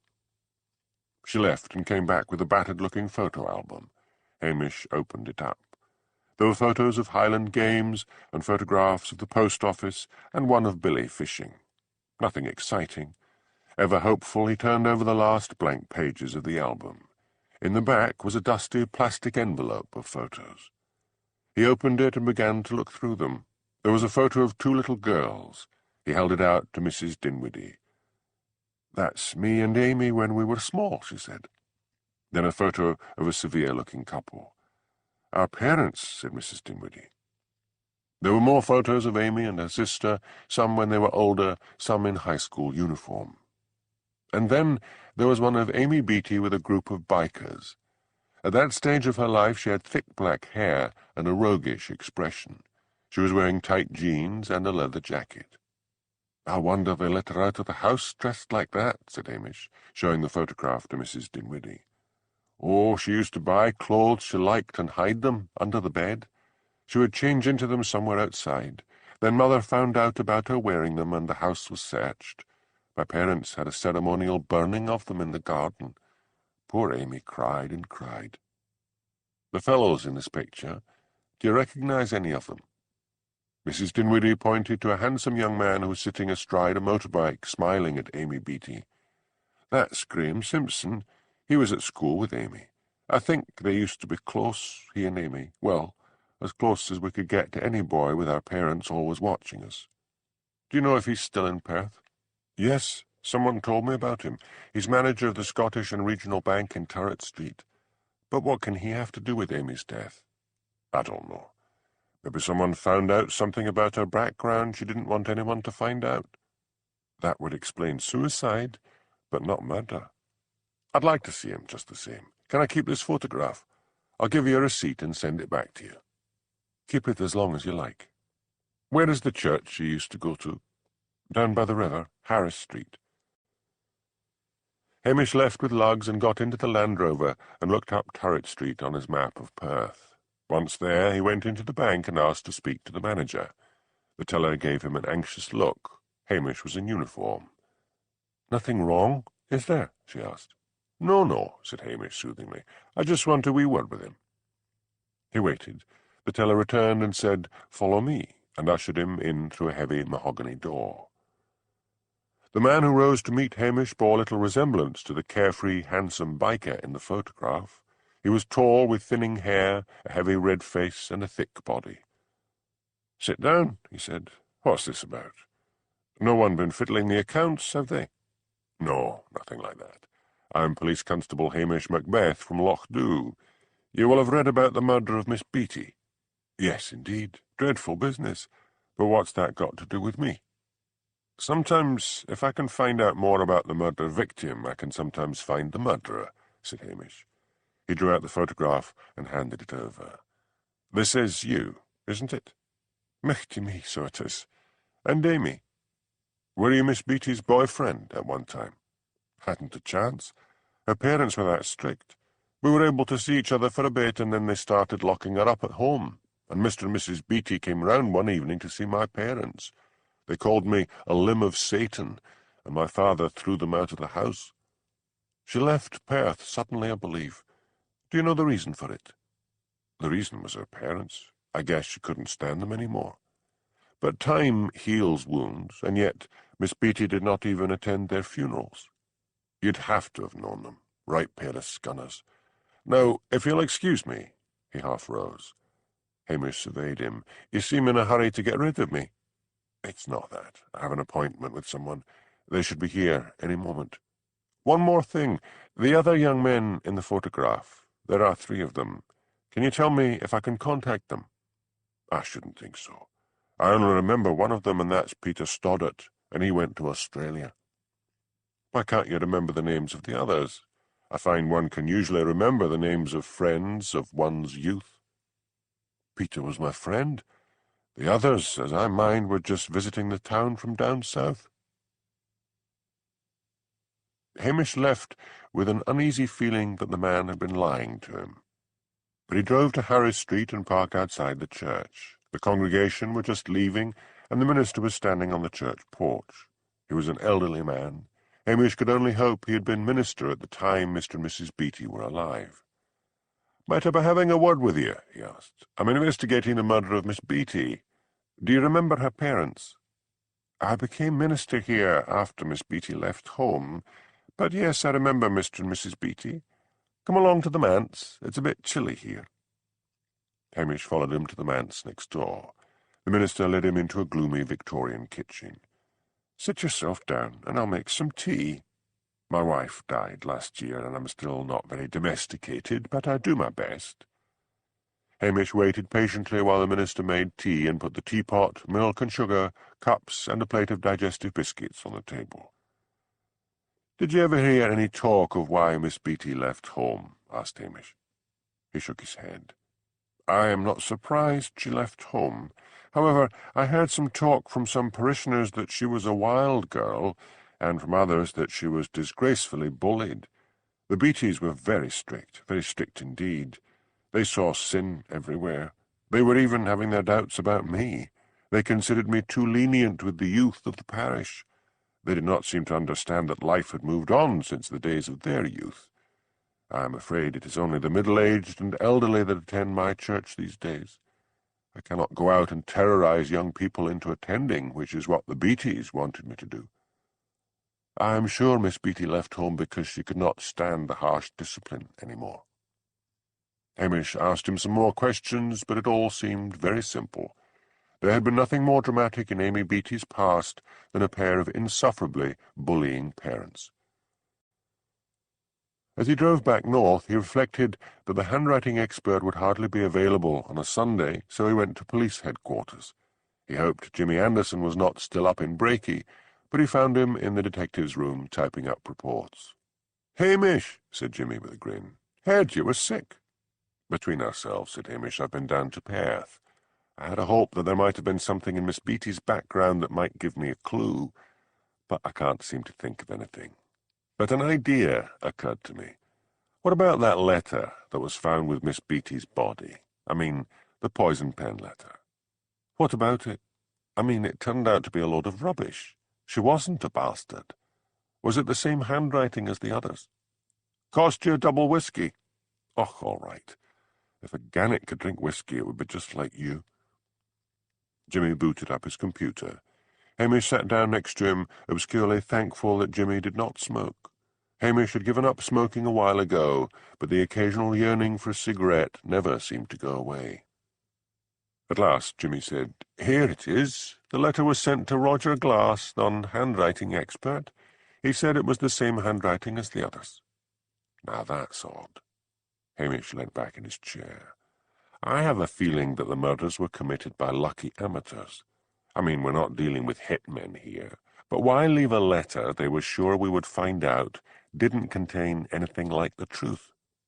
"Don't ask me, Sherlock," Jimmy was beginning, when Hamish disappeared under the desk. Jimmy swung round just as Detective Chief Inspector Blair lumbered into the room. "I'm off to Brakey," he said, "and you're coming with me." "Just finishing up here," said Jimmy. "I'll be right behind you." "Get a move on, then." "I thought you didn't work on Sundays." "The boss is terrified by all the press coverage and says we've got to work until we find someone. Hurry up." Jimmy nodded. He waited until Blair had left and then said, "You can come out now." Hamish groaned as he unwound his lanky form from under Jimmy's desk. "I'd better wait until I'm sure the old scunner is on the road. Then I'll get to Loch Dhu fast in case he decides to drop in. Don't forget, you owe me a whiskey." At the Highland Times, Elspeth was starting to read through a pile of national Sunday papers. She turned to the Sunday edition of the Bugle, wondering if they had used her colour piece. She flipped over the pages, and then she found it. She stared at the large byline as if she could not believe her eyes. "Pat Malone," it said. She remembered Pat telling her he had taken the liberty of sending off her article. He must have erased her name and put his own on, and once the article had gone, he had put her name back on it. Sam was having a day off and had gone to visit relatives in Alness. She picked up the phone and dialed the Bugle and asked to speak to the editor of the Sunday paper, only to be told he was never at work on Sundays. Elspeth then got through to the news desk of the Daily and told them that the article featured under Pat Malone's byline was actually her own, and her editor could confirm it. "Don't worry," said a voice from the news desk. "We'll let him know." "What was that about?" her colleague asked when he put the phone down. "Oh, some girl up in the Highlands claiming another reporter stole her article," he said. "Nothing interesting." Then he promptly forgot about it. Still thirsting for blood, Elspeth went out to look for Pat Malone.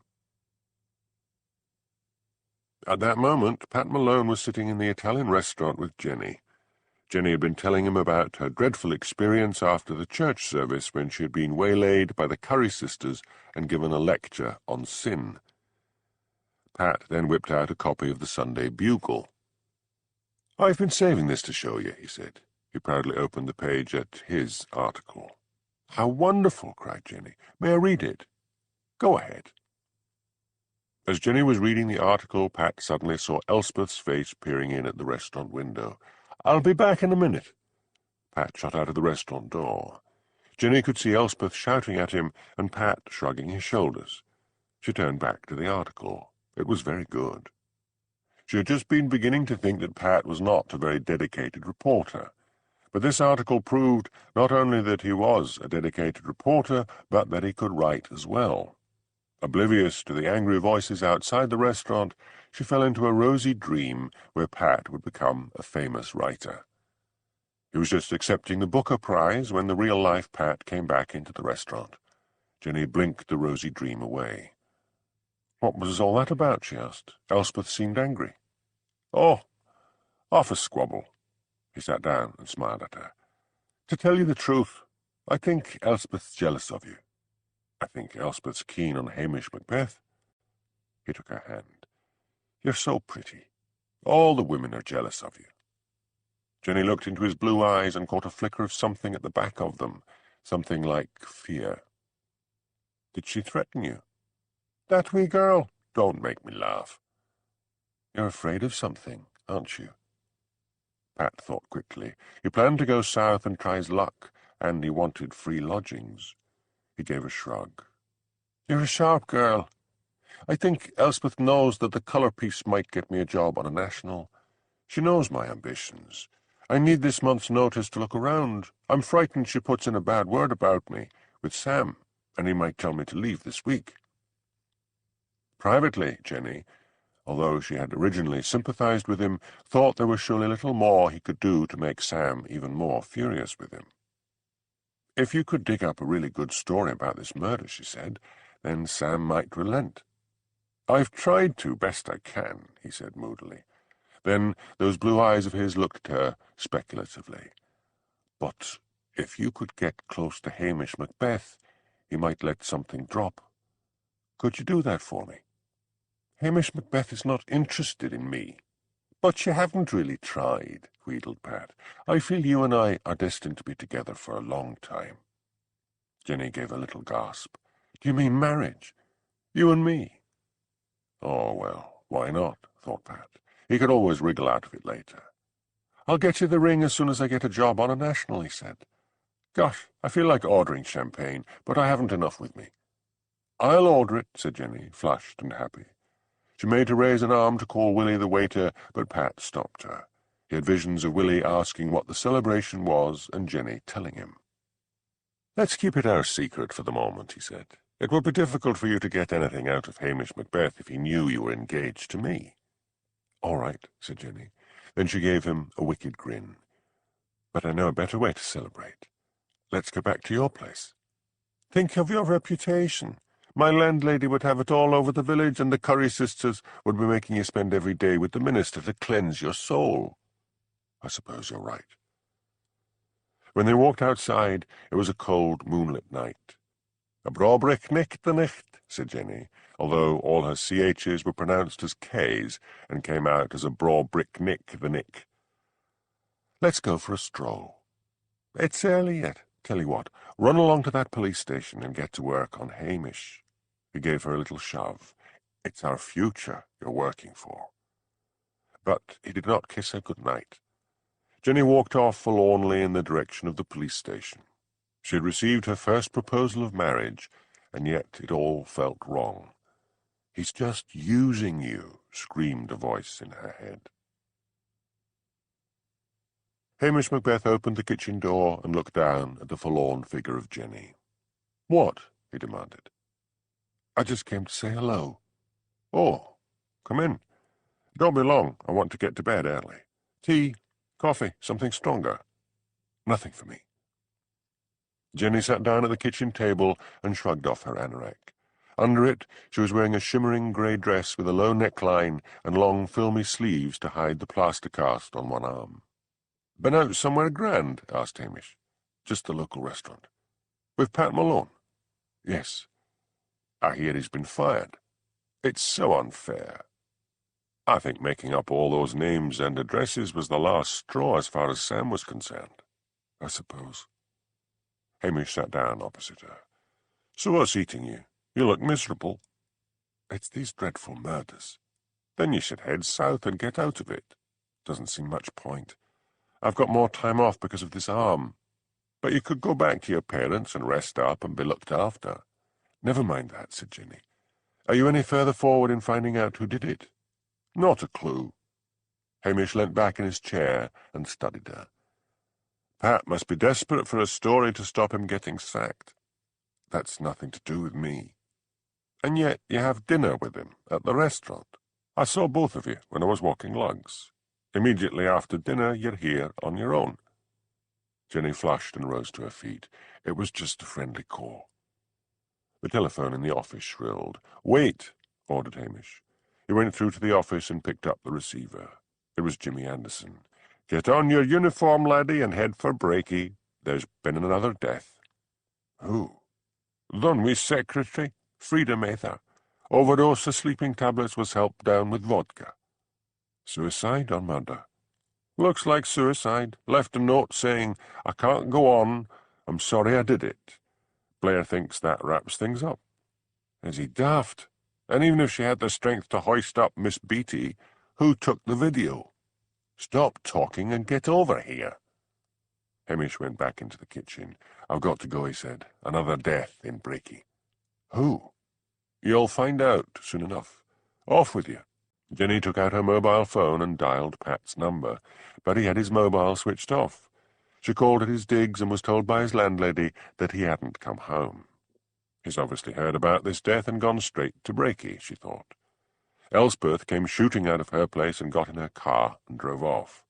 Well, at least Pat will be there first this time, thought Jenny.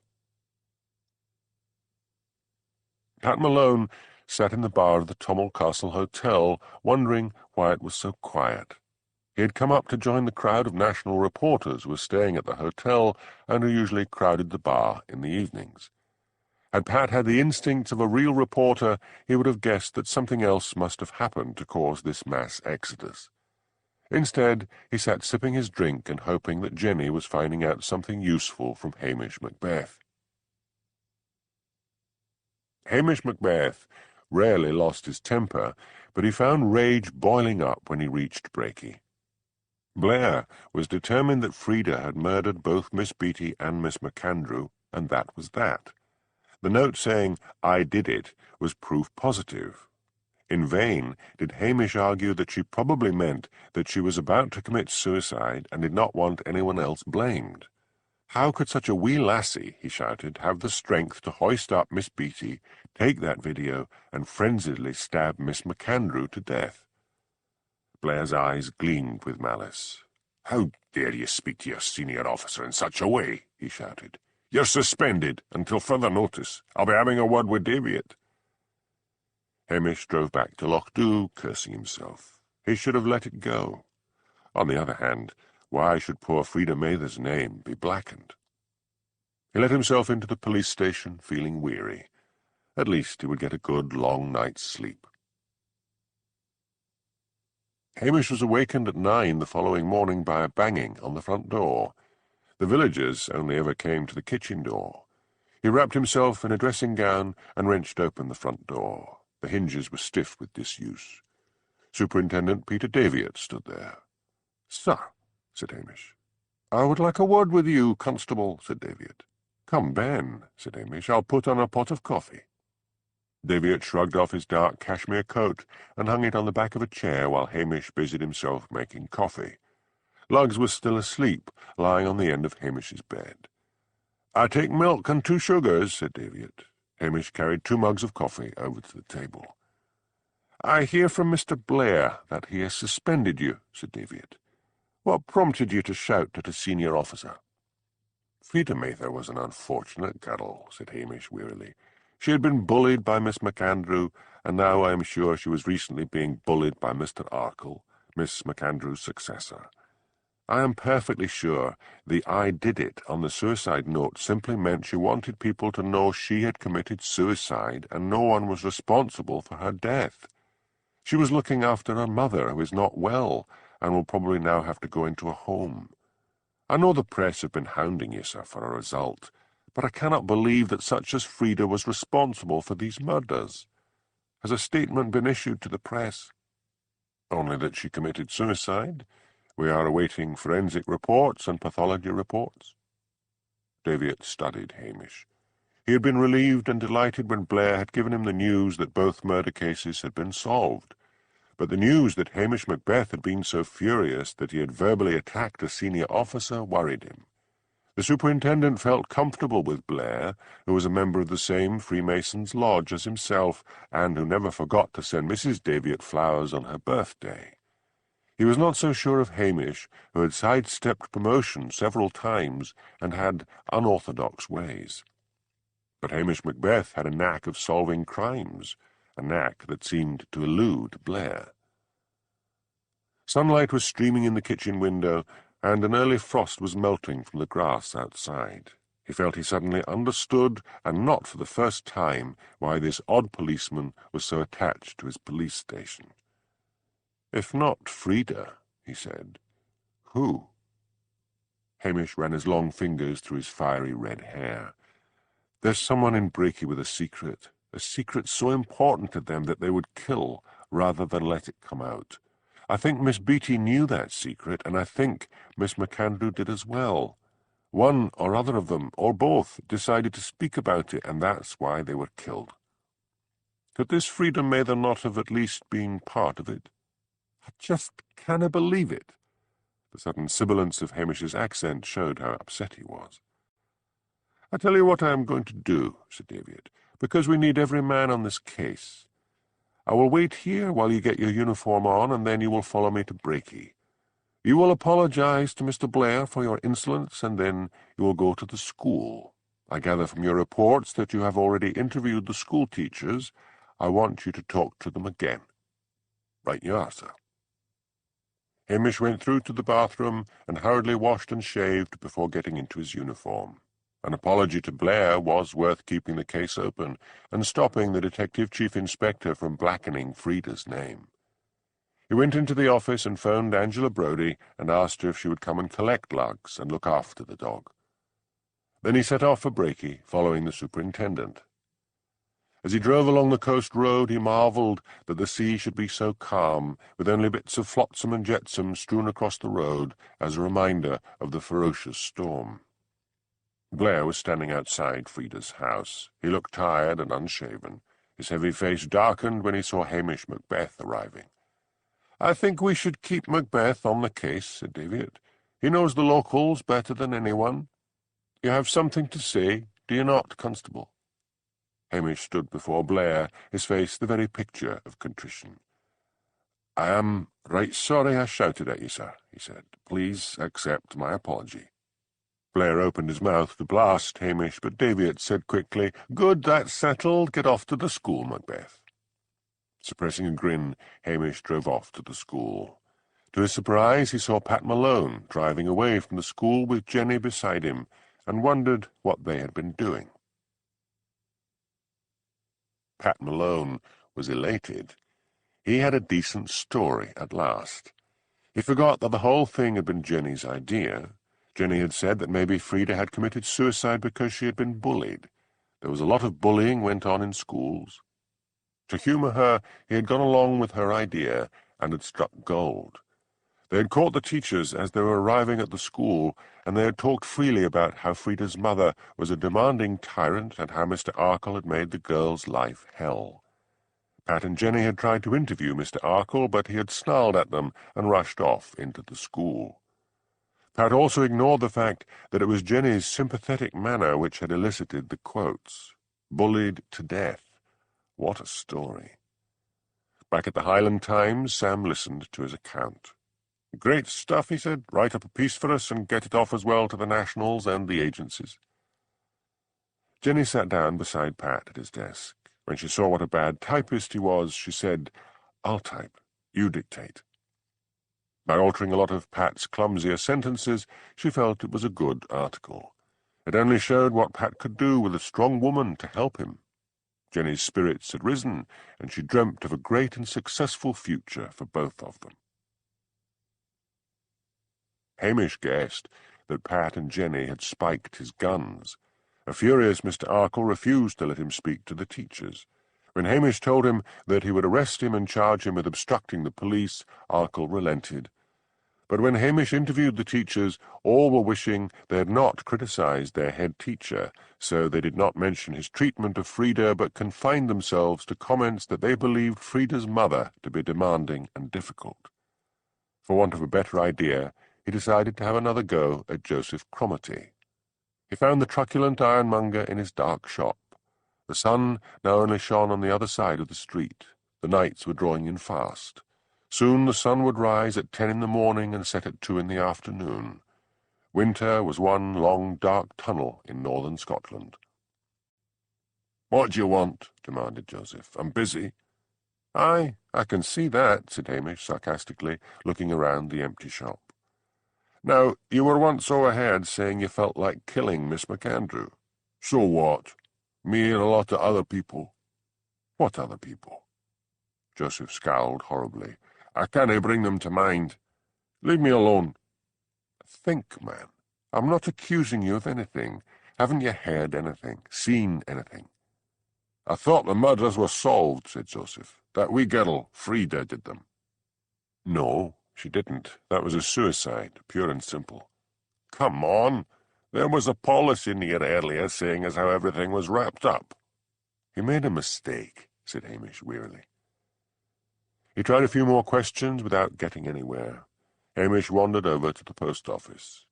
He hoped it might be quiet, and that he might have a chance to have a word with Mrs. Harris, but it was full of chattering women, all exclaiming and gossiping about Frida's death. They fell silent when they saw him. He asked them all if they could think of anything, any small thing that might help to solve the murders. Startled faces looked at him. Shocked voices exclaimed that they had heard Frida Mather was a murderess. Hamish's news that Frida had nothing to do with the murders sent them all scurrying off. "Are you sure Miss Beaton never said anything to you about why she left Perth?" Hamish asked Mrs. Harris. "Just that she had been unhappy at home, and that her parents were awfully strict. Maybe you should try Billy again. He's still out on his rounds, but he should be back any minute. He starts around 6 in the morning with his deliveries. He drives his van in round the back." Hamish left and went up a lane at the side of the post office and waited patiently in the yard at the rear.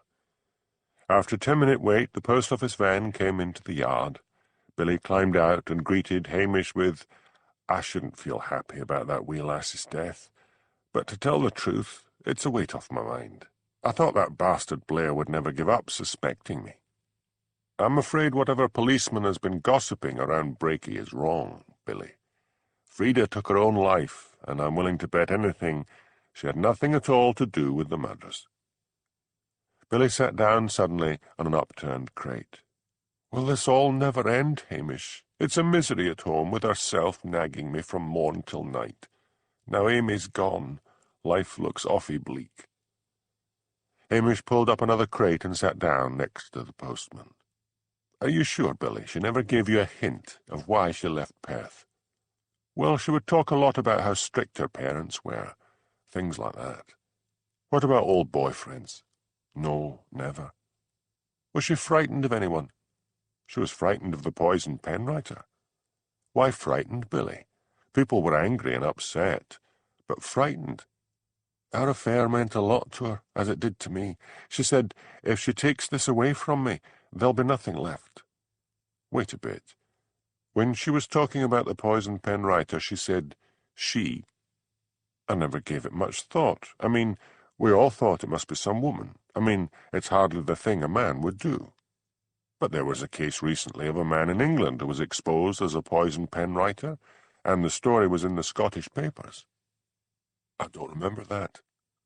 Billy, I want you to think, and think hard. Go over all the conversations you had, and if you can remember the slightest thing, let me know. But what would that have to do with the death of Miss McAndrew? Some way, they're tied together. I'll do my best. Chapter 9. Man is neither angel nor beast, and the misfortune is that he who would act the angel acts the beast. Blaise Pascal.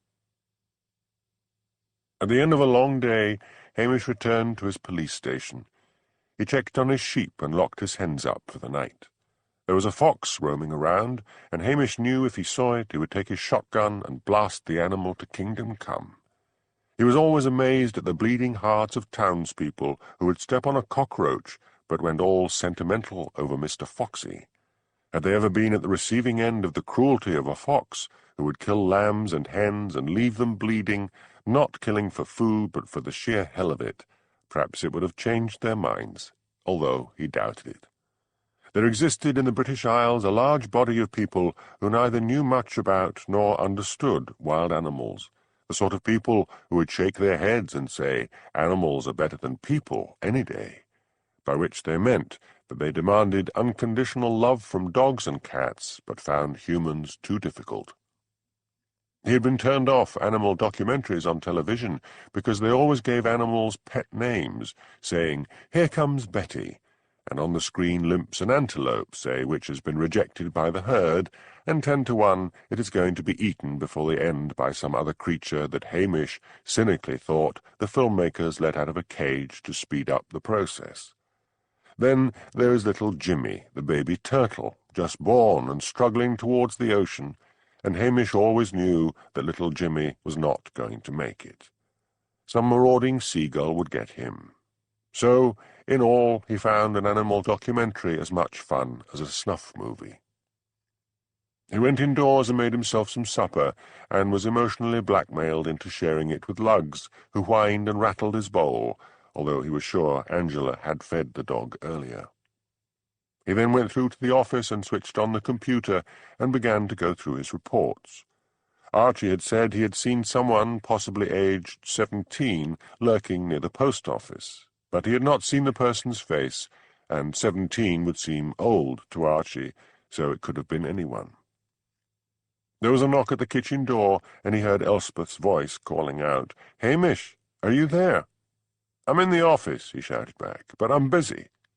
Undeterred, Elspeth strolled into the office. "Hard at work, copper?" "Aye, I'm going over my notes, so I haven't time to talk." "Why don't we go over them together? I might see something you've missed." "I doubt it," said Hamish crossly. "Come on, Hamish. Even if I make a stupid suggestion, it might spark an intelligent one."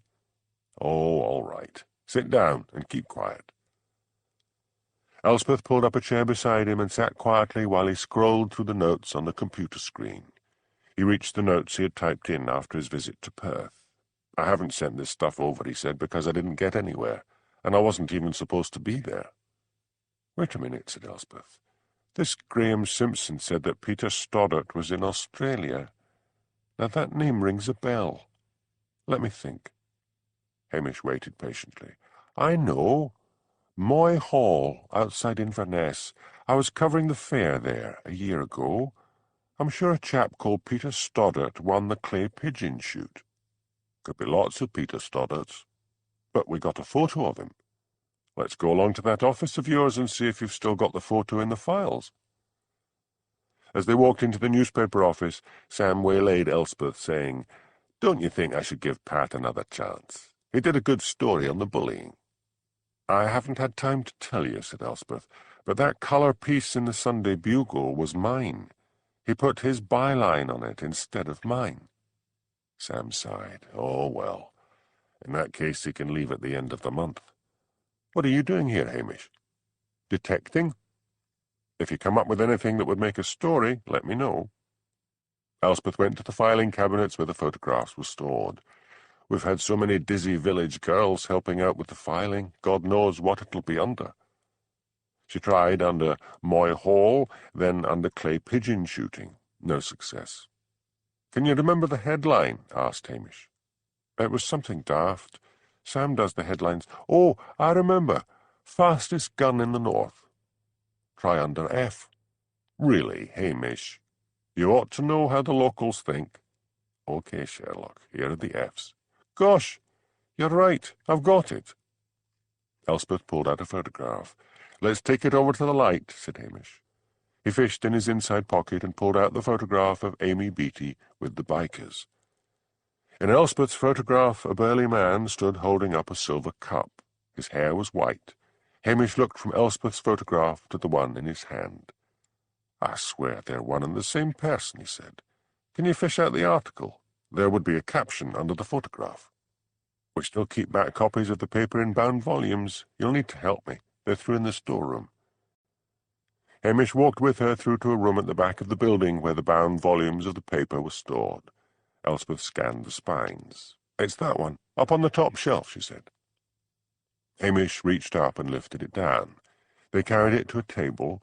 Elspeth opened it and flipped through the August editions of the newspaper until she found the right one. "Here we are, right on page 1. They both bent over the paper, their heads together. The caption under the photograph read, "Winner of the Clay Pigeon Shoot at Moy Hall, Mr. Peter Stoddart of Perth." "Where in Perth?" demanded Hamish. "I might have put it in the article," said Elspeth. "Ah, here it is. Peter Stoddart, plumber of 58 Herrick Road, Perth." Hamish closed the book, lifted it up and put it back on the shelf. "I've got to get to Perth tomorrow," he said.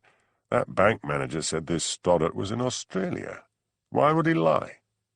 "You'll maybe find out he went to Australia and came back again. Go and see him first before you start accusing the bank manager of anything. I've got to get to Perth without Blair knowing anything.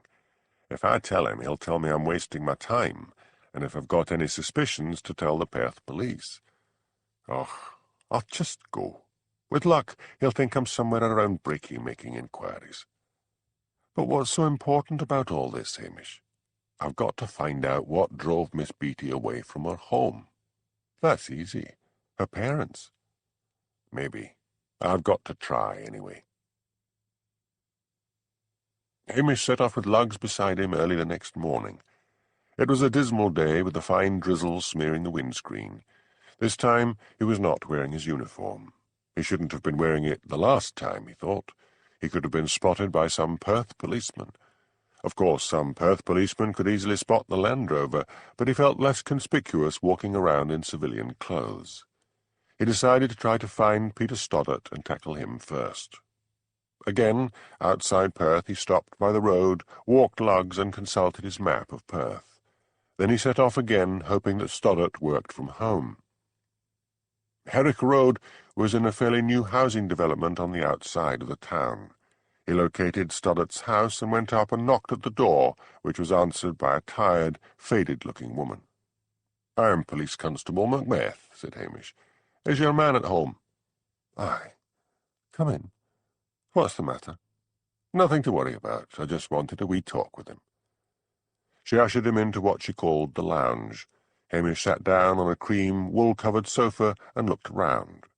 The room smelled of disuse. How odd, he mused, that in this modern day and age so many houses in Scotland kept a room for best. What a waste of living space. The door opened, and the man from the photograph walked in. "What's up?" he said. "You lot were round last month to check the guns in the gun cabinet." "Nothing to do with that," said Hamish soothingly. He took out the photograph he had got from Mrs. Dinwiddie. "Is that you?" "Aye, so it is. I loved that bike." "You'll have read about the murder of Miss Amy Beatty." "I did that. Bad business. But what's it got to do with me?" "I'm trying to find out why Miss Beatty left Perth." "Oh, that's easy. I remember it fine. It was those parents of hers. They found she'd been sneaking out to meet us and locked her up in her room after they'd burnt her clothes." "Was she your girlfriend?" "Not me, laddie. She and Graeme were pretty thick, but it didn't last long." "Have you ever been to Australia?" Stoddart looked puzzled. "No, why?" "Someone said you had." "Who was it?" "Oh, just someone. I'll maybe let you know later. Nothing to worry about. What was your impression of Miss Beaton? She was a wild one, up for anything. I remember when Graeme's folks were away for a week. Graeme was on his own, so he threw a party. We all got awfully drunk, and Amy was dancing on the coffee table. It was a glass one, and it broke. Graeme was in such a state. He and Amy started shouting at each other, and it got a bit nasty, so we all left them to it. Who were the others? Some bikers from down south, and the local girls they'd picked up. Thank you, said Hamish. I would appreciate it if you did not tell anyone of this visit. Why? I'm working undercover, said Hamish desperately. But his lie appeared to satisfy the plumber. As Hamish was driving towards the bank, his radio crackled and he heard a voice hailing him. He cursed and switched it off. His absence had been noted, but he did not want to turn back now. I want that bastard found, now, Blair howled to Jimmy Anderson. He's probably still in his bed. He's not answering his radio. Get over to Loch Dhu and see if you can find him. Why me? Can't you send one of the policemen? No, you're so pally with him you can go.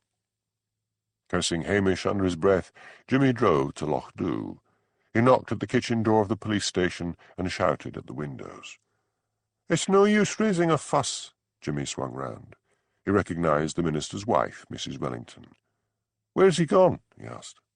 I don't know, said Mrs. Wellington, but I was up early and saw him driving out of Loch Dhu. No point in asking in which direction, thought Jimmy. There was only one road out of Loch Dhu. You're not the only one looking for him, said Mrs. Wellington. Sergeant McGregor over at Knothen is in bed with the cold. His wife phoned me. She said there's been a burglary at the grocer's, and Hamish has got to cover for him.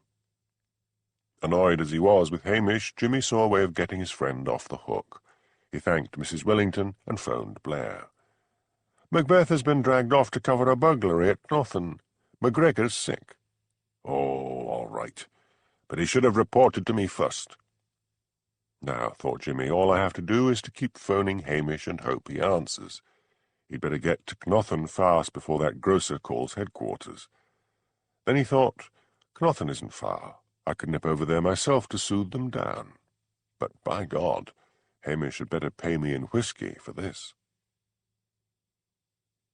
When Hamish presented himself at the bank, the teller who had gone in to see the manager reappeared, looking flustered. I'm afraid Mr. Simpson isn't in today. Is that a fact? Where are you going? She shrieked.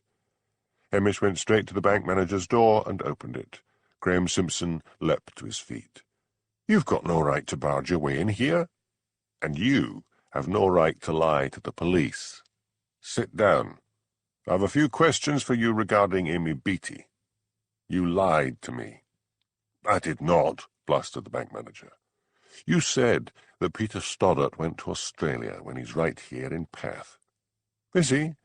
Someone must have told me he had gone to Australia. Havers. You had an affair with Amy Beaton, didn't you?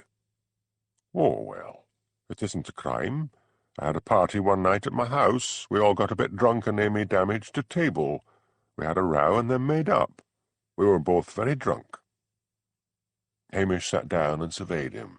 He suddenly remembered that poison pen letter that had been found by Miss Beattie's body, which read, I have proof that you're a bastard.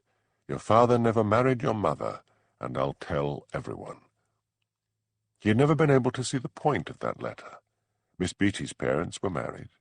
But what if that letter had been sent to someone else, and that someone else had been so frightened that it had led to murder? In a level voice, he asked, So when did she tell you she was pregnant? I'm a respectable man, he began. Forget it. You can stay a respectable man unless you go on blocking my inquiries. Graeme Simpson bowed his head. Hamish thought he wasn't going to say anything, but at last he said in a low voice, What a mess. She somehow managed to get a note to me 3 months later. She said she'd been missing her periods. She said her parents would kill her. I thought about it for a week and worried about it. Then I told my parents.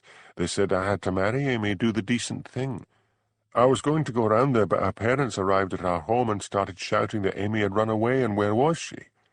We couldn't help them. Another week went by, and I plucked up courage to go and call on them. They said They had a letter from Amy saying she never wanted to see either of them again. Her parents said they had struck her name from the family Bible and she was no longer any daughter of theirs. I never heard from Amy again. Are you telling me the truth this time? I swear to God, this could ruin me if it gets out. If you didn't kill anyone, it's certainly not going to ruin you. How could an affair with a girl all those years ago ruin you? Hamish left the bank and climbed into the Land Rover. He took out his mobile phone to check for messages. There was a text message from Jimmy Anderson. It read, "Get your arse over to Knothen, fast. There's been a break-in at the grocer's." Like Jimmy, Hamish saw a way of covering up his visit to Perth. He switched on the blue light and the siren, no longer caring if the Perth police saw him, and broke the speed limit all the way north to Knothen. Although Jimmy had called before him, he had made only a cursory inspection before speeding off. Hamish found that the shop had a security camera, and after studying the film, was able to make out the features of two of the local youth. He arrested them and drove them down to Strathbane, where they were formally charged and told to appear in the sheriff's court in a month's time. By the time he got to Loch Dhu, he realized he hadn't eaten all day, and neither had Lugs. As usual, he fed the dog first before scrambling some eggs for himself.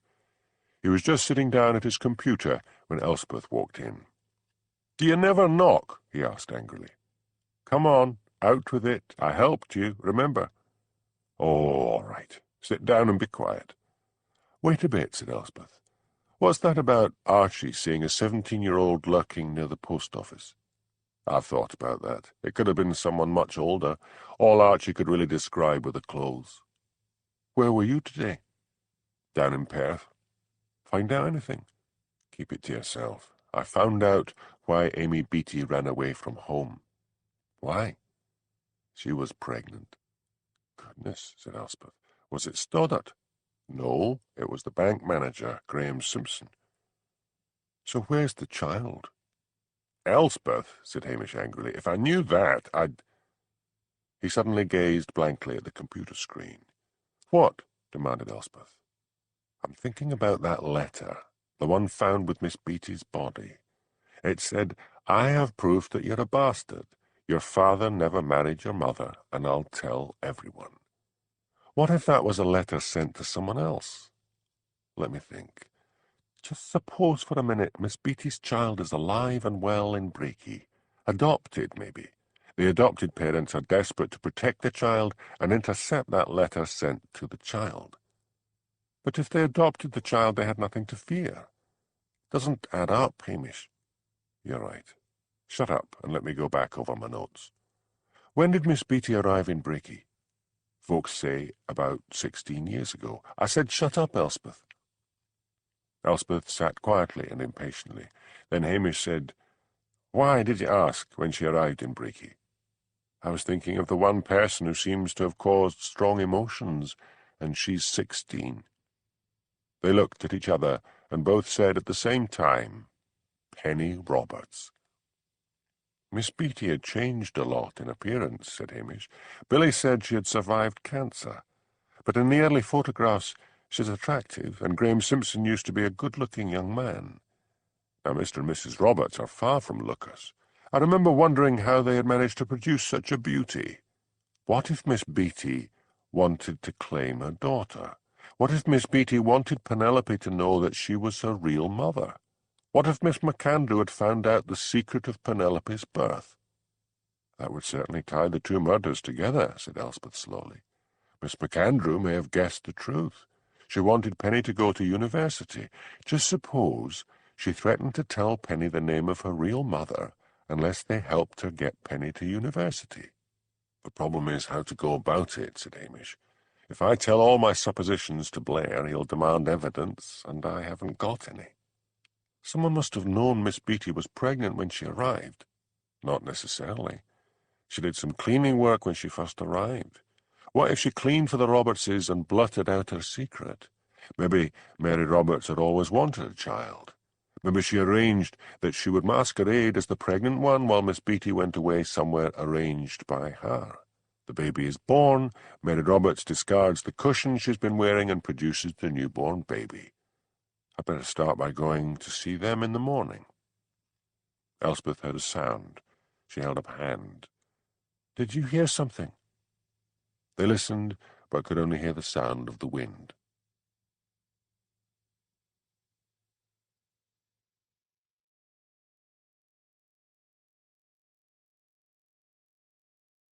Disc 5. Jenny crept away from the police station, her heart beating hard. She had entered the police station hoping for a word with Hamish. Elspeth had left the door open. Jenny heard the sound of voices coming from the office and decided to listen. Here was a story. What if she could find out the truth herself and tell Pat? She looked at her watch. Nearly 11 o'clock. She had caved in and rented the Morris Minor from Ian after having beaten the price down. It was a sad rust bucket of a car, but it went all right. She went to it, got in, and drove in the direction of Brakey. The cast on her arm itched and was beginning to look dirty. Jenny decided to confront the Robertses, tell Pat what she had found out, and then go back with him in the morning. He could then see the Robertses himself, and she would go to the hospital and ask them when the cast could be removed. To her relief, when she parked outside the Roberts' house, she saw a light burning in a downstairs window. They had not yet gone to bed. Mary Roberts answered the door. "Oh, it's you," she said. "What on earth brings you calling at this time of night?" "I've found out something important that may interest you." "Come in, then, but don't stay long. We were just about to go to bed." "Where's Penny?" asked Jenny as she was ushered into the living room, and Cyril Roberts rose to meet her. "It's half-term. She's gone to stay with my sister and her family in Lochinver," said Mary. "So what brings you?" Jenny sat down. Now she was here, she felt embarrassed and awkward. "I was thinking about that poison pen letter that was found with Miss Beattie's body.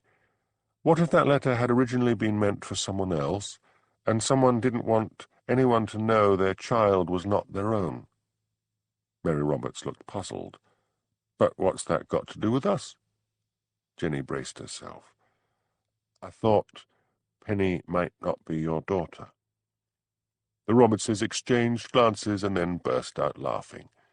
Mary said, "You think because we're a right ugly pair that we couldn't have had a beauty like Penny? Oh, don't blush. We've heard that one before. Have you told anyone about this daft idea of yours?" Jenny did not want to admit she'd been eavesdropping in the police station. "I haven't told anyone. It just came to me. You see, that reporter, Pat Malone, and I are thinking of getting married, and I wanted to give him a story. I hope you're not offended." "Oh, you're young, and the young can be silly. I'll get you a cup of tea, and then you can be on your way." Mary stood up and went behind the sofa. "I don't really need anything," said Jenny. Then a savage blow struck her on the back of her head, and she lost consciousness. "What did you do that for?" cried Cyril, as Jenny's body slumped across the sofa. "She's a chatterbox," said Mary. "She'll go chattering to that reporter. We can't risk it." She fished in Jenny's pocket and drew out the car keys. "Go and drive that car of hers up in the hills and lose it. I'll see to her." Hamish was driving towards Brakey the following morning, wishing the case were closed so that he could go fishing and enjoy this rare fake spring day. A warm wind was blowing in off the Gulf Stream, and great white clouds scudded across a pale blue sky. He had almost reached the outskirts when a small figure hurtled in front of the police Land Rover and held up its arms. Hamish swore and screeched to a halt and looked down at the excited features of Archie Brand. He got down from the Land Rover and said severely, "I could have run you over. Don't ever do that again." "But I saw something awfully weird last night." "What?" "I sometimes sneak out at night and go for a walk. Don't tell Mama." "What's this got to do with anything?" "Up on the cliffs, the other side of Brakey. I was up there last night. I like lying on the top of the cliffs and looking down at the waves. So I was lying in the heather when I hear this car. It drives off of the road and right to the edge of the cliff. Then this man gets out and he gets behind the car and gives it a God almighty shove, and it goes right over the cliff and down into the sea, just like in the movies. I hid right down in the heather until he had gone." "Get in," said Hamish. "Show me where." Archie clambered in beside Hamish. "What did this man look like?" Couldn't tell. It was right dark and I was feared. There wasn't any moon. What now? Wondered Hamish grimly. He drove through Brakey and out and up on the cliff road until Archie shouted, "Right here!" Hamish stopped and he and Archie got out. "Tide's out," said Archie, tugging Hamish along by his sleeve. "We might see something." Hamish went to the edge and then lay down on his stomach and peered over. Large glassy waves were crashing on the rocks below and pouring over a shattered Morris Minor. "Och, it didn't burst into flames," said Archie's disappointed voice at his ear. "In the films, they aye burst into flames." Hamish recognised Ian's Morris Minor. He went to the Land Rover and radioed for help. Then he phoned Ian and asked him if he'd rented the car to Jenny. "Yes, I rented it to the lassie yesterday," said Ian. "You'd best get out here fast and identify it, because it looks as if it's your car that's in the sea." Hamish gave him instructions and sat down to wait. "Well, I have to say I was out here at midnight," said Archie. "I'm afraid so," said Hamish. "You saw the man. You may remember something about him. Your mother will forgive you. It's not a crime." "You don't know my ma," mumbled Archie miserably. "Does she have a car?" "Yes." "Okay, what's your phone number? We'd better have her up here while they interview you." Hamish phoned Mrs. Brand, who said she would be with him as fast as she could. It was as well she arrived the same time as Blair, or Hamish was sure the bad-tempered Detective Chief Inspector would have tried to shake information out of the boy. It was a long morning. Policemen in climbing gear went down the cliff and reported that there was no body inside the car, but that the driver's window was open and that Jenny might have tried to swim to safety. Hamish was then sent back to Loch Dhu to see if Jenny had been seen in the car. Her landlady said her bed had not been slept in. Pat Malone was nowhere to be found, and Hamish drew a blank right, left, and centre until he met the minister's wife, Mrs. Wellington. "I thought you would have been the last person to see her," she boomed, fixing Hamish with a gimlet eye. "Why's that?" "I saw her in the distance late last night. She was leaving the police station, and she got straight into her car and drove off." Hamish stood staring down at her, deaf to Mrs. Wellington's lecture about the seduction of innocent maids from London. Elspeth thought she'd heard something. What if Jenny had been listening to their conversation? What if Jenny had decided to go and see the Robertses? He should phone Blair, but Blair would go crashing around to the Roberts' house, and they would deny it, and that would be that. Hamish jumped into the Land Rover and sped off back in the direction of Brakey. Jenny recovered consciousness. She was bound and gagged. She felt terribly sick and was terrified of vomiting into the gag and choking. All around was blackness. Where was she? Memory came flooding back. She had been talking to the Robertses, and then she had received a blow on the head. She kicked out with her feet, which met a wooden door. She kicked again. Cyril Roberts's voice came from the other side, low and menacing. "I have a shotgun here. If you make a sound, I'll blast you through the door." Jenny slumped back in terror. Then she heard Mary Roberts's voice. "We can't keep her in that cupboard forever. When are you getting rid of her?" "When it's dark." "Why didn't you just shove her over the cliff in a car?" "I don't know. I don't want another killing." "Too late for that," came Mary's grim voice. "Well, it was your idea to get rid of the car. You said you'd see to her." The grumbling voices faded away. Jenny began to pray. If only God would get her out of this, she vowed, she would go back to the safety of London, work hard at her job, and forget about men. Pat Malone arrived at the office late as usual. The phone on his desk was ringing. He picked up the receiver. "Jack Pelting here," said a voice at the other end. "I'm the news editor of the Bugle. Can you come down to London for an interview?" Pat's heart beat hard with excitement. "Yes, I could," he said eagerly. "In fact, if I leave now, I could put up somewhere in London overnight and be ready for an interview in the morning. We'll book you in at the Jessup Hotel near St. Catherine's Dock. Know it?" "I'll find it." "Right. I'll see you tomorrow at 11 in the morning." Pat thanked him and rang off. He punched the air. Sam came in and glared at him. "Get yourself over to Brakey. Jenny Ogilvy's car has been found at the bottom of a cliff, and she may have drowned." Pat hesitated for only a moment. Jenny could take care of herself if she was alive, and if she was dead, there was nothing he could do about it. "Right," he said cheerfully. "On my way." He went straight to his digs and packed up. He left a note for his landlady to say he would not be back, packed a suitcase, slung it in his car, and drove off whistling, taking the long road south. Chapter 10. I passed through the lonely street, the wind did sing and blow. I could hear the policemen's feet clapping to and fro. William Makepeace Thackeray. Hamish parked outside the Roberts' house. What had seemed so clear-cut now began to seem like nonsense. They were a respectable couple who doted on their daughter. They were not serial killers. And how should he approach the subject? But concern for Jenny gnawed at him. He climbed down from the Land Rover, went up to the front door, squared his shoulders, and rang the bell. Mary Roberts answered the door. "Oh, it's you," she said. "We were just going out." "Husband not working?" "He had time mowing, so he's having a bit of a holiday." "May I come in?" She looked reluctant. "I haven't got round to cleaning up." "Oh, well, just for a minute." Hamish followed her into the living room. Cyril Roberts rose to meet him, putting down the morning paper as he did so. "What brings you here, officer?" "Jenny Ogilvy's gone missing, and her car's been found at the foot of the cliffs." "That's terrible," said Cyril. "Was the poor lassie drowned?" "We're still searching. The passenger window of the car was open, and she might have escaped that way and the body taken out to sea. Have you seen her recently?"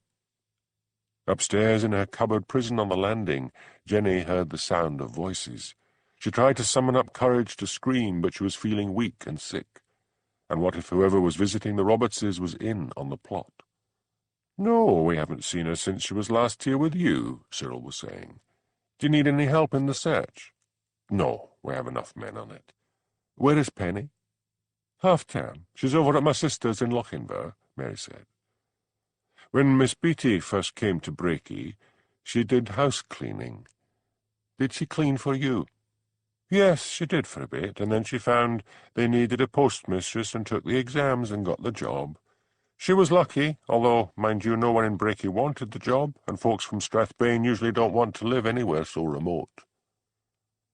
Hamish's confidence in his theory was ebbing by the minute. They both seemed so relaxed. "Did you hear a car round about midnight last night?" "Not a sound," said Mary. Hamish gave up. "Well, if you hear anything, let me know." Mary Roberts showed him to the door. Upstairs, Jenny slumped in the cupboard, weak tears running down her face. Hamish called at the villas next door and asked if they had heard a car around midnight, but no one seemed to have heard anything. Yes, said one, he might have heard a car, but he took no notice of cars passing on the road. Hamish leant against the Land Rover and thought hard. Surely the Robertses could not be guilty. It would be a mad risk to drive Jenny's car off when any of the neighbours might just have been looking out of the window. But the neighbours were all elderly and could be guaranteed to go to bed early. And yet he had a feeling that the murders had been committed by rank amateurs, and amateurs with an amazing amount of luck, amateurs who barely stopped to think what they were doing. And Jenny had last been seen hurrying away from the police station. If she had heard what he was discussing with Elspeth, then maybe she had decided to play detective herself. "What's he doing?" hissed Cyril Roberts. Mary turned away from the window where she had been keeping watch. "He's just standing there." "I don't like it." "They've got no proof." "Och, why didn't you just have the girl in the car when you pushed it over the cliff?" "Stop saying that. You were the one who told me to get rid of the car. You were the one who said you would see to her." "He can't stand there all day," said Mary. "He's been to the neighbours, and thank God they don't seem to have seen anything. We'd best get her out and kill her, and that way there'll be no danger of her making a noise in case Macbeth or anyone else calls." "Is there any way we can get out of this without killing her?" "Don't be daft. Are you going soft?" "It's getting like a nightmare. I can't just go up there and kill her in cold blood. If I shoot her with the shotgun, the police will call in every registered shotgun in Brakey. I can't thole the idea of bashing in her head in cold blood. You do it." Might make too much of a noise. That call from the police will have alerted the neighbours to something. We'll need to wait until dark. We'll drive her up in the hills to that old quarry and throw her in. The sides are so steep, no one could get out of there. Hamish's mobile phone rang. It was Priscilla, phoning from London. "Hamish, what's happened to Jenny? She has sent a sick note, but I'd swear Jenny was never sick." Hamish told her briefly about Jenny's car. "Oh, Hamish," cried Priscilla, "what's become of her?" "I hope to find out before it's too late," said Hamish. "I'll call you back as soon as I hear anything." "He's still there," said Mary Roberts, "and we'll need to go out." "Why?" "I told him we were on our way out, and if we don't go, he might get suspicious." Hamish's mobile rang again. It was Elspeth. "Hamish, Pat Malone has done a bunk. He was supposed to go to Breaky, but he left a note for his landlady to say he wouldn't be coming back, and all his stuff is gone. Do you think Jenny's gone with him?" "Let's hope so. Have you got a note of his car registration number?" "Yes, I got it out of the records." She gave it to him. "What about the Robertses?" "Cool as cucumbers. I'll get back to you."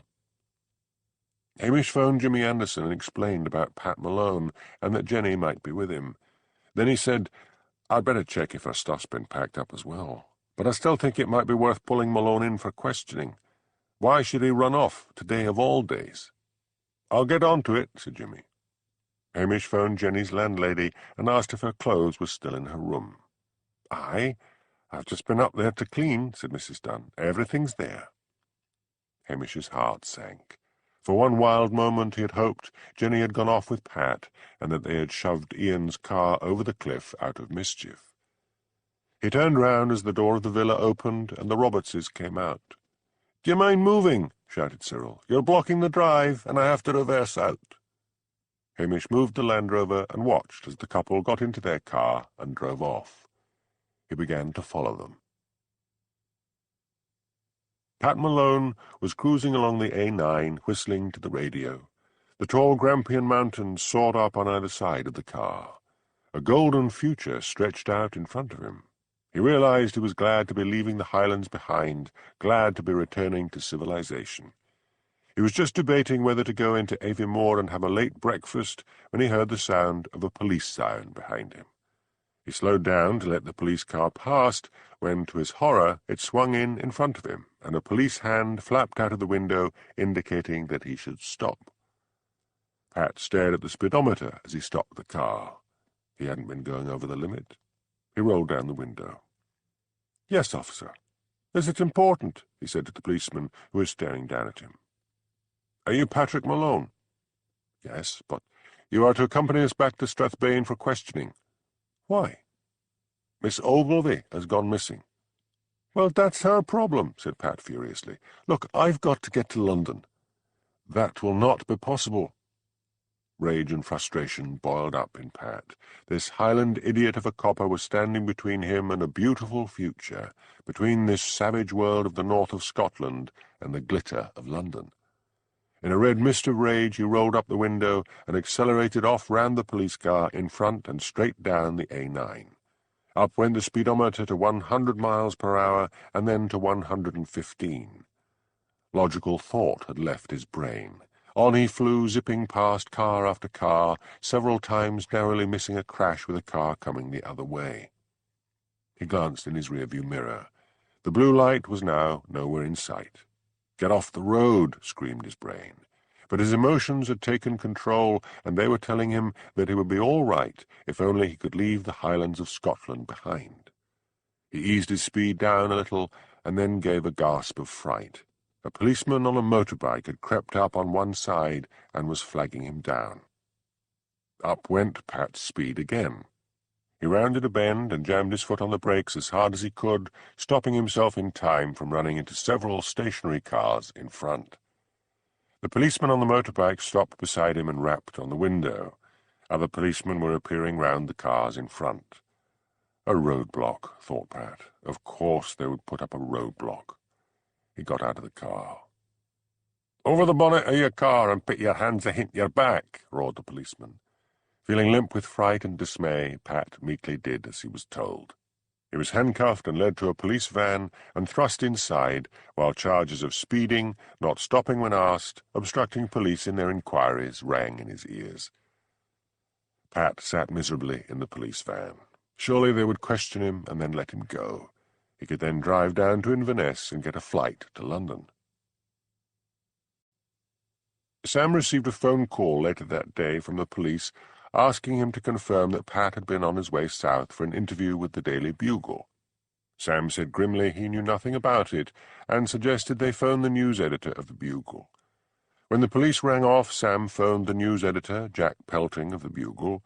Jack confirmed that Pat was due for an interview the following morning. "He's been taken in by the police for questioning," said Sam. "His girlfriend's disappeared. If I were you, I wouldn't bother about him." "Why? He seems a good journalist. That colour piece on Breaky was excellent."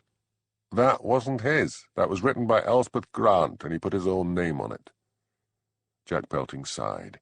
"Do me a favour and get a message to him and tell him the interview's off." "What about this Elspeth Grant?" "Don't you dare," said Sam. "I need her." Sam then phoned police headquarters in Strathbane and told them to tell Pat Malone that he was no longer wanted in London. Pat was being grilled by Detective Chief Inspector Blair. In vain did he keep repeating that he did not know what had happened to Jenny.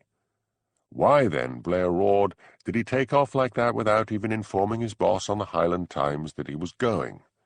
The questioning went on, and Pat's miserable eyes occasionally strayed to the large clock on the wall in the interview room as the hand went slowly round, eating up the precious minutes. At last it was over, and he was bailed to appear at the Sheriff's Court in Strathbane. He was told his car was outside in the car park. Just as he was turning away, the duty sergeant handed him a note. "Message for you." Pat grabbed it and went out to his car. He was about to drive off when he thought he'd better read the message. It was from Sam. "Jack Pelting has cancelled your interview." He thumped the steering wheel in a fury. Then he looked at his watch. 6 o'clock. Maybe he could just catch Jack. He phoned the Bugle and asked to speak to the news editor. He waited impatiently, chewing his knuckles. When Jack came on the phone, he sighed with relief. "It's Pat Malone," he said. "Look, I can still make it. I was taken in by the police because a girl I know has gone missing. But I've just been released because it's got nothing to do with me, so if I get down to Inverness with the plane, I can still make it." "Your boss up there tells me that you pinched another reporter's copy for that piece on Breaky." "That was a mix-up." "Not the impression I got. Anyway, the interview's off." "But—" The phone went dead. Pat sat there for a long time, and then he slowly drove off. To hell with the lot of them. He was going back to Ireland. Hamish had kept a discreet eye on the Robertses all day. They had gone out twice to the shops and were now inside their villa. He drove back to Lochdu and changed out of his uniform. He phoned Angela, with whom he had left lugs earlier, and begged her to keep the dog overnight. Then he phoned Elspeth and asked if he could borrow her car. "Why?" she asked. "Because I want to keep an eye on the Roberts house without being seen." "Only if I can come with you." "All right," said Hamish reluctantly. "If they've really got Jenny, they'll probably make a move to get rid of her during the night." He walked along to the newspaper office. Elspeth was just emerging. "You work late," commented Hamish. "Well, Pat did do some work, and now that he's gone, I'm stuck with double the amount of stories as well as the astrology column. Then Mrs. Glennon over in Alness, who does the cookery recipes, is sick, so I had to do them as well." "Wasn't that difficult? All the measures of stuff and so on?" "I found an old Scottish cookery book in the office and pinched stuff out of that." "Plagiarism, Elspeth?" "I suppose. It's an awfully old book. I just hope I don't get found out." Hamish got into Elspeth's small car, and they drove off. It was a cold, blustery evening, with great clouds racing across a half-moon. "Do you really think the Robertses are the culprits?" asked Elspeth. "I can't think of anyone else. I mean, Jenny was seen leaving the police station." "If it was them, they were taking an awful risk driving a car to the cliffs and sending it over. Any of the neighbours could have seen them driving off." "Most of the neighbours would have been asleep. Nobody heard anything, except for one, who just thought, he might have heard a car." "Let's say it is them," said Elspeth. "I wonder who sent that video to the community centre." "Aye, that's the odd part of it." They drove on for a bit in silence. "If I'm wrong about them," said Hamish at last, "I won't know where to begin." "I checked before I left the office," said Elspeth. "They haven't found any body in the sea. Heard from Priscilla?" "Yes, she was worried because Jenny was claiming to be sick, and she said that Jenny is never ill." "That's hit one of my hopes on the head." "Which was?" "That Jenny had got so scared with the murders, or that someone had scared her, and that she had simply taken off, leaving everything behind." "First pushing a car over a cliff." "Yes, it does sound stupid, but maybe she abandoned the car with the keys in it, and some youths took it for a joyride." "Far-fetched." "Maybe, but I'm beginning to think our suspicions of the Robertses are far-fetched. To commit 2, possibly 3 murders, and all because you don't want anyone to know your child isn't your own." "I sometimes think the land up here and the long black winters and the isolation twist people's minds," said Hamish. "The soil is thin, and the rock is old, and there are parts up here where something bad has happened. Oh, maybe long ago, and you can feel a malignancy seeping out of the very ground." Elspeth gave a nervous laugh. "The old folks would say it's the little people, and give them an offering of iron and salt." They reached the coast road, drove past the row of villas where the Robertses lived, and parked at the end. "What now?" asked Elspeth. "We wait and hope." Jenny blinked in the light as the cupboard door swung open. Cyril Roberts reached in with powerful arms and pulled her out onto the landing. He raised a sharp knife, and Jenny's eyes dilated with terror. But he stooped and cut the rope round her ankles and hoisted her to her feet. "Walk," he ordered. Jenny took a few steps, but she was so weak with hunger and from the blow to her head that she would have fallen if he had not held her up. Mary Roberts appeared. "Help me down the stairs with her," said Cyril. "All this effort," grumbled Mary. "Why are we keeping her alive?"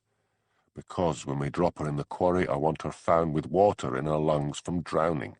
Then they can maybe think she committed suicide." "She smells." "She hasn't been to the toilet. What do you expect?" Jenny was dragged down to the living room and dumped on a chair, but not before Mary, with housewifely concern for her furniture, had put newspapers down on it first. "When do we move?" she asked. "Another hour yet. Look out at the front door, and make sure that copper isn't lurking about."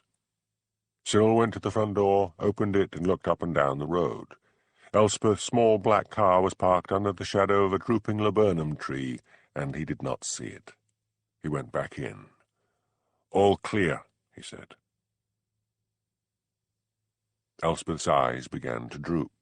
Her head slowly fell sideways and rested on Hamish's shoulder, and soon she was asleep. Hamish felt tired himself. The warm weight of Elspeth resting against him was making him feel drowsy. For once there was no wind, and the night was quiet. In his mind, Hamish was suddenly up on the River Anstey on a clear, sunny day. Priscilla was walking along beside him, the sunlight glinting on her blonde hair. He felt warm and happy.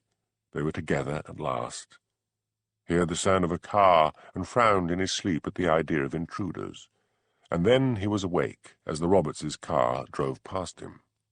Hamish shook Elspeth awake. "They're off, and I missed them. I fell asleep. Follow them at a distance, and you'll need to drive without lights. The minute they stop, cut your engine, so they don't hear ours." Elspeth let in the clutch and moved off, praying that whichever one of the Robertses was driving would not look in the driving mirror and spot them. The car in front headed out of Brakey on the Loch Dhu road. "It's all twists and turns now," said Hamish, "so we can keep fairly close without them spotting us." "Where do you think they're going?" asked Elspeth. "I'm trying to think. If they've got Jenny and want rid of her, you'd think the sensible thing would be to take her to the cliffs where the car went over and drop her body in the sea. Then it would be assumed she was in it when it went over. But forensics would surely discover she'd been killed later. They're not magicians. Once a body's been in the sea for a bit, battered by rocks and eaten by fish, there wouldn't be much left to say when she was killed." Hamish took out his mobile phone. "I'm calling for backup," he said. "If they haven't got Jenny, I'll look a fool, but it's worth the risk." He phoned Strathbane and explained his suspicions and why he was following the Robertses on the Loch Dhu road. Elspeth turned a bend in the road. "Hamish," she said, "I've a feeling they've gone." "Stop the car." Hamish peered out into the darkness. He rolled down the window and listened. "There's the sound of a car up on the hill to the left. That's the old quarry, the one that's filled with water. That's where they've gone." "How do I get there?" "Turn round, then back round the next bend, and you'll see a road covered with heather on the right." Hamish phoned Strathbane again and gave instructions as to how to get to the quarry. Elspeth found the road, and her small car began to bump over the ruts. "Not far now," said Hamish. "We'll go the rest of the way on foot. On second thoughts, you stay here. It'll be dangerous." "I want the story," said Elspeth. "I'm coming." "Then keep behind me, and don't do anything daft." They walked quickly up the old overgrown road, their feet making no sound on the grass and heather that covered it. Cyril switched off the engine. "Here we are," he said. "Are you going to give her another dunt on the head afore you throw her over?" asked Mary. "No. Don't want things to look too suspicious. I told you, the sides of the quarry are so steep that even if she had the strength to swim, she'd never have the strength to climb out." They both got out of the car. Cyril lifted out his shotgun. "What's that for?" asked Mary. "We've come this far. Got to make sure no one surprises us. Hold the gun, and I'll open the boot and get her out." Hamish and Elspeth crouched down in the heather. The moon raced out from behind the clouds. "He's got the gun," said Hamish, his mouth against Elspeth's ear. "Damn." "He wouldn't be idiotic enough to shoot a policeman, would he?" asked Elspeth. "That pair are mad enough to do anything." "Did you hear something?" asked Mary sharply. Cyril froze and listened hard. "Nothing," he said. Mary shivered. "This place gives me the creeps. It's haunted, you know." "Havers." Cyril opened the boot. "Help me get her out." There was a rustling in the heather beside Hamish. He felt Elspeth moving away and shot out an arm to stop her, but she had gone. He swore under his breath. He would need to confront the Robertses, but he wished he could get to that shotgun first. He thought the Robertses had really gone mad. He was sure Cyril Roberts would shoot them both and get rid of their bodies, even if he told him that reinforcements were on their way. The Robertses dragged Jenny out and laid her on the heather. "Now, the thing is," said Cyril, "we roll her to the edge, cut off the ropes, rip off the gag, and push her over. Right?" "Right," said Mary. "Hurry up. I feel something here." And then they both froze, as a silvery, unearthly voice whispered across the heather, "You are wicked, and I have come to take you away." Then there was an eerie laugh. Mary's face, already bleached by the moonlight, was now as white as paper. "It's the wee folk," she said through dry lips. "Pull yourself together, woman." Cyril picked up the shotgun and swung it to the left and the right.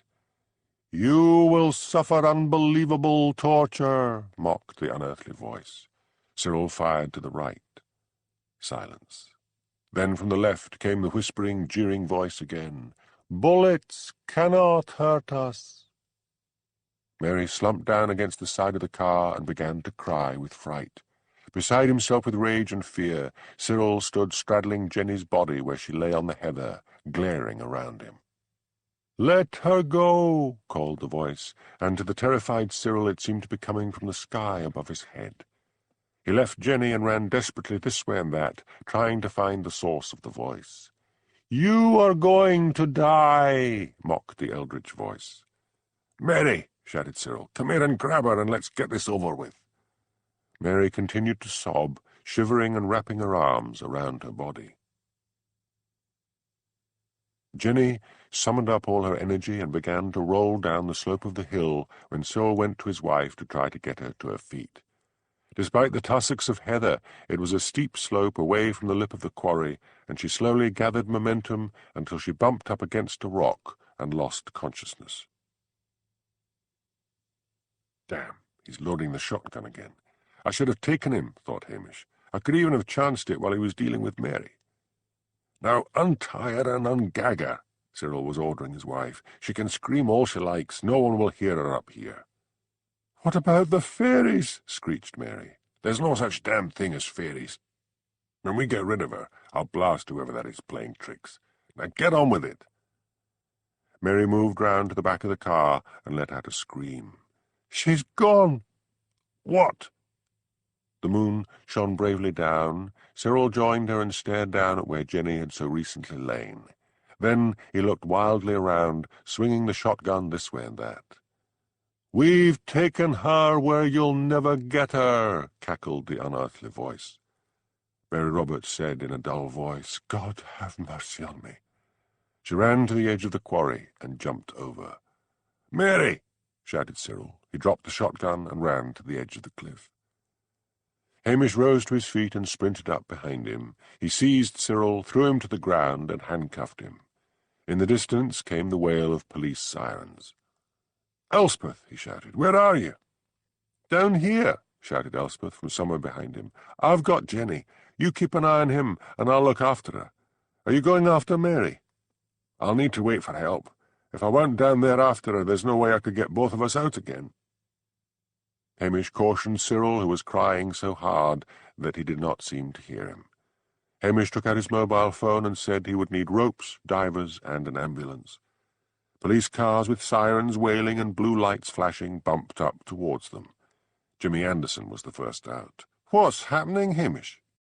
"This is Cyril Roberts, who is guilty of kidnapping Jenny Ogilvy and trying to kill her.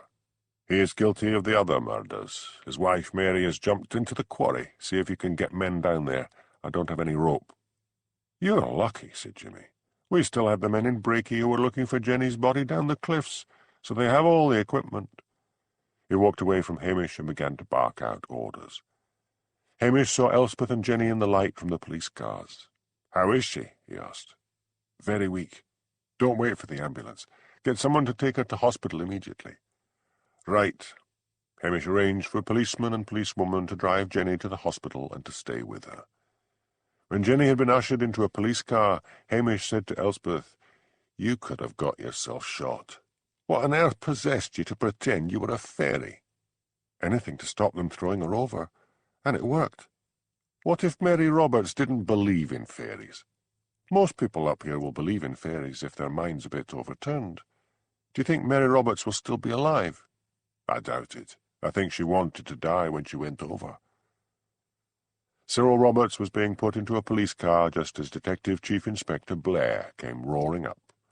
Hamish had to go through the whole story of how he had come to suspect the Robertses. When he had finished, Blair said, "You wait here to see if they get Mrs. Roberts out alive. I'll go with Cyril Roberts to Strathbane and question him."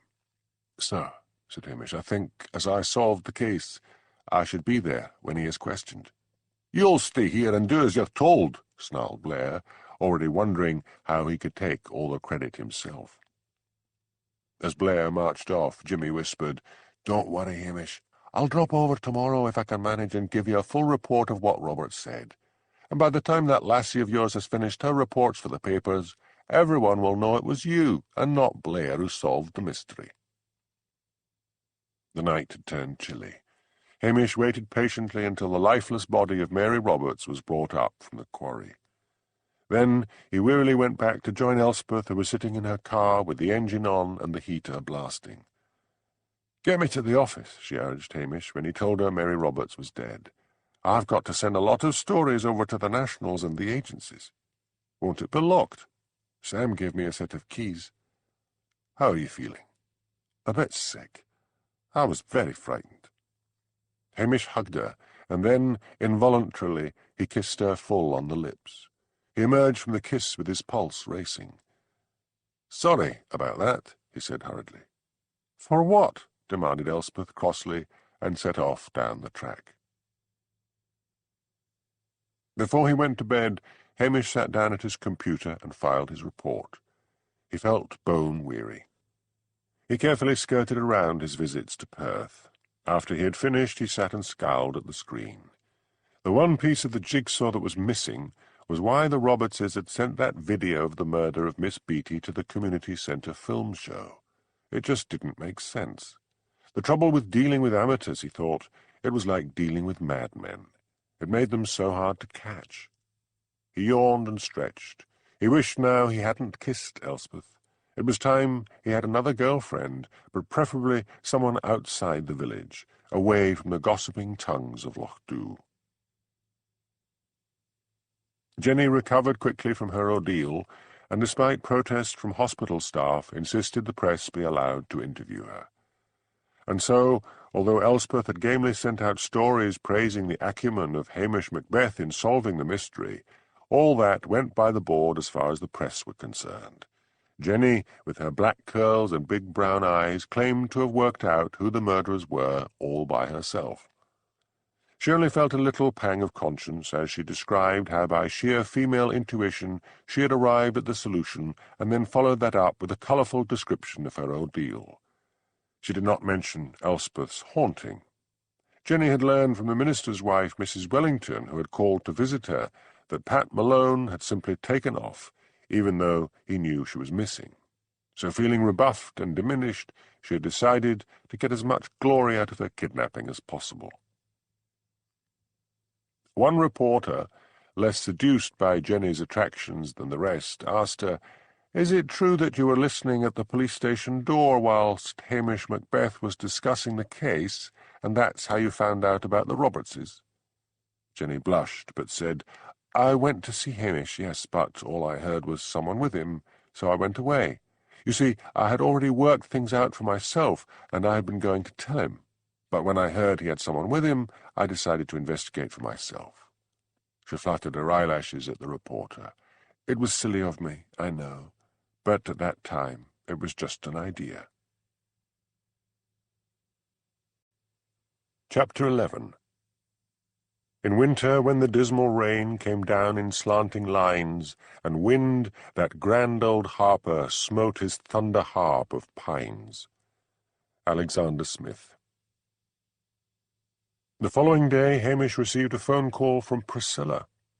"What's all this?" asked Priscilla.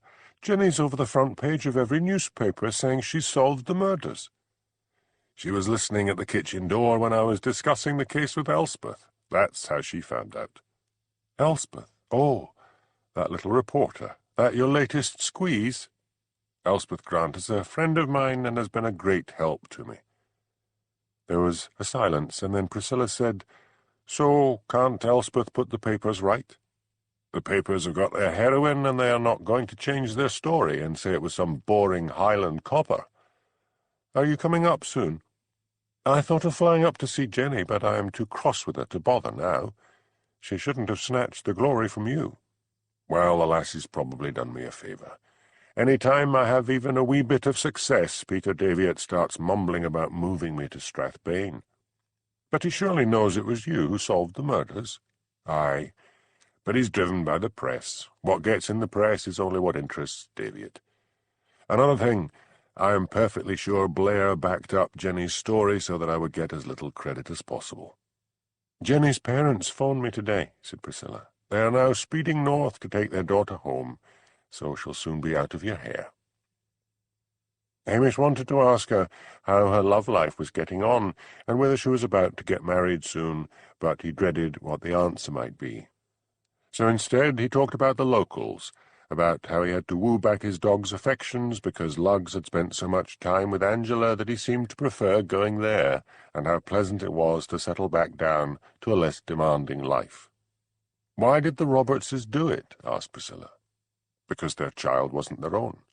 "I know that, but to commit 2 murders—" "I'll find out and let you know," said Hamish. "Jimmy Anderson is going to call and let me see a transcript of the interview." When she rang off, Hamish went out to feed his hens and check on his sheep. The air was cold and damp, and the wind had shifted round to the northeast. The long Highland winter was howling on the threshold. By faking references, Pat Malone had managed to get a job on the Dublin Mercury as a junior reporter. On his way to work, he stopped by a shop to buy cigarettes, a habit he had taken up after his flight from the Highlands. Although he was perfectly sure the Scottish police would not go to the trouble to extradite anyone on such a minor charge, he still felt uneasy. The shop sold the British newspapers, and there was Jenny's face smiling up at him from the front pages. He bought several, and then, after buying his cigarettes as well, stood on Grafton Street and read the stories. If only he had stayed, he thought bitterly, he could have basked in some reflected glory. Of course, none of what had happened to him was really his fault. It had all been just bad luck. After another 2 days, Hamish was just beginning to think that Jimmy had forgotten about him when the man himself appeared in the evening carrying a bottle of whisky. "Come, Ben," said Hamish, "it is not like you to be providing the whisky." "I feel you deserve it, laddie. I was getting damn sick of breaky. How you can bear living up here fair beats me." As if in answer to him, the wind howled around the police station like an Irish banshee. "Sit yourself down," said Hamish, putting 2 glasses on the kitchen table. "Did Cyril Roberts confess?" "Aye," said Jimmy, pouring a large whisky for himself and a small one for Hamish. He tugged several pieces of paper out of his jacket pocket. "Read that." Hamish spread the papers on the table and began to read. "Amy Beatty," Cyril Roberts had written, "came to us as a cleaner 16 years ago. My wife Mary found her crying in the kitchen one day and asked her what was troubling her. Amy said she was pregnant. She said she would have to have the child and then give it up for adoption. Now Mary and I couldn't have children. We'd always longed for one. We thought of adoption, but the adoption societies are so difficult. So when Mary told me, we hit upon a plan. We've got a holiday cottage over in Caithness, just north of Helmsdale. Amy would go and live there when her time was near. Meanwhile, Mary would tell everyone she was pregnant. Then, when Amy was due, we'd go over there. Mary used to be a nurse, so she would deliver the baby. She would come back with it as our own. We doted on Penny as she grew up. Have you seen her? Have you ever seen anything more beautiful? Amy seemed to have started a new life for herself. We'd given her a large sum of money, and she bought the post office. We'd inherited a lot of money after Mary pushed her own mother down the stairs." "I remember," said Hamish. "That Mary said her mother had Alzheimer's and died a week before she married Cyril." He went back to reading. And then one day Amy Beatty turned up. She said she wanted Penny to know the identity of her real mother. We couldn't be having that. We threatened her, and we thought that would keep her quiet, but she went to Miss McAndrew. Miss McAndrew was hot for Penny to go to university, and Penny wanted a career in television. Miss McAndrew told us that if we did not make sure Penny went to the university, then she would tell everyone in Brakey that Penny was not our child. Then the anonymous letter arrived, addressed to Penny. The post was late that morning, and it arrived after Penny had left for school. We opened and read it, and we were pretty sure it was from Miss McAndrew. Mary said no one was going to take our precious child away. We told Amy that we had decided to let her tell Penny, but we would like to discuss it with her first. We went round to her flat. Mary put a strong sleeping draught in her tea, and when she was unconscious we hanged her and left that anonymous letter, knowing that Miss McAndrew would read about it in the papers and take it as a warning. Just to be sure, we took a bit of video film and sent it to her as a further warning. No, I don't know who sent it to the community centre. We thought that was an end to it. Then Miss McAndrew phoned up soon afterwards and said she had been wrestling with her conscience. She said she would have to go to the police and tell them everything. It was late at night, and Mary said she wouldn't go to the police that night and had to be silenced. I said that one killing was enough, and Mary said she would kill me if I didn't help her. She said she would do it. Now, Penny had keys to Miss McAndrew's house. I begged Mary not to do it, just to frighten Miss McAndrew, and Mary said all right. We let ourselves in and crept up to the bedroom, and then Mary produced this knife and began to stab and stab and stab. And we thought for a while we'd got clean away with both murders. We were even able to go on as normal. We adore Penny. And then that girl, Jenny, called. Mary hit her on the head.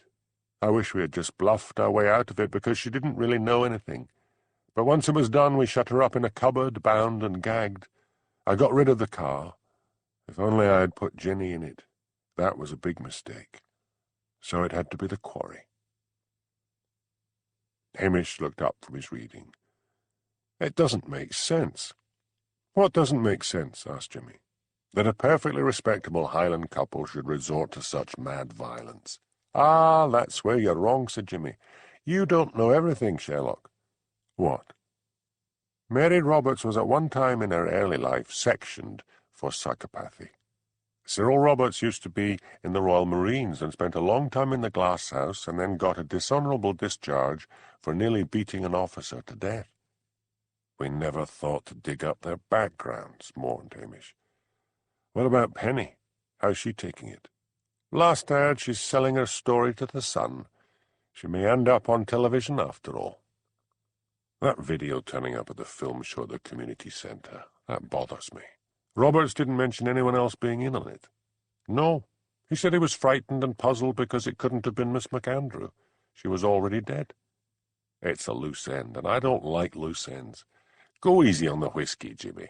I shouldn't even let you drive. I'll be just fine.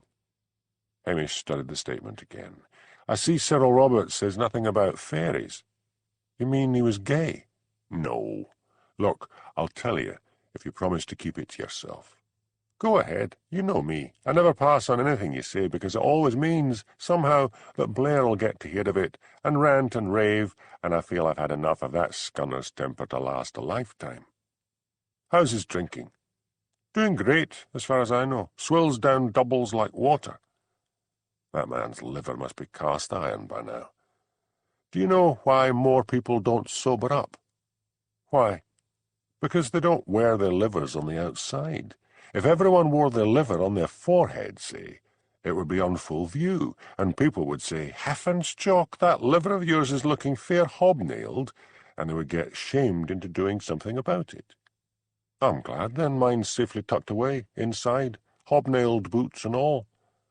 What were you going to tell me? Elspeth scared Mary Roberts into jumping into the quarry. She put on this weird voice and haunted them.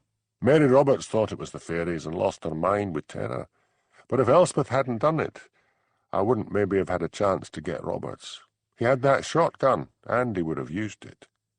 Pretty lassie, then, Elspeth. Got your leg over yet? Wash your mouth out with soap, Jimmy. Whiskey'll do, said Jimmy, and poured himself another glass. Roberts is trying to put all the blame on his wife, but I'll tell you one thing that came out at the interview. What? Cyril Roberts was in love with Penny. Now, the wife, she was just obsessed with the idea of having such a beautiful child, but Roberts, it was mad obsession. He was fair crazy about her. I think he was the one who stabbed Miss McAndrew, and I think he'd sooner or later have got rid of his wife to have Penny to himself. I went to see her. She's a right little minx. You'd think she'd have been shattered, but she seemed to be glorying in the notoriety of it all. Well, Roberts will be put away for a long time. He won't be seeing her again. He doesn't know that. The crazed wee man thinks she'll visit him in prison. God help the lassie. He'll get out when she's still alive. She'd better change her name and disappear. It's sad, said Hamish. Amy Beatty deserved better from her daughter. A few weeks later, Hamish returned to the police station after driving round his beat. He saw Elspeth going into the newspaper office and averted his head. He knew he had been avoiding her and felt guilty about it. He owed her a lot, but the memory of that kiss and the emotions it had stirred in him had frightened him. He didn't want another romantic involvement, particularly one right in the village of Loch Dhu. He parked the police Land Rover and got out. The rain was being driven horizontally across the loch on the screaming wind. There was a slim figure huddled in the shelter of the kitchen door. "Can I help you?" he asked. "I've come to confess," said a female voice. "Come in." He opened the kitchen door and switched on the light and turned to look at his visitor.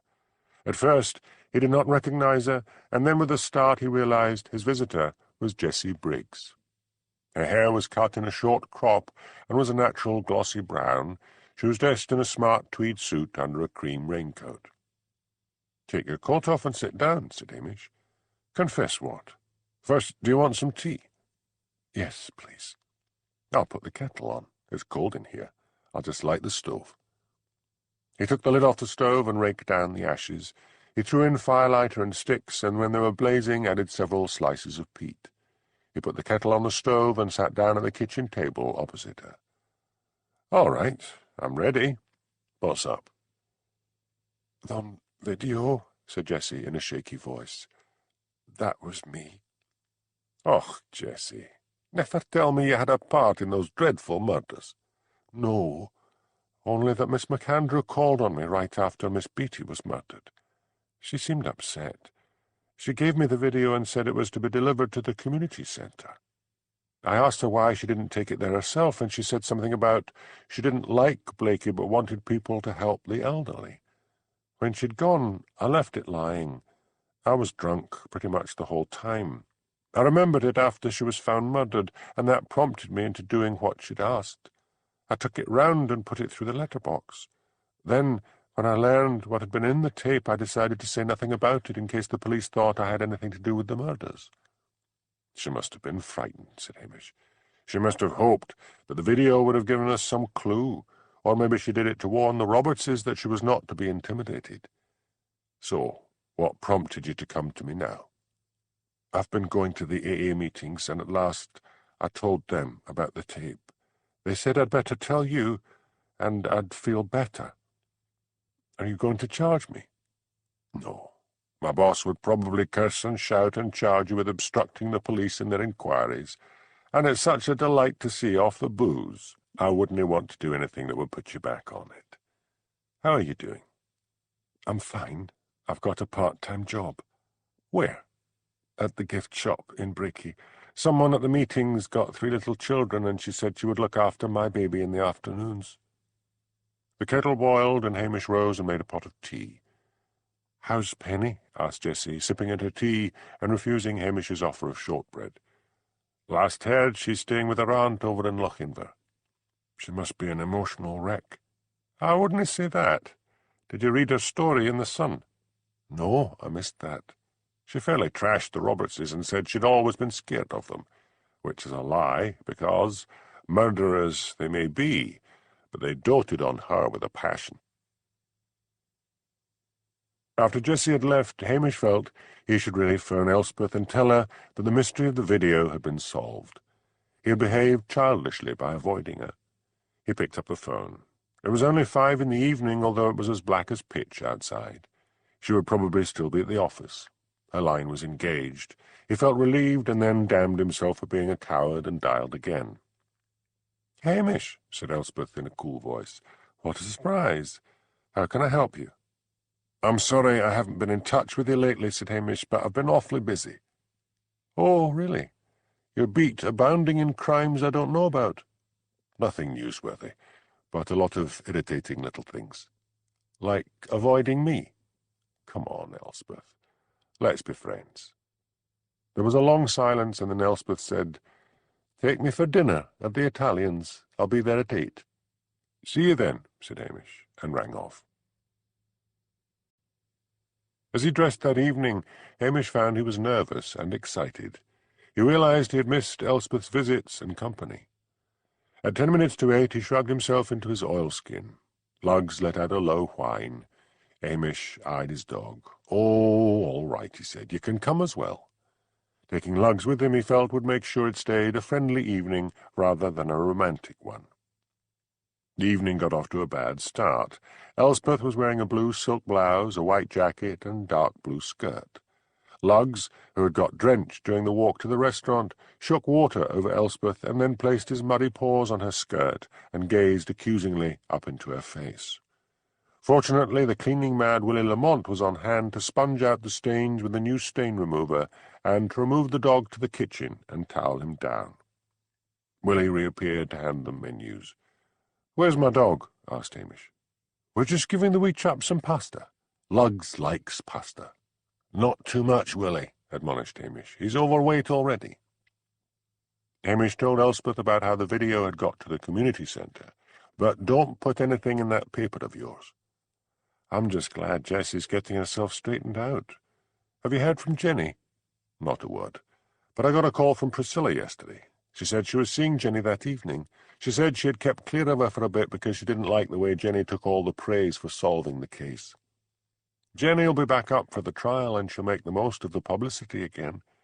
Sam says Pat is working on a paper in Dublin. He must have forged a reference. Knowing that one, he probably forged several references." Hamish ordered a bottle of wine and told Elspeth all about Cyril Roberts's confession, and then somehow found himself ordering another. He felt relaxed and happy. "Did anything come from your appeal in the paper for the Old Folks Club?" Hamish asked. "Oh, that will be appearing in the next issue. Mr. Blakey is getting lottery money to buy proper cinematography equipment." "That's grand."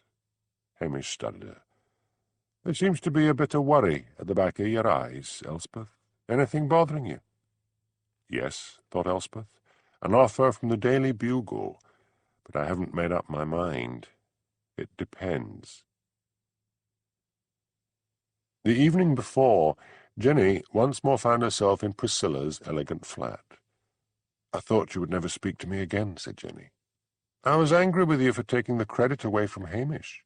"But I didn't," protested Jenny. "I guessed it all by myself. Hamish says you were listening at the police station door when he was discussing the case with Elspeth." Jenny blushed, but said hotly, "That's not true. Have it your way. Is Hamish keen on this Elspeth?" "Not really. They just seem to be friends. As a matter of fact," said Jenny with a toss of her dark curls, "Hamish rather fancied me." "Didn't sound like it when I spoke to him this morning." "Oh," faltered Jenny, "you spoke to him." She rallied. "Well, he wouldn't want to say anything about it to you in case he hurt you." "How on earth could it hurt me? Hamish is old history." "You wouldn't think so, the way you go on about him. In fact, you talk more about him than that fiancé of yours." "You're being silly, Jenny. Shall we eat?" Early the following day, Priscilla sat at her computer in the city, not really seeing the figures on the screen. She was suddenly homesick for Loch Dhu. She was having doubts about getting married. Just nerves, she told herself, but she could not let go of the thought of going home. She rose and went in to see her boss and said she had just received a phone call that her mother was ill. The excuse worked, and she was free to go. "I can drive up and be there before midnight," thought Priscilla. Hamish and Elspeth finished their meal with 2 large brandies. When they left the restaurant, with a pasta-filled dog rolling along behind them like a drunken sailor, they found themselves walking together in the direction of the police station. Elspeth stumbled on her high heels, and Hamish put an arm about her shoulders. All Hamish had drunk sang in his brain, and he hugged Elspeth closer. He opened the kitchen door and switched on the light. They stood close together, looking at each other while Lugs yawned and slumped down onto the floor by the stove. Then Elspeth held out her arms. One sharp little alarm bell went off in Hamish's brain, but he ignored it. He took her in his arms and kissed her rain-wet lips, and then somehow they were staggering towards the bedroom, shedding clothes as they went. At one point Hamish dimly heard the phone ringing from the office, but he ignored it.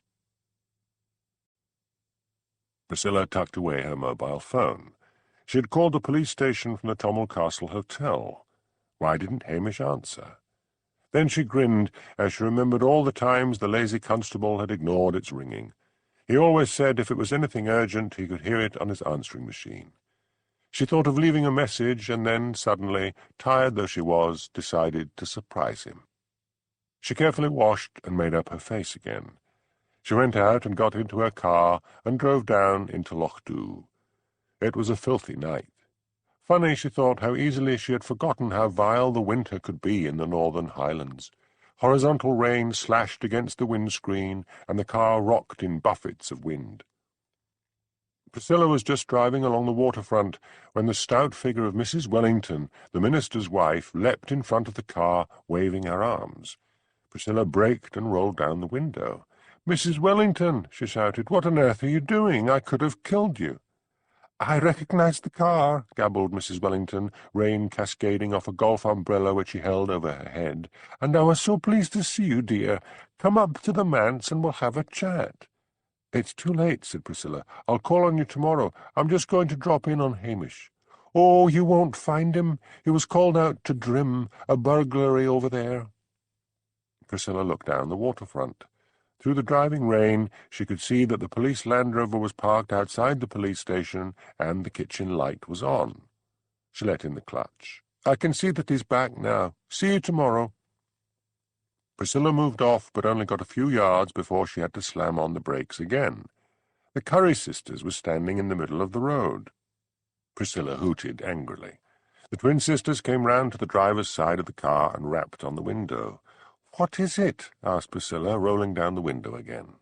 Rain was dripping from the plastic covering on their heads and onto their thick glasses. "We were so delighted to hear you were back," said Jessie. "I said to Nessie, we must ask her in for tea. I'm on my way to see Hamish." "Oh, I wouldn't be disturbing him this time of night." "The kitchen light is still on," said Priscilla patiently, "which means he's awake." "I wouldn't be going by that, said Jessie. "He aye forgets to put it out. "I'll see you tomorrow, ladies," said Priscilla firmly. She drove to the police station and parked her car and got out. She was just about to walk up to the kitchen door when a voice hailed her. "Miss Halberton Smythe!" Priscilla turned round. Archie MacLeod, the fisherman, was standing there. "I have had a fine catch of the fish. If you would be stepping over to my cottage, I'll let you have some." "What is up with everyone this evening?" asked Priscilla, bewildered. "I'm just going to say hello to Hamish, and then I'm going to bed." "I wouldn't be doing that." "Why?" "I just wouldn't," muttered Archie, backing away. Priscilla shrugged and went up to the kitchen door. It was unlocked. She pushed it open and went in. Luggs waddled towards her, his ridiculous plume of a tail waving a welcome. She bent down to pat him, and that's when she saw a shirt lying on the floor, and next to it a blouse and jacket. Priscilla straightened up slowly and stared. A line of discarded clothing was leading to the bedroom. She suddenly felt sad and silly. The phone in the police office was ringing, and then the answering machine clicked on. "Hamish Macbeth," boomed Mrs. Wellington's voice. "If you're up to what I think you're up to, you'd best lock your doors. Miss Halberton Smythe is on your doorstep." The phone rang again. Priscilla waited, frozen. The answering machine clicked on again. "Oh, Hamish," came Archie's voice. "I'm probably too late, but your Priscilla's at the police station." Priscilla turned on her heel and left the police station, closing the door quietly behind her. Feeling stiff, almost as if she had rheumatism, she got into her car. She drove slowly back along the waterfront, while the hidden eyes of the villagers sadly watched her from behind their curtains.